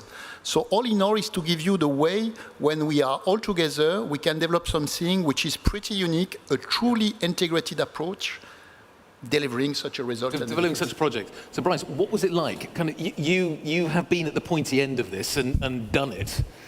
What are the takeaways? You've had a whole range of companies involved in this project. What are the takeaways in terms of the cooperation? What did you learn from this experience? It's exactly what Sebastian was telling. In Europe, we have a lot of talent. We have a lot of competencies. We have a lot of willingness. And the project like the Racer is the way to federate all those energies into something which is concrete and deliver potential solutions for the citizen. And we had many examples where us, Airbus Helicopters, we learn from the partners working with him. Even sometimes on our core business, it was the case that we could, by exchanging information, by doing the job together, hand in hand, with a common objective, we were progressing both. And for the future, it's really important that we are able to develop skills and talents all across Europe. And that's what we learned on many examples for the gearboxes, for the fuselage, for the wings, that we developed with different partners, and for the tail boom also. Konstantinos, are there different challenges doing this in defense? Actually, there are similar challenges. The thing is, in defense, of course, there are the security of information. It's paramount. Also, it's not about only the development of capabilities, but the cooperation among the industry with companies from all sizes. So we are talking about not only for the big players that are already there and they have huge experience of developing capabilities in the defense domain. We are talking about SMEs, we are talking about mid-caps, we are talking about research organizations, we are talking about industries that through the ADF, they have to be, let's say, incorporated in a consortium in order to compete for the fund. So, and also there are incentives given from the EDF framework that, let's say, gives a bonus to consortia that they have mid-caps, they have SMEs on them, and also some proposals that might be linked with PESCO projects also are get a bonus on that. So in a co-financing project, which is a development project, the funding can start from 80%, And when they get the bonus for SMEs and mid-caps and PESCO, they can fly up to 100%. So there are great incentives. And these gave the motivation also to the smaller players, the SMEs and the mid-caps, to try to find, let's say, the industry, the defense industry, to find interlocutors there in order to say, hey, I'm here, I'm developing this technology, are you interested?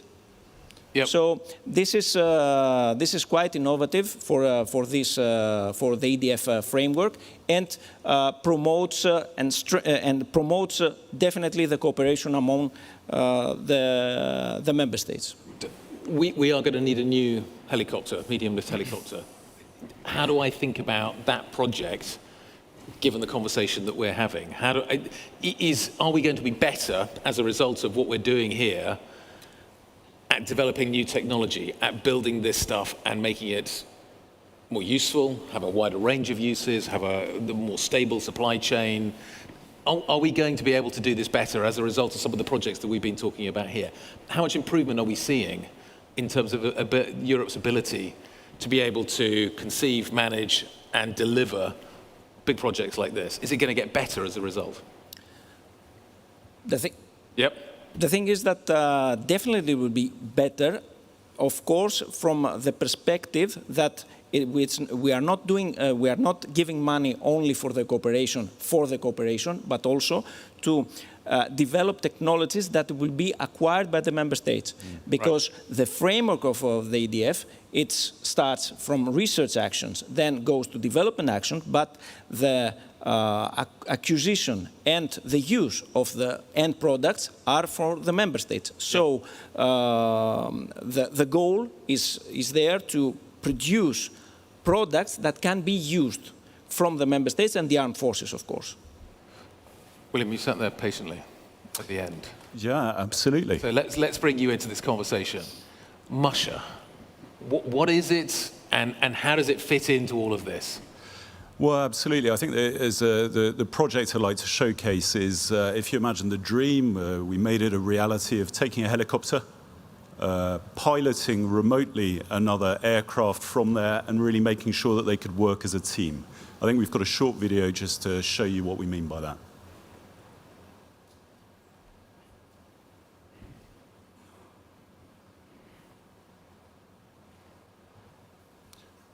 Which is coming. Or we will have. Let's go.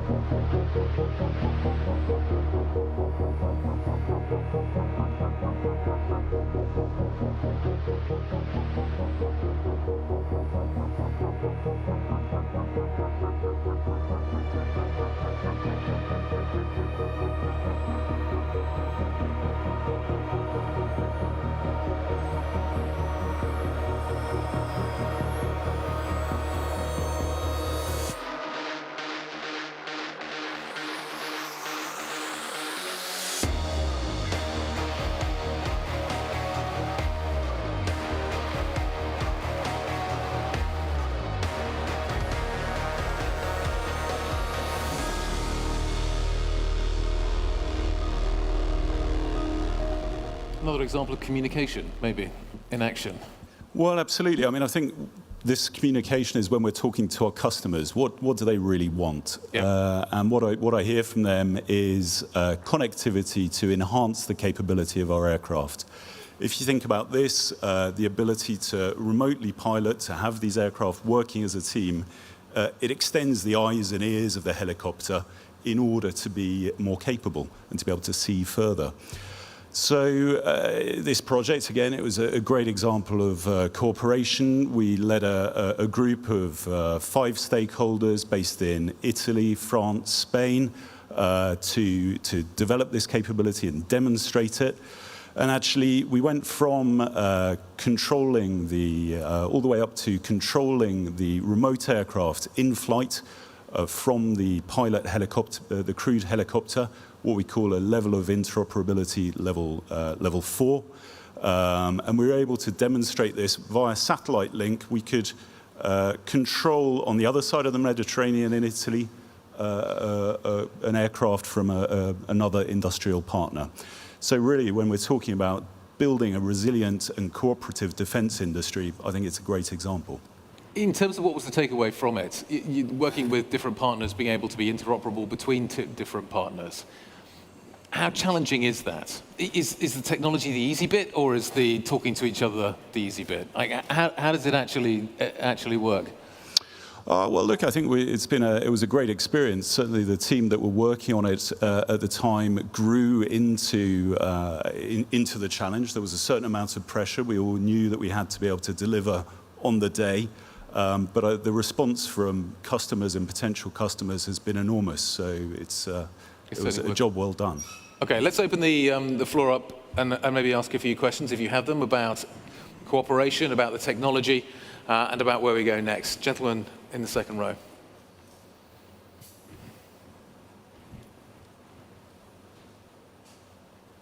Nothing? No? Here? Bartosz Głowacki, Wings of Poland.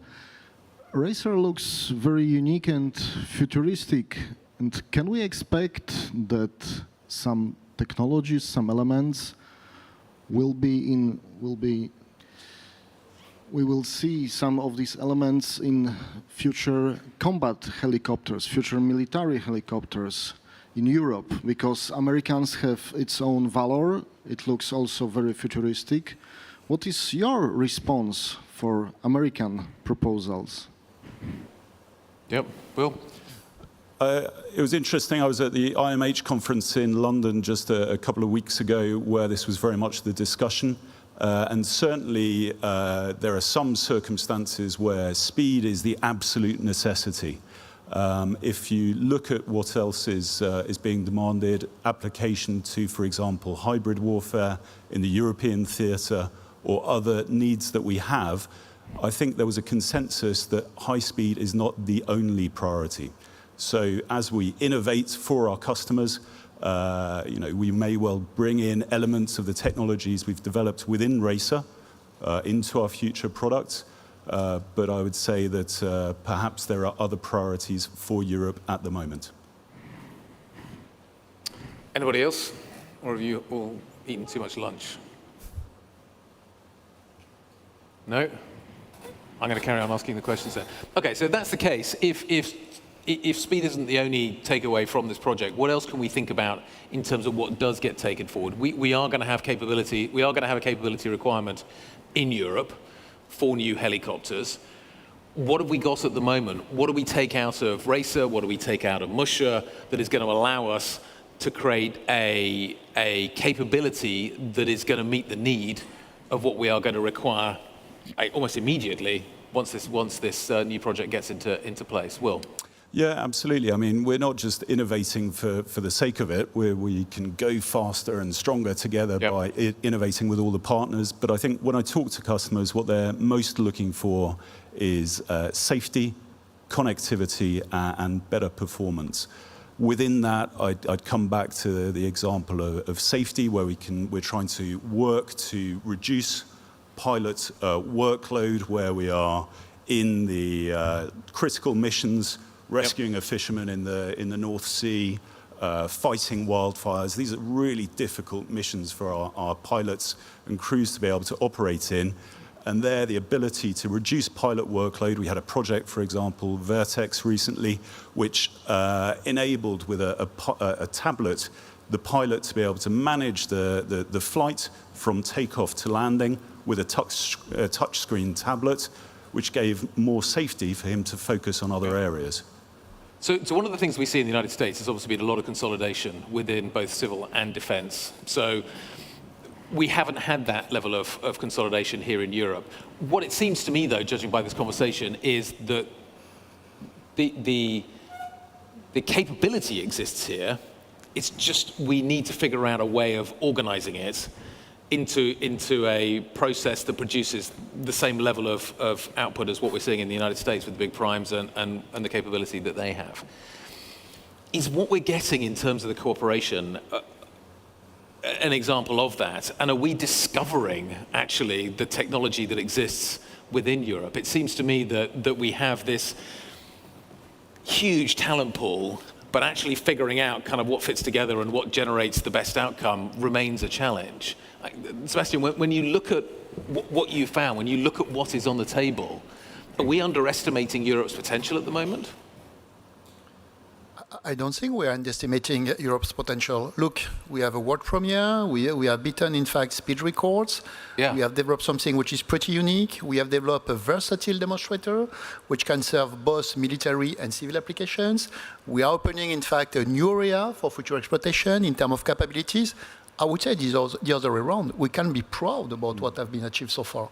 And at the same time, in fact, we have also embarked new parties who are potentially becoming actors in the future supply chain of this. Do we need to consolidate if we have this level of cooperation? Do we need that? Do we need that to happen, or is the cooperation going to be good enough that actually we don't need to do that? We can work together. There is partnerships. There are existing partnerships that we can be developed even further. I think the beauty of such a mechanism is that every party brings a part of the masterpiece in order to produce something which is highly innovative. Secondly, most of the actors who are there have one feet in the civil domain, the other feet in the military domain. So which means, in fact, developing capabilities, developing, in fact, skills is probably what is essential. Afterwards, we are financing demonstrators, but the final OEM is defining what will be the end product. And so it's more, in fact, up to the OEMs, like Airbus Helicopters, to define what can be the end product and the way to better articulate that element. Because we need to remind something. We have scarce resources and we have big challenges ahead of us. Yeah. One challenge is ahead of us is the term of transitioning to carbon neutrality. Another challenge is investing in defense in a massive way. So we cannot, in fact, disperse our resources. And you think those are complementary? I think so. This is what we have seen. Yep. Look at the way the European Defence Fund work in terms of approach, in terms of mechanism, in terms of involvement of the different parties. We have a lot of parties, as I said before, who are involved in the civil and the military domain. Constantinos, do we get more innovation by doing it this way? Because the flexibility of bringing lots of different firms together in different permutations and bringing innovation in that way has the potential maybe to actually generate better outcomes. Is this in some ways a way of creating a better outcome? You can consolidate everything into one big group, or you can have the flexibility, a network that potentially generates a better outcome. Do you think Europe has that potential actually to do better as a result of this? Innovation is one of the criteria of its proposal needs to have in order to, let's say, score well. Of course, there are other criteria during the assessment of its proposal, because it's the EDF is a competition. Right now we are having 162 proposals that are running, projects, sorry, that are running.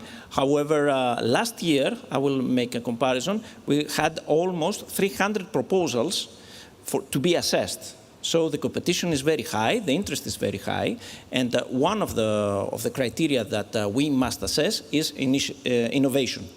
And also in this context, there are other criteria that we need to address, also the disruptiveness of the technologies.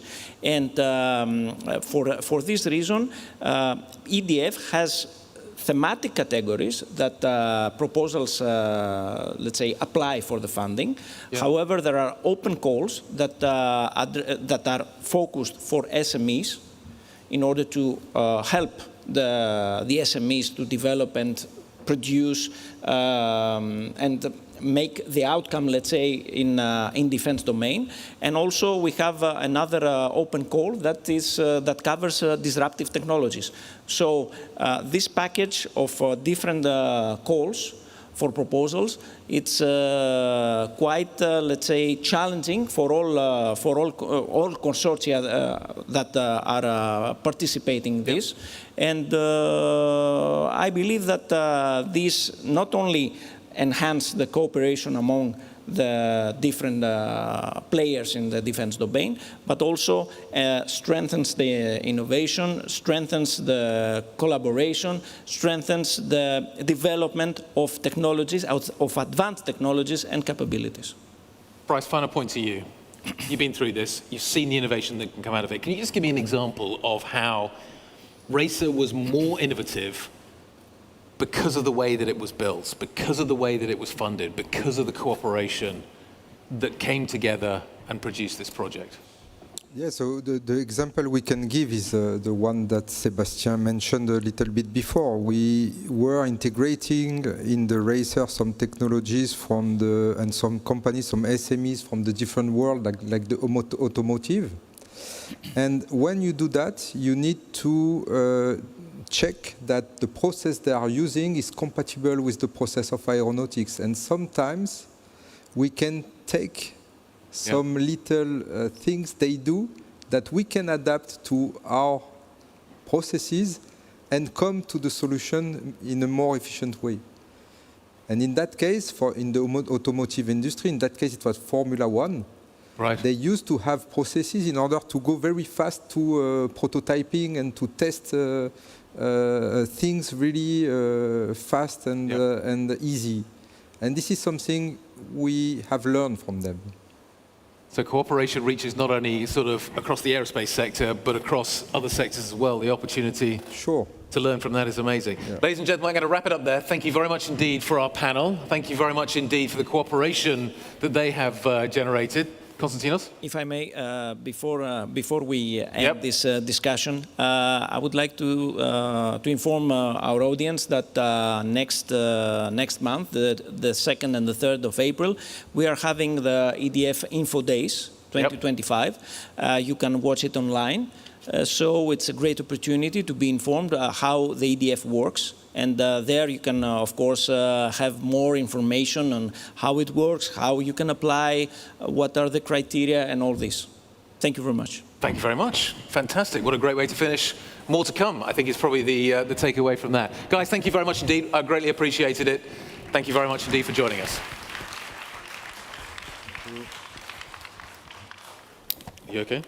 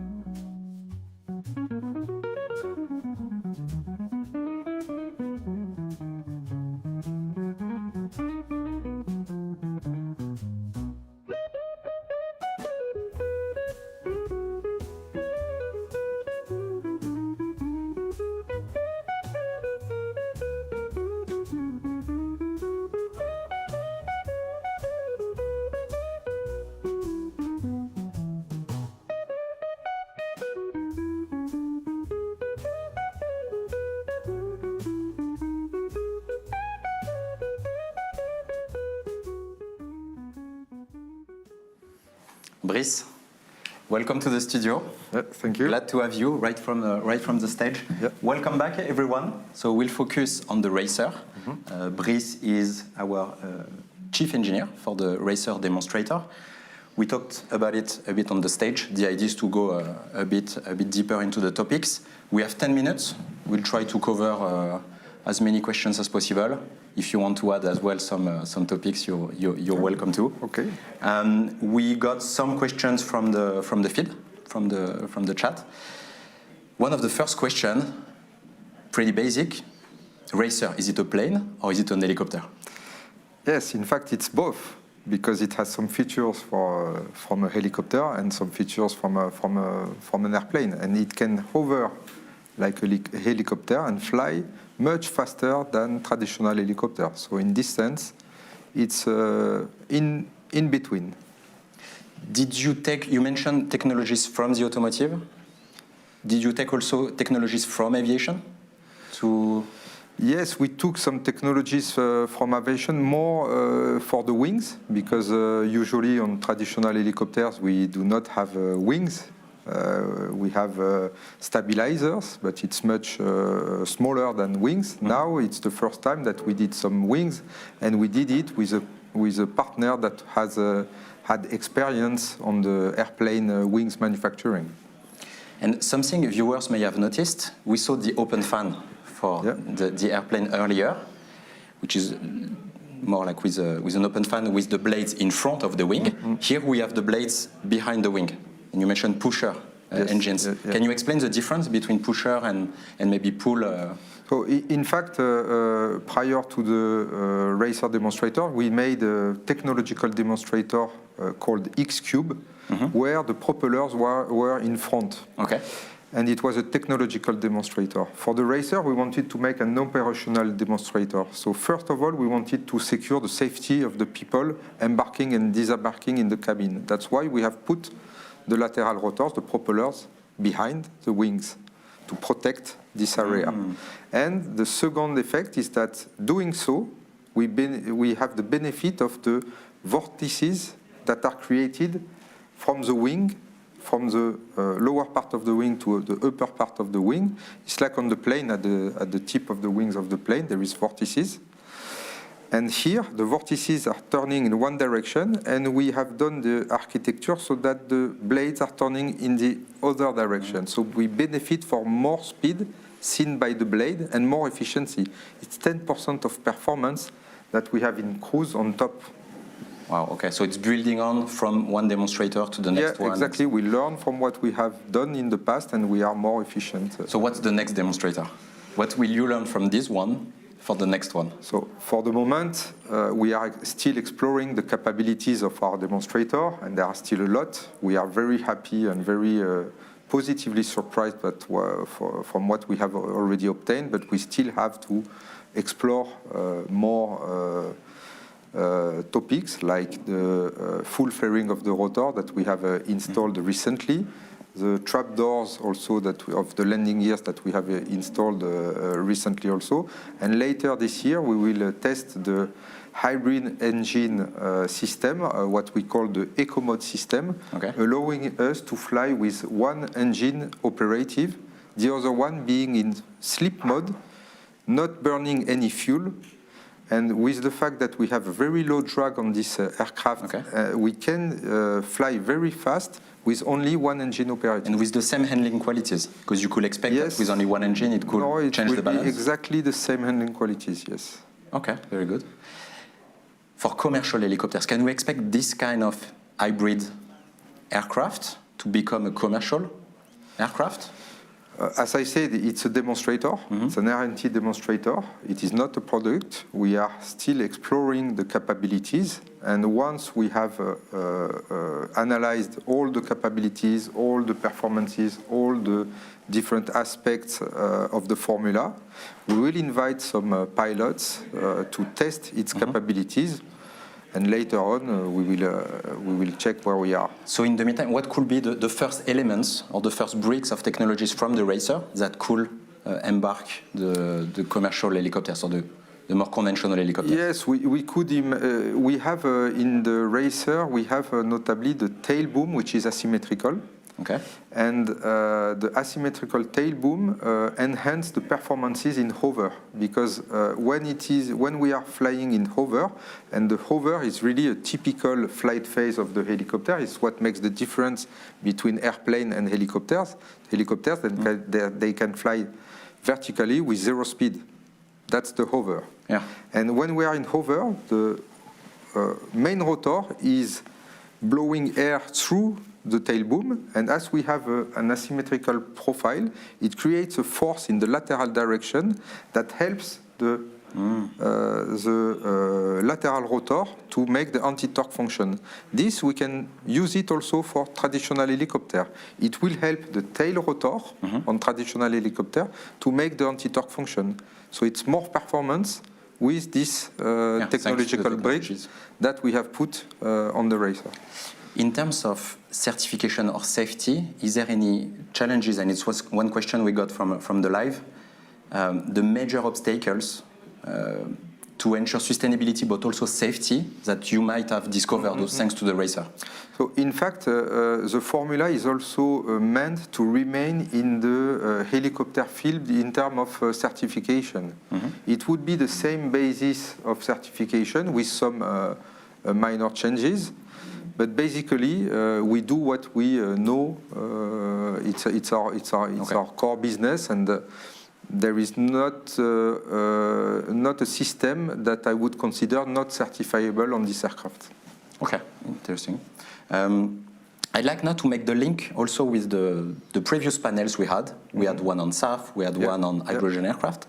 SAF, is that something we use in helicopters? Is that something you're looking at? Or? Yes, we already tested some SAF on some numbers of our helicopters. And if we make the link to the Racer, there is no technological blocking point to use SAF. However, the demonstration is not really meaningful because what we have done already on the helicopters is covering what we could do on the Racer demonstrator. So it's more a general question that we can probably already use SAF in helicopters in general. Yes. What about a hydrogen helicopter? Is that something that we can consider? For the moment, I would say it's really early, even more than for the airplane, because technology is not yet mature.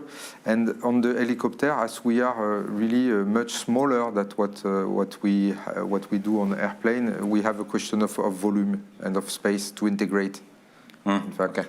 So you are even more constrained than aircraft. Yes. Okay. Interesting. Maybe a question on, you mentioned a lot, of course, one of the benefits could be for emergency services. Do you even consider going further for the very high-risk missions? Is it where it's too risky to have a pilot? Are you also considering to have a demonstrator without pilot for the very high-risk missions? On the Racer demonstrator, no. However, we have some roadmap in terms of autonomy, in terms of connectivity, in terms of man and band teaming that are taking into account those issues, those problematics, those questions. We are currently developing and assessing some different technologies, and we will adapt to the need of the market, of course. Understood. Maybe one last question. We talked about sometimes reprioritization, or we try to combine decarbonization and defense at the moment. Are you confident that EU funding for this kind of projects in the future will continue, or is it at risk? How do you see that? So first, for the Racer demonstrator, we terminated the contract we had with Clean Sky 2, so Racer demonstrator is not at risk.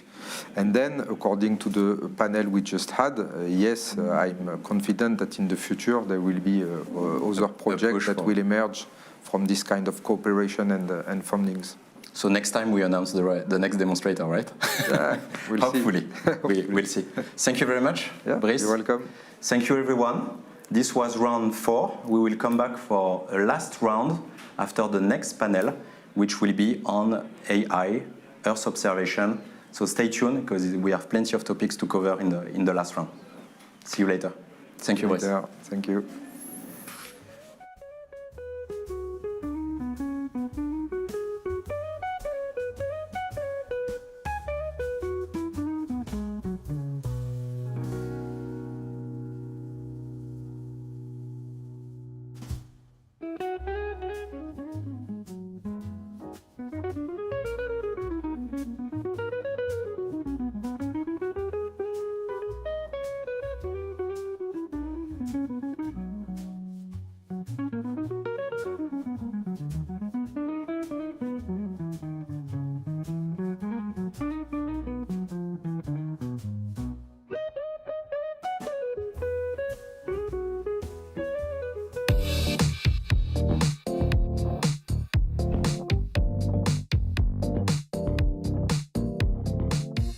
Welcome to the Airbus Summit. We're here at the Toulouse Delivery Center, usually for our customers, but we've transformed the space to share our innovations and the technology bricks we think will build the future of aviation. First stop, the A321XLR. It's the latest narrow-body aircraft to come out of our assembly lines. It's the extra long-range version of our A321neo. It can fly farther with better fuel burn compared to other aircraft in its class. What's the difference between the A321neo and the A321XLR? Well, it's this extended and reinforced rear center tank with over 40,000 liters capacity. Here, we're looking at all of the fuel that we've added on board to get us from Sydney to Kuala Lumpur. Now, of course, the A321, like all of our aircraft, can fly in sustainable aviation fuel. So we've got our friends on the tarmac, Total Energies, to come fill her up. So we love flying with SAF because it means reduced emissions over the life cycle of the fuel versus the emissions of fossil fuel taken out of the ground. Next stop, Racer. It's our high-speed helicopter demonstrator, leveraging speed and fuel consumption. It's the perfect mix between fixed-wing aircraft and helicopters, rotor and an asymmetric tail, capable of hovering and flying at speeds of more than 400 kilometers an hour. That's twice the speed of a conventional helicopter. At the summit, we have another flying demonstrator, the EcoPulse. It's a result of collaboration and innovation with Airbus and its partners Dara and Safran. State-of-the-art hybrid electric propulsion is helped out with engines all along the leading edge to break down the thrust, reduce drag, and improve aircraft performance. Finally, let me show you Optimate. If you missed the reveal last year at Vivatech, spoiler alert, this truck doesn't fly. Just imagine loading a van with an A350 cockpit, all the latest sensors, cameras, flight systems, and taking it for a ride. We hope you've enjoyed the tour, and stay tuned for the Airbus Summit Live as we continue to speak with special guests on the future of aviation and share our purpose to pioneer sustainable aerospace for a safe and united world.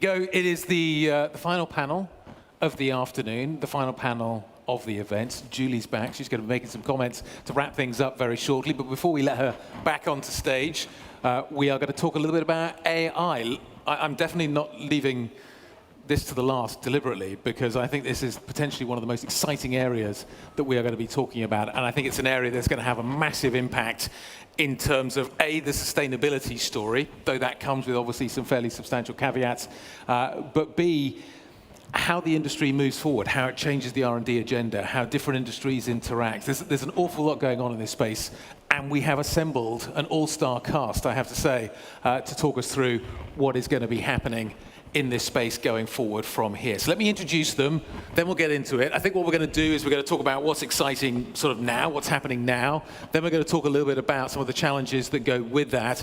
And I think we'll kind of wrap it up on a really big up note about what the most exciting things coming out of the AI story going forward from here look like. So let me make some introductions. Eric is down at the end. Eric Even, Senior Vice President and Head of Space Digital, Airbus Defence and Space. I've got Pierre over at the far end as well. I do feel he should be wearing a green top. John Deere. It's got some great colours, but it's white today. But nice to see you. Pierre Guillot, Senior Vice President, John Deere Power Systems at John Deere. Very nice to see you. Pooja sitting next to him. Pooja Narayan, Airbus AI Fast Track Leader. That's a cool title. Very nice. And Vincent is sitting next to me here as well. Vincent Ponce, Cloud Sustainability Specialist at Google. Right, introductions made. Let's crack on. Let's talk about what the most exciting thing is happening right now. How is AI impacting what is being done at the moment? Eric, I'm going to start with you. Give us an idea. What's exciting right now? Yeah, first of all, thanks, Guy, and good afternoon, everybody. First of all, you might wonder, why is space digital? What are we doing? Is Airbus only doing great aircraft, helicopter, and satellites? The answer is no. Since more than 4 decades, 40 years, we are an operator of satellites to observe the Earth. And as Julie mentioned yesterday, it's one of the key assets we have to master some of the challenges that we have ahead of us. So we have a massive amount of satellite picture. We took 33,000 new satellite picture every month on high resolution. More than 30,000 pictures a month. Great, what are we doing with that? I was about to say. First of all, we find a way to repatriate them on Earth and to process them. How are we doing that? We're using a digital interface called One Atlas. And thanks to One Atlas, we can process the data and use algorithms to develop bespoke applications for some of our users. I might come back to that. Agriculture, deforestation, how do we support also disaster management are few of the examples that we have. Obviously, we do a lot in defense, but not only. And that is what I'm happy to discuss with you today. Okay, cool. We'll look forward to talking about some of the opportunities, some of the challenges. Quick fire round. Okay, let's go around the table. Pierre, talk us through what you're seeing. Yes, I will. Thanks. Good afternoon, everybody. So first, I'm sure you're guessing why John Deere is attending to an event at Airbus. We won't produce flying tractors. Be reassured that we won't compete. But what we want to talk about is we are part of the value chain for SAF. And our vision is we will help the farmers to produce decarbonized or lower carbon crop and feedstock for the SAF industry. That's why we are here. And when we think about farming, we went through centuries of progress, and the last 150 years have been massive. And we can see 4 eras in farming. One has been adding power to the ground to help yield through tractors and combine. Then we went through chemicals. We went through all the fertilizer, the herbicide to protect the crop. Then we went to biotech. And biotech, we got all the hybrids, all the MGO. And now we are getting in an era of the next leap for farming improvement, both in yield increase and input reduction will come from digitalization. And now we use the data to help farmers to better produce more sustainable and more respectful of the environment.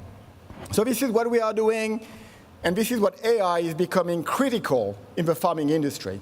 And mainly because we can see two ways to help the farmer.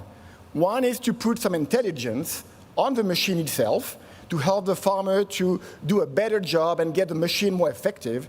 And the second is through all the connectivities, we have millions of machines being connected all around the world, and we collect all the data from their operation in the farm, and then compute this data on a batch manner to really enable the farmer to give better job the next year. We can provide prescription every year to how to best manage their operation through the data analysis we can do from the last year performance.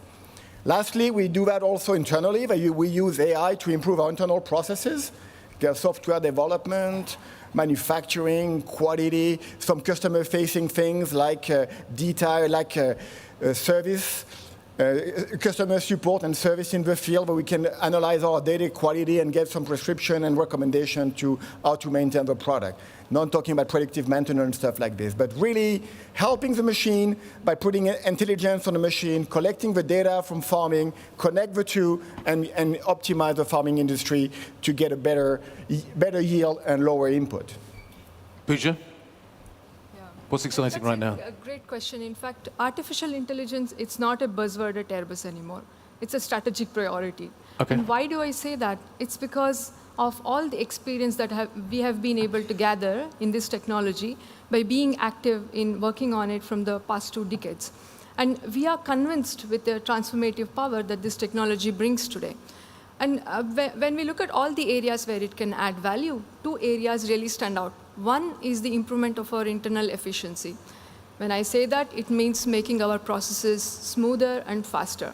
And the second one is about how AI is going to enrich our products and services. And that's something that is enriching the product itself, as well as improving the efficiency of our customers. If we look at the operational efficiency side, there are a number of examples that I could quote. For instance, being the leading manufacturer of the aircrafts, we have huge industrial systems. That means we have complex processes which will enable us to build and assemble the aircraft. In order to improve the efficiency of these complex processes, we look at AI as a candidate solution. AI used for planning and scheduling of operations within the industrial system is going to be a game changer for this industry. We have also looked at automated visual inspection, which is about identifying the damages on the surface of the aircraft, localizing them, plus characterizing them, etc. So this is also going to be a fantastic opportunity to say that we are where we could use AI. Not only that, with the boom of generative AI, what we have noticed is that it has much more business value potential. And therefore, we are investigating on how we can use generative AI in order to simplify the processes that we use within our industrial systems, be it by helping the operators or by generating some content, or like the coding, which Pierre mentioned, basically for the software engineers. So this was all about the operational efficiency, right? The second thing that I would like to discuss is the AI for products part. So when I say AI for products, it's not just only to embark the AI on the product itself, but obviously AI is also going to be a game changer when we look at how we design, develop, test, as well as just I mentioned how we assemble the aircraft. So from years of the proficiency in system design that we have in Airbus, we have been able to gather the data. And this data is a gold mine, as we know today. And using this data, we can use artificial intelligence to simplify the time that we take for the design cycle next time around. And we are investigating this quite seriously, and we think that AI-powered simulations are going to be a big game changer for simplifying the engineering design process. So the rate of innovation picks up. Absolutely, yeah. That's the future of the innovation for the engineering processes mainly. And then if you look at AI on top of our products itself, then we also have good examples. For instance, computer vision algorithms, which are quite task-specific, helping the navigation of our airborne platforms. This is a classic example. Think of it like you are providing a pair of eyes to the aircraft. I mean, there are numerous ways of sensing information, but this is another redundant means of sensing the information. And then with that, what do we intend to do? We want to make our products more competitive. We want to make them excellent, as well as, mainly, we want to make them safer when they are in operation. I think this is the future of innovation. AI is a solid technology, a candidate for pushing the boundaries of innovation, and we in Airbus are looking at using this within the operational efficiency sphere as well as in the product space. Excellent. Let's talk about Google. I imagine the use case at Google is kind of fairly well embedded at the moment, and there are lots of things that are happening at the moment. Isolate some for me and give me the greatest hits at the moment as what you see as being the most exciting opportunity. So first of all, thanks Airbus for inviting us to represent an AI platform provider. Google has been doing AI for more than 20 years. We have these capabilities in all our products with no things which sounds like simple, like spam detection or content classification for Google search or YouTube. And to power this innovation, we have thousands of researchers who publish dozens of thousands of academic papers on these topics. And finally, about GenAI more specifically, our research group provided the foundation of all so-called large language models of today with the publication of the Transformer model in 2017. So that's not something we are doing from yesterday. You know, there is a significant legacy. And regarding how we handle those new GenAI capabilities in our product, before we were doing AI specific model for every single task. And that's very complex because you have to labelize and to tune, etc. What we find out is that if you train a generic model on mostly everything and many tasks at the same time, they will enrich their capabilities across all type of tasks. And finally, you have this huge generic model, you fine-tune it for finally a specific task, and you handle a smaller model with significantly huge capabilities. And now, our GenAI model that we name Google Gemini is the foundation for most of our AI capabilities in our product. So in ads, search, YouTube, etc. And we also provide those capabilities not only in the consumer product, but also for internal processes. We announced recently that now more than 25% of the code is generated by AI. We also use AI to improve our AI infrastructure, from data center design for mechanical engineer, cooling system, etc., to even AI chip design.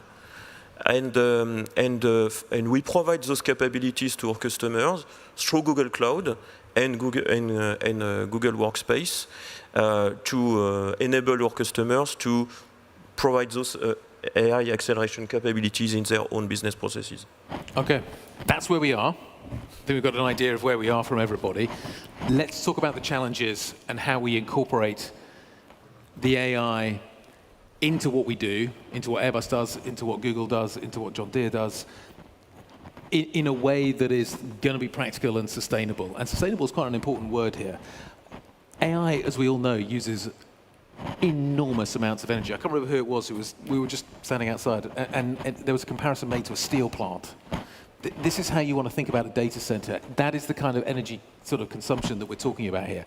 So there's going to be a huge opportunity to improve sustainability, to improve the products that are produced, to improve the speed at which the products are produced, but it comes at a cost. And I think we need to start understanding that. We also need to start understanding how the data that we're putting in is used responsibly, because these huge data sets that exist within Airbus, within John Deere, need to be used responsibly if there is going to be a level of trust that is maintained. So let's talk about the energy issue first of all.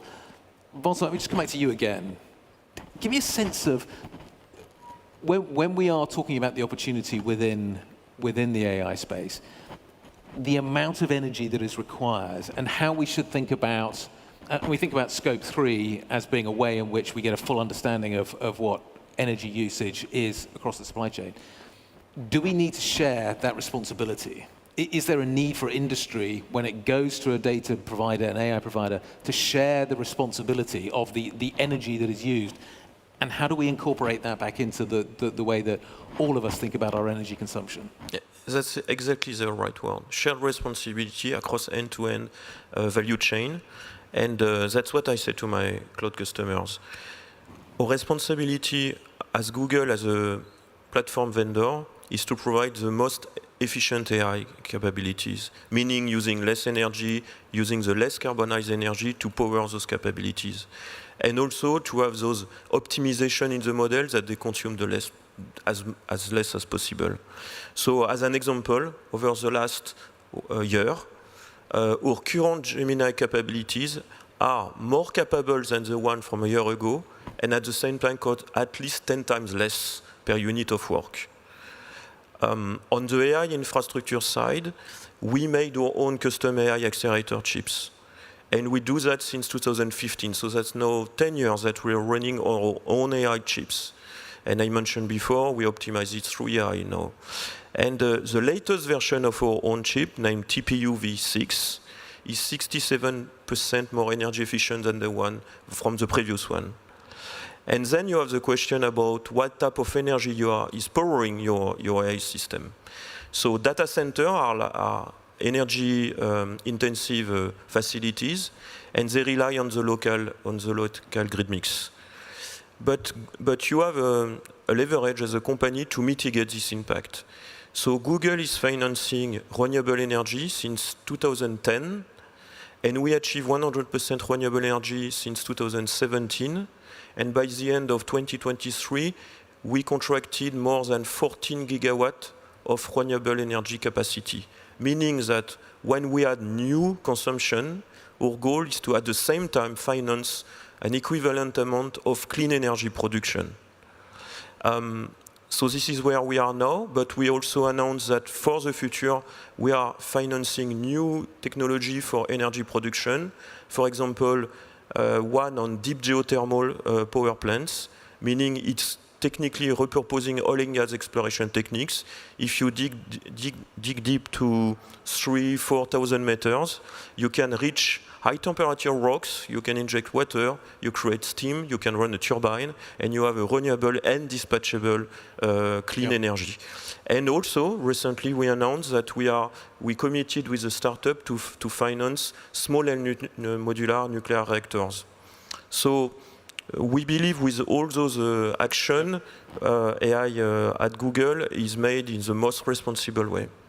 In terms of, it's interesting actually, thinking about the conversations I've been having throughout the day. The AI industry and the aviation industry, there's some quite useful comparisons in as much as both critical infrastructure for the global economy, both providing a massive service that is required, both having an energy challenge at the same time. And it's interesting maybe that actually the interrelationship between that energy challenge is going to be one that maybe actually can be explored together and finding solutions maybe together as well. Pooja, when you talk about AI being this kind of foundation now for how Airbus accelerates and thinks about product development, and you listed so many different areas in which it's going to occupy. How much of the conversation is around energy at that point, and the consumption of energy in the AI that you're using? It's very easy just to use it. Do you need to think about all the other aspects that go with this as well when you start planning how deep this is going to become and how important it's going to become as part of Airbus? Yeah. So here on this point, I would like to mention that so we all are coming a bit from the generative AI buzz right now. Yeah. So we all think of when we say AI, we think of large language models, right? But there's also a whole bunch of AI which is very task specific, trained only on very specified data sets, and it exists and doesn't consume too much energy. So Airbus has been active in developing these type of solutions as well, and we have done it in the space of, for instance, on Skywise, we have a predictive maintenance solution that we offer to our customers. We have internally also the deployment of small tools, which are, for example, the automated visual inspection, which is not like a large language model, which is consuming lots of energy when it is deployed for every time an inference needs to be made. So this is also a way of actually pushing the responsible use of AI. And in Airbus, I have to be very specific here. We don't think of doing AI for every problem that we come across. We are very specific. We actually look at the problem quite holistically, and we do AI where it is needed. So we have a very good value assessment, or rather the assessment of the problem itself, to understand if that's the right fit for the AI. And if it is deemed to be so, If we prove that, yes, it's a great problem and AI can solve this problem for us, then we really go into the development of AI. And here we follow a number of principles. For instance, the ethics by design principle that we follow. We have an responsible AI policy that we strictly follow when we are developing and deploying even the solutions that we buy from outside, right? So even when deploying those, we are relying on this Airbus responsible AI policies. And we are very aware that we need to be in this journey explainable, we need to be robust, as well as we need to be ethical. And we are following these principles quite stringently when we are doing the development and the deployment of these type of solutions. Okay. Pierre, how do you think about the challenges? You know, I think to build on what we just said, actually, is what do you use AI for? And the cost benefit is something we want to assess all the time. And in our industry, 70% of the CO2 generated by the farmers are coming from use of fertilizer and herbicide. Yep. So when we use AI to reduce the consumption of it, we really help the farmer, and we really help the balance between the energy we need to propel AI and the energy we need. For example, spraying, you know, we put an herbicide and we put computer vision on the machine, and then we spray only the weeds. And not, currently the practice is you go into a field, you spray the whole crop, and then the selective herbicide kill only the weeds and leave the crop alone. What we do today, we have cameras, we're computing the image of what he sees, and if we identify a weed, just spray the weed. And for several years we are selling this technology, we have reduced by 60% the amount of herbicide being used by the farmer. On the same manner, on a combine, when we want to optimize the crop, we can get up to 20% productivity on the combine by assessing the crop in front of us and manage the speed of the combine to optimize the way it's operating. And we have examples like this, like a lot. So really, what we use AI for is exactly what you build on. What we use AI for is what matters the most. Same thing when we compute the data in the cloud and give prescription. A farmer we use our set tool of tech stack can get about 20 to 30% more yield compared to his not using it. Just using the energy to do that on a grand scheme of things help a lot to get the balance between the energy and the CO2 you consume by processing the data and the value generating for the community. Eric, how do you think about this? Yeah, a lot of things have been said. Let me step back a second on the advantage of AI for the geospatial industry. You will have easier access to data. It will be faster, and Pooja, your point, it will be adapted to bespoke needs. That's absolutely key, and that is how AI will accelerate the use of geospatial data. Let me give one example. An application that we have developed with an NGO called Earthworm, called Starling, is monitoring deforestation. Okay. How does it do that? Very clearly, you take various sources from various satellites, the open source satellite and our own satellites. You combine them, you process them, and thanks to AI, you can automatically issue reports telling you where deforestation was made compared to the last image you have been on stock. It's a very concrete example on what AI can do. If I look at the glass half full, where are the challenges? Veracity or trustful information. How do you ensure that the data you have is a real one, has not been faked? We see that every day on internet.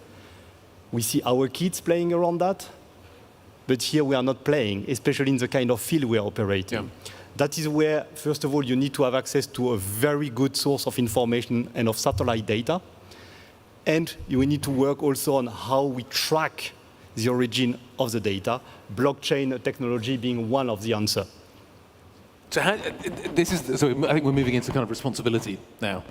You've got big data sources that need to be used and deployed responsibly. I think that's one certain challenge that we're all going to face. The second one is, you talk about the code of conduct and making sure that the data is used responsibly. Given the pace at which this is accelerating, how are you throttling back because you have to make sure that the safeguards are in place? Give us a sense of kind of the restrictions that you put around it, the self-imposed restrictions to a certain extent, and how that affects what you do. So how important is the results of what you're doing with the AI, and how important is it that it's done properly in terms of the way that you think about it? I'm assuming that the latter is probably more important than the former. I mean, if you ask my opinion, I think both of them are extremely important. Some of the applications of AI can be quite simple. It could be just detection of something from an image or from a piece of text, and they may be not really be used for any sort of critical application. But when you use AI for safety critical applications, then you really need to ensure that the data that is used for training these algorithms is the right one. And we should also ensure that the accuracy of the algorithms is the right one. So I think it's equally important to look at this veracity point that Eric mentioned, the trustworthy AI aspects, all through the development cycle. And let me tell you this, and I want to actually, I'm quite proud of the fact that Airbus, being a leading aircraft manufacturer, we are also spearheading the research within trustworthy AI. What does that mean? We are working on the formal verification as well as uncertainty quantification of the algorithms that we produce. And this is extremely necessary because AI is not for the practitioner community anymore. It's going to be, I mean, everybody is going to touch and feel and interact with this technology on a day-to-day basis. That means it's important that we gain trust in that. Technically, it has to be robust. It needs to be explainable. There is a need to know why a certain decision has been made. If it's having an impact on somebody's safety, presumably it's absolutely critical. Yeah, absolutely. Exactly. I think the robustness and the accuracy of the data and what it's generating by AI is critical. You know, we have autonomous vehicle. We're making some farming activity, plowing or planting. It needs to work. And it's not easy. It's not easy to make plowing or planting autonomously. You know, you have a lot of parameters. You have a farmer is a farmer. He knows what he does. He knows exactly his soil. He knows how it works. And when you have no farmer in the tractor, you need to do something very accurate and very consistent. And so the quality of the data, the security, and the same thing on the security. If someone go across the field or if an animal go across the field, you have to stop. And you have to start the machine again when you're highly confident. So the quality of your algorithm, of your software, plus the quality of the data you're sensing, and these two parameters make it very, very critical to be AI tools enabling value for the community. It needs to be scalable. It needs to work on a very high robustness level. What do farmers want from AI? Do you need a PhD to be a farmer these days? Tractors are getting more and more complicated. Pilots and tractor drivers increasingly, I'm joking, of course, but they are becoming, I was in one the other day, they are unbelievably complicated things these days. So how do we, is it making the farmers' lives easier?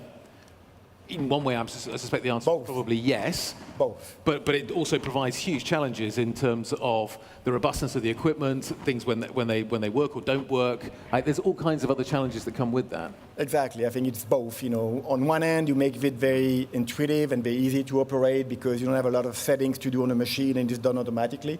On the other hand, anytime you're facing an issue, you're into a level of complexity and technology that is not easy to handle by the individual. So on one hand, we have to train and educate the farmers, but farmers also wide range of people. You have farm in Brazil having more than 1,000 employees running on 200,000 hectares, and you have farm in Germany with 150 hectares having both the same technology. And it's really, you have young farmers who are really keen and being developed and grow through digital natives and get very keen on this technology. And you have farmers at the end of their career when they would like to see how they can torque things with a screwdriver. So we have these two populations in our customer base, and the one being very technology savvy is really interested in moving forward with other technology, and they take the benefit of its ease of use and high accuracy and better performance of the equipment and the farm, and on the other hand, being able to handle and understand the dynamic of the technology in the machines. Okay, we started with a quickfire round as to where we are. I think we should probably finish up with a quickfire round on where we're going and what we're most excited about. Pooja, I'll start with you this time. No pressure. Yeah, so I've talked a lot about the transformational power that AI has, and I truly believe in it. What I'm really excited about this technology and the outlook for Airbus is its application within our industrial systems. I think the complex process that I was talking about, AI really has the potential to simplify them. And I also believe that for Airbus, this is going to be absolutely key, especially if we want to push for securing the ramp up, which is one of the challenges that we have ahead of us now. Yep. This is going to be a key in understanding how this technology can simplify our processes end to end. And this is something that really excites me. What also excites me about AI is how it is capable of pushing the boundaries of innovation and research, but in adjacent industries, for instance, in semiconductors. Going out and finding out the energy efficient chips, or it could be in the packaging technologies or discovery of new materials. So I think there's lots of potential places where AI is creating sort of a ripple effect. And this positive feedback loop between different industries is amazing to witness. And I'm truly excited about what else we have in store because we have AI today. Yep. And how else could we apply it to Airbus for making our processes and products better than they are today. Wilson? So we say two things. One, I would say in terms of user experience. Models are becoming more and more user-friendly, so-called multimodal. So you talk to them, you are showing images or videos, and they can analyze the context of which the conversation you have with them. So most probably in the near term, we will make things easier to use because of this change in terms of user experience. On another space, I would say science and engineering research, because we demonstrate in multiple spaces that AI model could be more accurate and more performant than traditional numeric simulation process. One example, meteorological prediction. It used to run, so currently it runs on thousands of servers for many hours to predict the temperature for the end of the day. Our research group made a model that can make the prediction for the next 15 days in minutes on a single chip. So it's tremendously more efficient in terms of execution, and it's even more accurate. We have things into protein folding, so predicting the 3D shape of a protein, which is a predictor of its behavior in a human body, for example. Also about material discoveries. So in terms of science and engineering, we believe that AI will be a tremendous accelerator of discoveries. Excellent. And we were talking about the weather earlier on and the impact that that's going to have in terms of just contrails and non-CO2 and the ability to predict the weather, a key part in all of that. Eric? If you take the space industry, I strongly believe we are at the very beginning of the transformation powered by AI. Why that? First of all, today we explore, we see the Earth. Tomorrow we will go to Earth exploration. It means we will have at our disposal a huge amount of data. And again, we will have AI companion, if you like, that will enable you to analyze very quickly what you want to see. You can task an AI companion to tell you to see a pattern within a 10-kilometer radius. That is today totally impossible. That will become tomorrow standard. And then you can imagine all kinds of applications going all of that. So it is agriculture. It is, again, environment monitoring. It is also what you can do to detect some patterns and to see their movement, and it has no end. Again, we are at the very beginning, and it will profoundly transform the industry. Yeah, final word to you. Yeah, I think there is twofold on this question. One, I think the most exciting part I can see is the unknown. We don't know what AI will drive us. I think there's a lot of potential we are scratching the surface today. We are at the beginning. And the second part of the equation is how we can spread what we have today.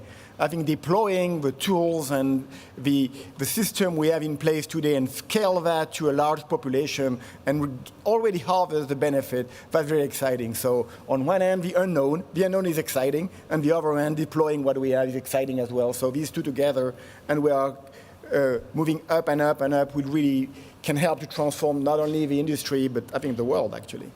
Okay. The world. Lots of questions already online. I imagine there's a few in the room as well. I'm going to start with one that is online, though, because we've got around 10 minutes. So let's crack on and do some questions. Pooja, to what extent will AI accelerate product development? I would say to a large extent.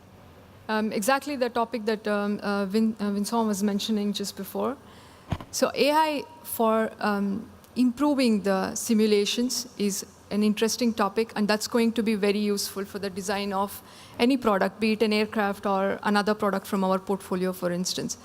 So we have this data that we have gathered from a number of years because of our engineering activities, and this data is going to be quite useful for the next time around when we do the design, in order to ensure that the design space is properly explored, which is not an easy task to do because it could be quite large.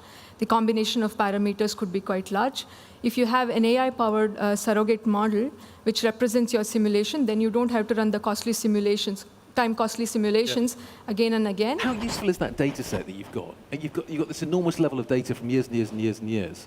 You must only just be beginning to understand what is buried within it and the potential within it. It's heaps of data, really. It's petabytes of data that we have. And what we now are looking at is how can we make that data operational, and how can we capture the knowledge that this data has within these surrogate models. Once we have that, these surrogate models are really the representation of the knowledge that is hidden in that data. And then the next time when you are doing a simulation, you don't need to run this costly simulation, but can just run the surrogate model and get the response like in more than 100x less time that is needed to run the simulation. And I think this is going to revolutionize the design of the aircraft, right? So there's endless design experiments that we can do. The parameter space can be very quickly explored. And here the hybrid, we call it hybrid modeling. So the hybrid modeling is going to prove itself really beneficial in the aircraft design. Okay, questions in the room? I've got lots online. Okay. I think that some sort of feels appropriate maybe to go online. In terms of kind of the safeguards, what safeguards are in place in terms of accountability in case AI, automation, in terms of that safety question that we've talked about? Pierre, you talked about kind of the safety within a tractor in terms of using the data that we're talking about. How important is that? How important are the safeguards that are being put in place? I think these overall safeguards are part of the product development. AI or not AI, it's a software development at the end, and you have a different engine behind it. At the end, you need to qualify the robustness of what you do, and you want to make sure that your product is delivering what it's supposed to deliver. So there's some safeguard on privacy, there's some safeguard on safety that you want to make sure that you keep the image.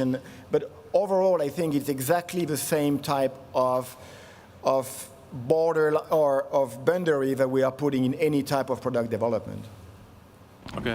And I would add that in Europe, we have a regulatory context through the AI Act, which defines the classification of criticality of AI systems. So you have a life-threatening system, and you have different layers behind it. And according to this classification, you have different set of obligations. You have also industry effort to standardize about how to identify risk and how to control the risk around AI system. So Google, for example, participated about what define ethical use of AI, something like 10 years ago.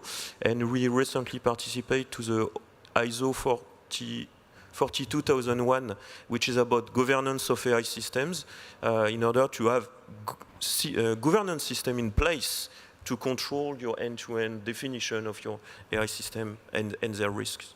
Just to bounce back on the point that Vincent made, the standardization activity is sort of very active in the aerospace industry, and Airbus is a part of this journey as well. I mean, we are looking at how can we create the right standards with which we can develop, which will set the standard for developing AI within aircraft systems. And I mean, when there is a standard, it will completely standardize the process of development of the aircraft systems, right, which embeds AI in them. So there, all of these sorts of trustworthy AI aspects, such as the robustness, explainability, as well as the ethical use, are also well embedded within these standards. Okay. And if I may. Yep. AI is a reality. So either you are scared about that and you stay home and you do nothing with that, or you embrace it. You mentioned it, Vincent, we have several layers. The lawmakers are giving in some boundaries. Companies are giving us boundaries. You mentioned Google, we do the same at Airbus. We have a standard use and an ethical use of AI. And then it's on all of us to look that our application are also truth and conveying the truth information to the final user, whatever the applications. I think that's absolutely essential. That's a collective responsibility that we need to have to make AI something meaningful for all of us. Okay, next question. Is there any questions in the room? No. Okay, I'll carry on online. Also, maybe one for you. Quantum, are we too early? Everybody got very excited a few weeks ago about quantum computing. Yeah, quantum is very exciting, and Google is investing into quantum. We have a dedicated quantum lab in Santa Clara for many years. And so we created also multiple generations of quantum chips. So I'm not a specialist of quantum. When I talk to those guys, they tell me, we don't know about the exact future, about the exact applicability of it. So in a way, you can think that it's a calculator which is super efficient to make a formula calculation. The point is, we don't know really yet how to transform a real-life problem into this type of formulas. So there are some space which are closer to them, but today we don't see a lot of practical use case. There are things around cryptography, about atomic simulation, because we are closer to the quantum mechanics. But in our organization, the quantum team is under the quantum AI, under the AI research group. So we think that in the future, that will be the future, so-called, in some participating to general AI in a way, but today nobody knows really in which shape. Okay, so we've just got to, yeah. It's more mid-long term, probably. Mid to long term, okay. So, but there is an opportunity there potentially. Yeah, and we want to be in this game, and that's why we're investing it significantly. Okay. Let's kind of wrap this conversation up. AI is clearly going to be a massive opportunity. We know that. We have got huge challenges on the energy front. We've got challenges in terms of the way we harness the power. In terms of how many steps we've made in this journey, Pooja, you talked about all of your companies have been using AI for a long time. Where are we in terms of the kind of the delta, in terms of the rate of change? How? It's a bit like you can put a bump along the bottom and not many things happen, but suddenly it feels like something. Is that this moment? Yeah, so it's the AI summer, as we say. Yeah. It's not the AI winter anymore, so the winter is gone and we are in the summer now. So for us, there was a time when I joined the company, we were still executing a lot of proof of concepts, and we were trying to see the technical feasibility of using data-driven technologies to test some hypothesis. That was the stage, and I think we have crossed that. Now we are at a stage. When did we cross it? So we have crossed it recently, I would say. Yeah. We are now at a stage where we have identified the different value streams within which are possible from this technology for the company. And we have also identified some priority use cases within these each value streams. And I actually exemplified a lot of them throughout this panel already. So within the operational efficiency and AI for products, we have already been able to prioritize what is the topic that we want to look at, which will have. So what's the phase after that? So once we have done that, once we have identified the priority use cases, the next thing would be to scale them. And to be able to scale them so that all who need to use this technology are able to use that. And not just today when it is deployed, but in the next 3 months, in the 6 months to come, to ensure that there is a continued use of the technology and it is really adding benefit. So that's the next stage, I would say. Yes, scaling. I think it's got a complex question as well, because we use machine learning, data analytics for the last decade, which is somewhere part of AI and learning model and stuff like this. Gen AI is coming, and that's what creates the hype in the society. So on one hand, we are somewhere long into the journey. On the other hand, beginning, because the progress that has been made in computing power, in ability to work on image, to work on voice, to work on sensing really different things with technology. Getting into this AI scope is really making a big change in the overall business. So I would say on one hand, we are long in the journey. On the other hand, we are just at the beginning, and we are in the spring, even. And scaling it now is really the challenge, because we need to make it work robustly to be able to scale it and get millions of users and get the full benefit out of it. I'm delighted that we're out of winter. I think that probably is the. I don't care if it's spring or summer. Summer sounds better, but spring sounds pretty good as well. Let's wrap things up there. Thank you very much indeed, all of you. I think that was extremely useful. I think we've got a much better idea of kind of where we are. We're emerging out of winter. No, we're out of winter. We're into spring. Potentially summer is around the corner. That sounds like a pretty good place to be, and an excellent way, maybe to start to wrap things up. Guys, thank you very much indeed. That was very useful. Thanks. Thank you. Thank you very much. Thank you. Great panel. Thanks. Right. I'll let you all depart. Thank you. So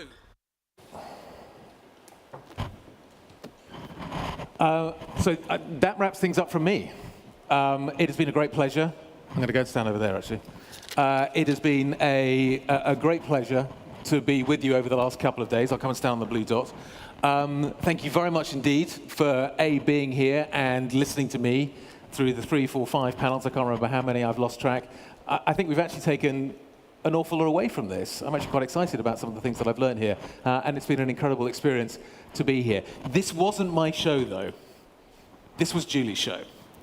And I'd like to welcome her back on stage, Julie Kitcher, the Chief Sustainability Officer. She made all this happen, and I think she should therefore have the final word. Julie, over to you. Thank you, guys. Thanks very much. My pleasure. So, indeed, that concludes our Airbus 2025 Summit. It's been quite a journey the last couple of days, actually, the weeks in the making.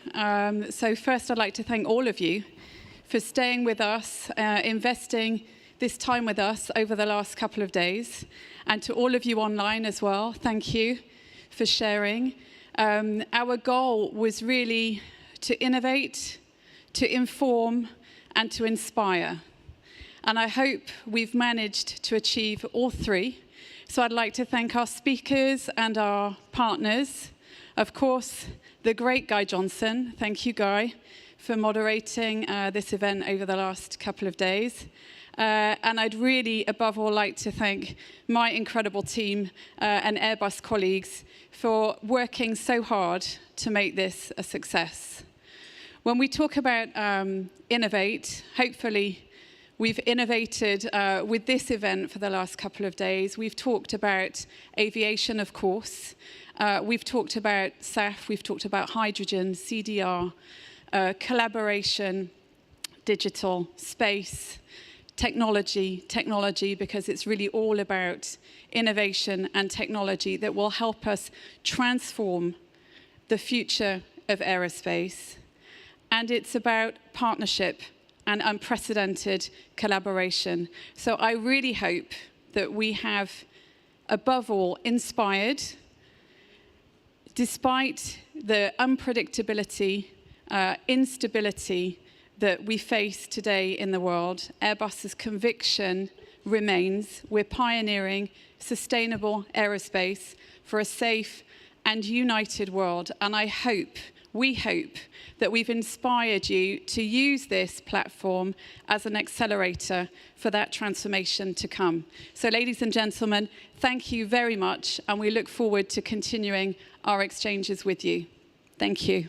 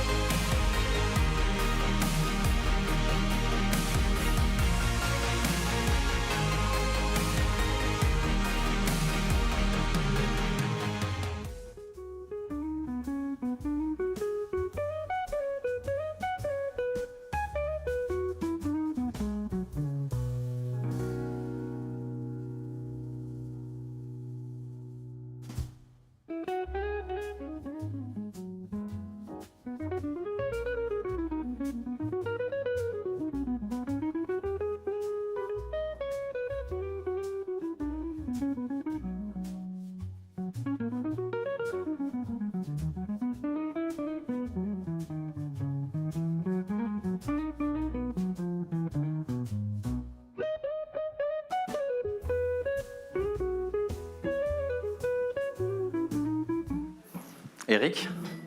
Welcome in the studio. Thank you very much. This is a bit the post-credit scenes. Julie just concluded the event, but we have one more thing, as the keynote lovers will mention. It's the final Ask Me Anything session.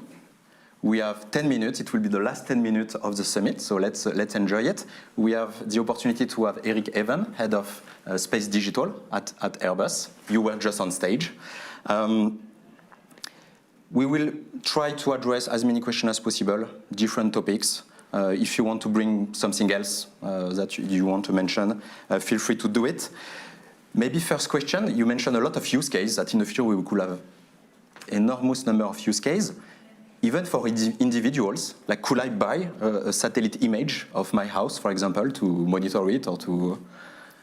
First of all, yes, you can. Okay. You can use our One Atlas platform. Okay. You find it on our Airbus website, and you can do that. And there are also multiple resellers that are affiliated to our Airbus system that are also marketing our satellite pictures. Okay, I didn't know that, so probably something to check. We got some questions online on, you mentioned a vast amount of images. You mentioned 30,000 per day, something like that. It might increase even more. Would a technology like quantum computing could be a revolution to absorb and manage this kind of data? So first of all, it's 30,000 images per month that we produce in very high resolution, So which is impressive enough. Yeah. Is quantum a part of the technological revolution? The answer is yes.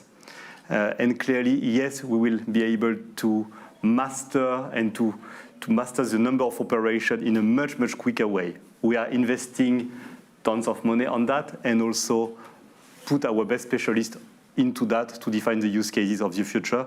And some of the projects are even done with our customers, in that case, governmental customers. Okay, yeah, because it's still a technology to come. So it's how to anticipate it, but to... Absolutely, but it's coming. We know it's coming.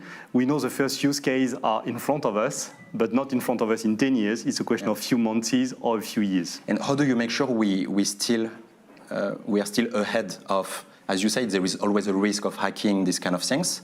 How do we make sure that we have fail-safe mechanism to make sure that we are still ahead of the threats that could... So first of all, you know, I'm working in defense and space, and we have customers that are highly demanding on what we do. So we put a lot of effort in our development cycle, in also the definition of the specification to make sure that we cannot be hacked that easily. Okay.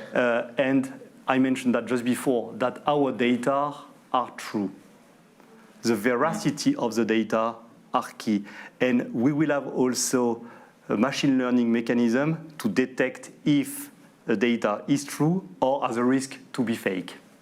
So if I buy one of the pictures on One Atlas, there is some kind of certificate that basically verify or that tells that the image is true and that it cannot then be modified or faked or... So first of all, when you buy an images to Airbus, yes, it is guaranteed that the pictures are true. What we want to invest on top of that is blockchain mechanism. How do we have the traceability of the data to make sure that you have really the kind of certification, if you like, that the pictures are the right ones and true ones. Okay, understood. Now, I'd like to come back a bit and make the link with also the previous panels we had. This morning, we had a panel on SAF, the difficulty to scale up the production of SAF. With satellite imagery, could we have a way to identify lands which are, so of course, preventing deforestation, not competing with food, but probably degraded land that are not capable to produce food anymore and that could be identified to produce SAF? Is that something we can imagine? That could come. We are not yet there, but that could come, and that's the kind of model we would like to investigate also. What we do today with an application called FarmStar is something on that way, and one of the first break to that is since more than 20 years, we support farmers to optimize the use of fertilizers thanks to satellite imagery, open sources like the Copernicus data from the European Commission, or bespoke data like from our satellites and other satellites.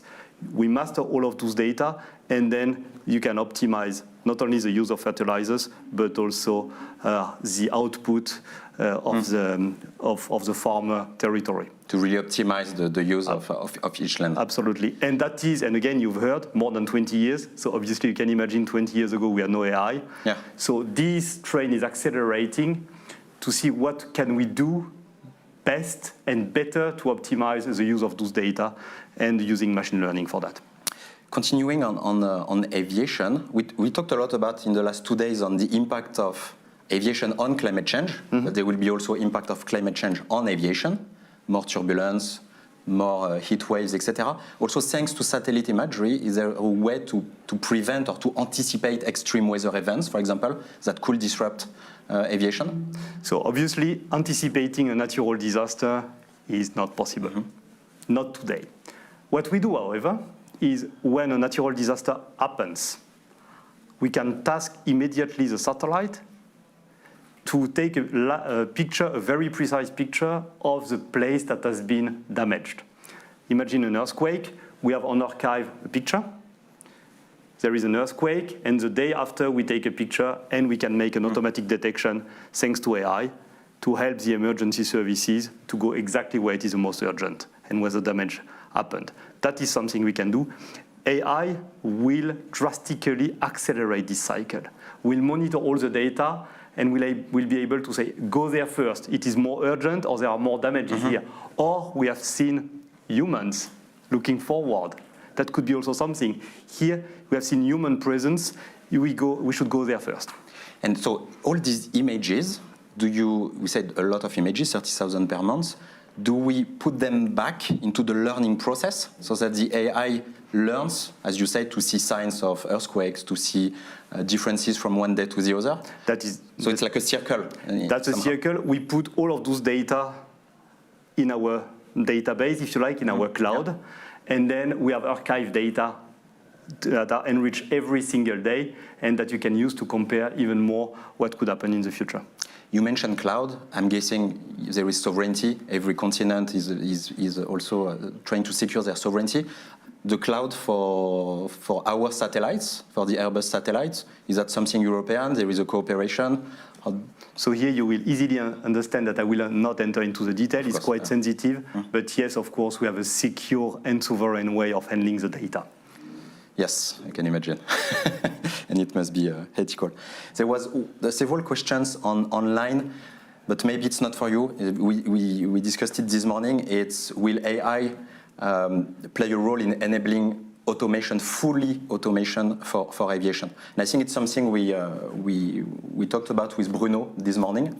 I think it's a progressive way. It's not an end objective to have single pilot or fully autonomous flight. It will be a progressive way. The priority is really to assist the pilots. With AI, we see things coming, turbulences, the way the aircraft should optimize its flight path. So it's something to assist and to help decision making for the pilots. If ultimately it comes to that, why not? But it's in the very long run. It's a progressive process.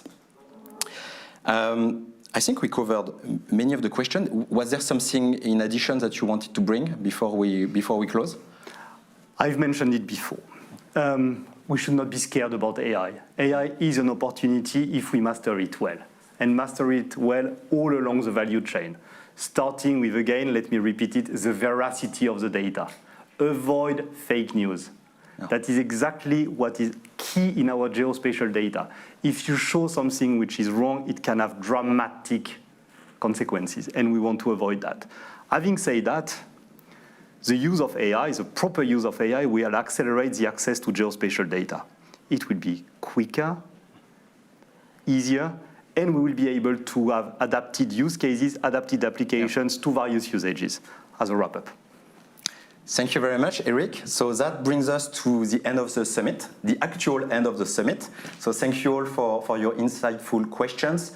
Let's carry the spirit of innovation and collaboration that we saw in the last 2 days, but also the ability to challenge us, the industry, but I think the entire ecosystems, to make sure that we turn all these ambitions into concrete actions in the fight to climate change. So on that, I officially declare the Airbus Summit 2025 closed. Until next time. Thank you. Thank you, Eric. Thank you. Thank you.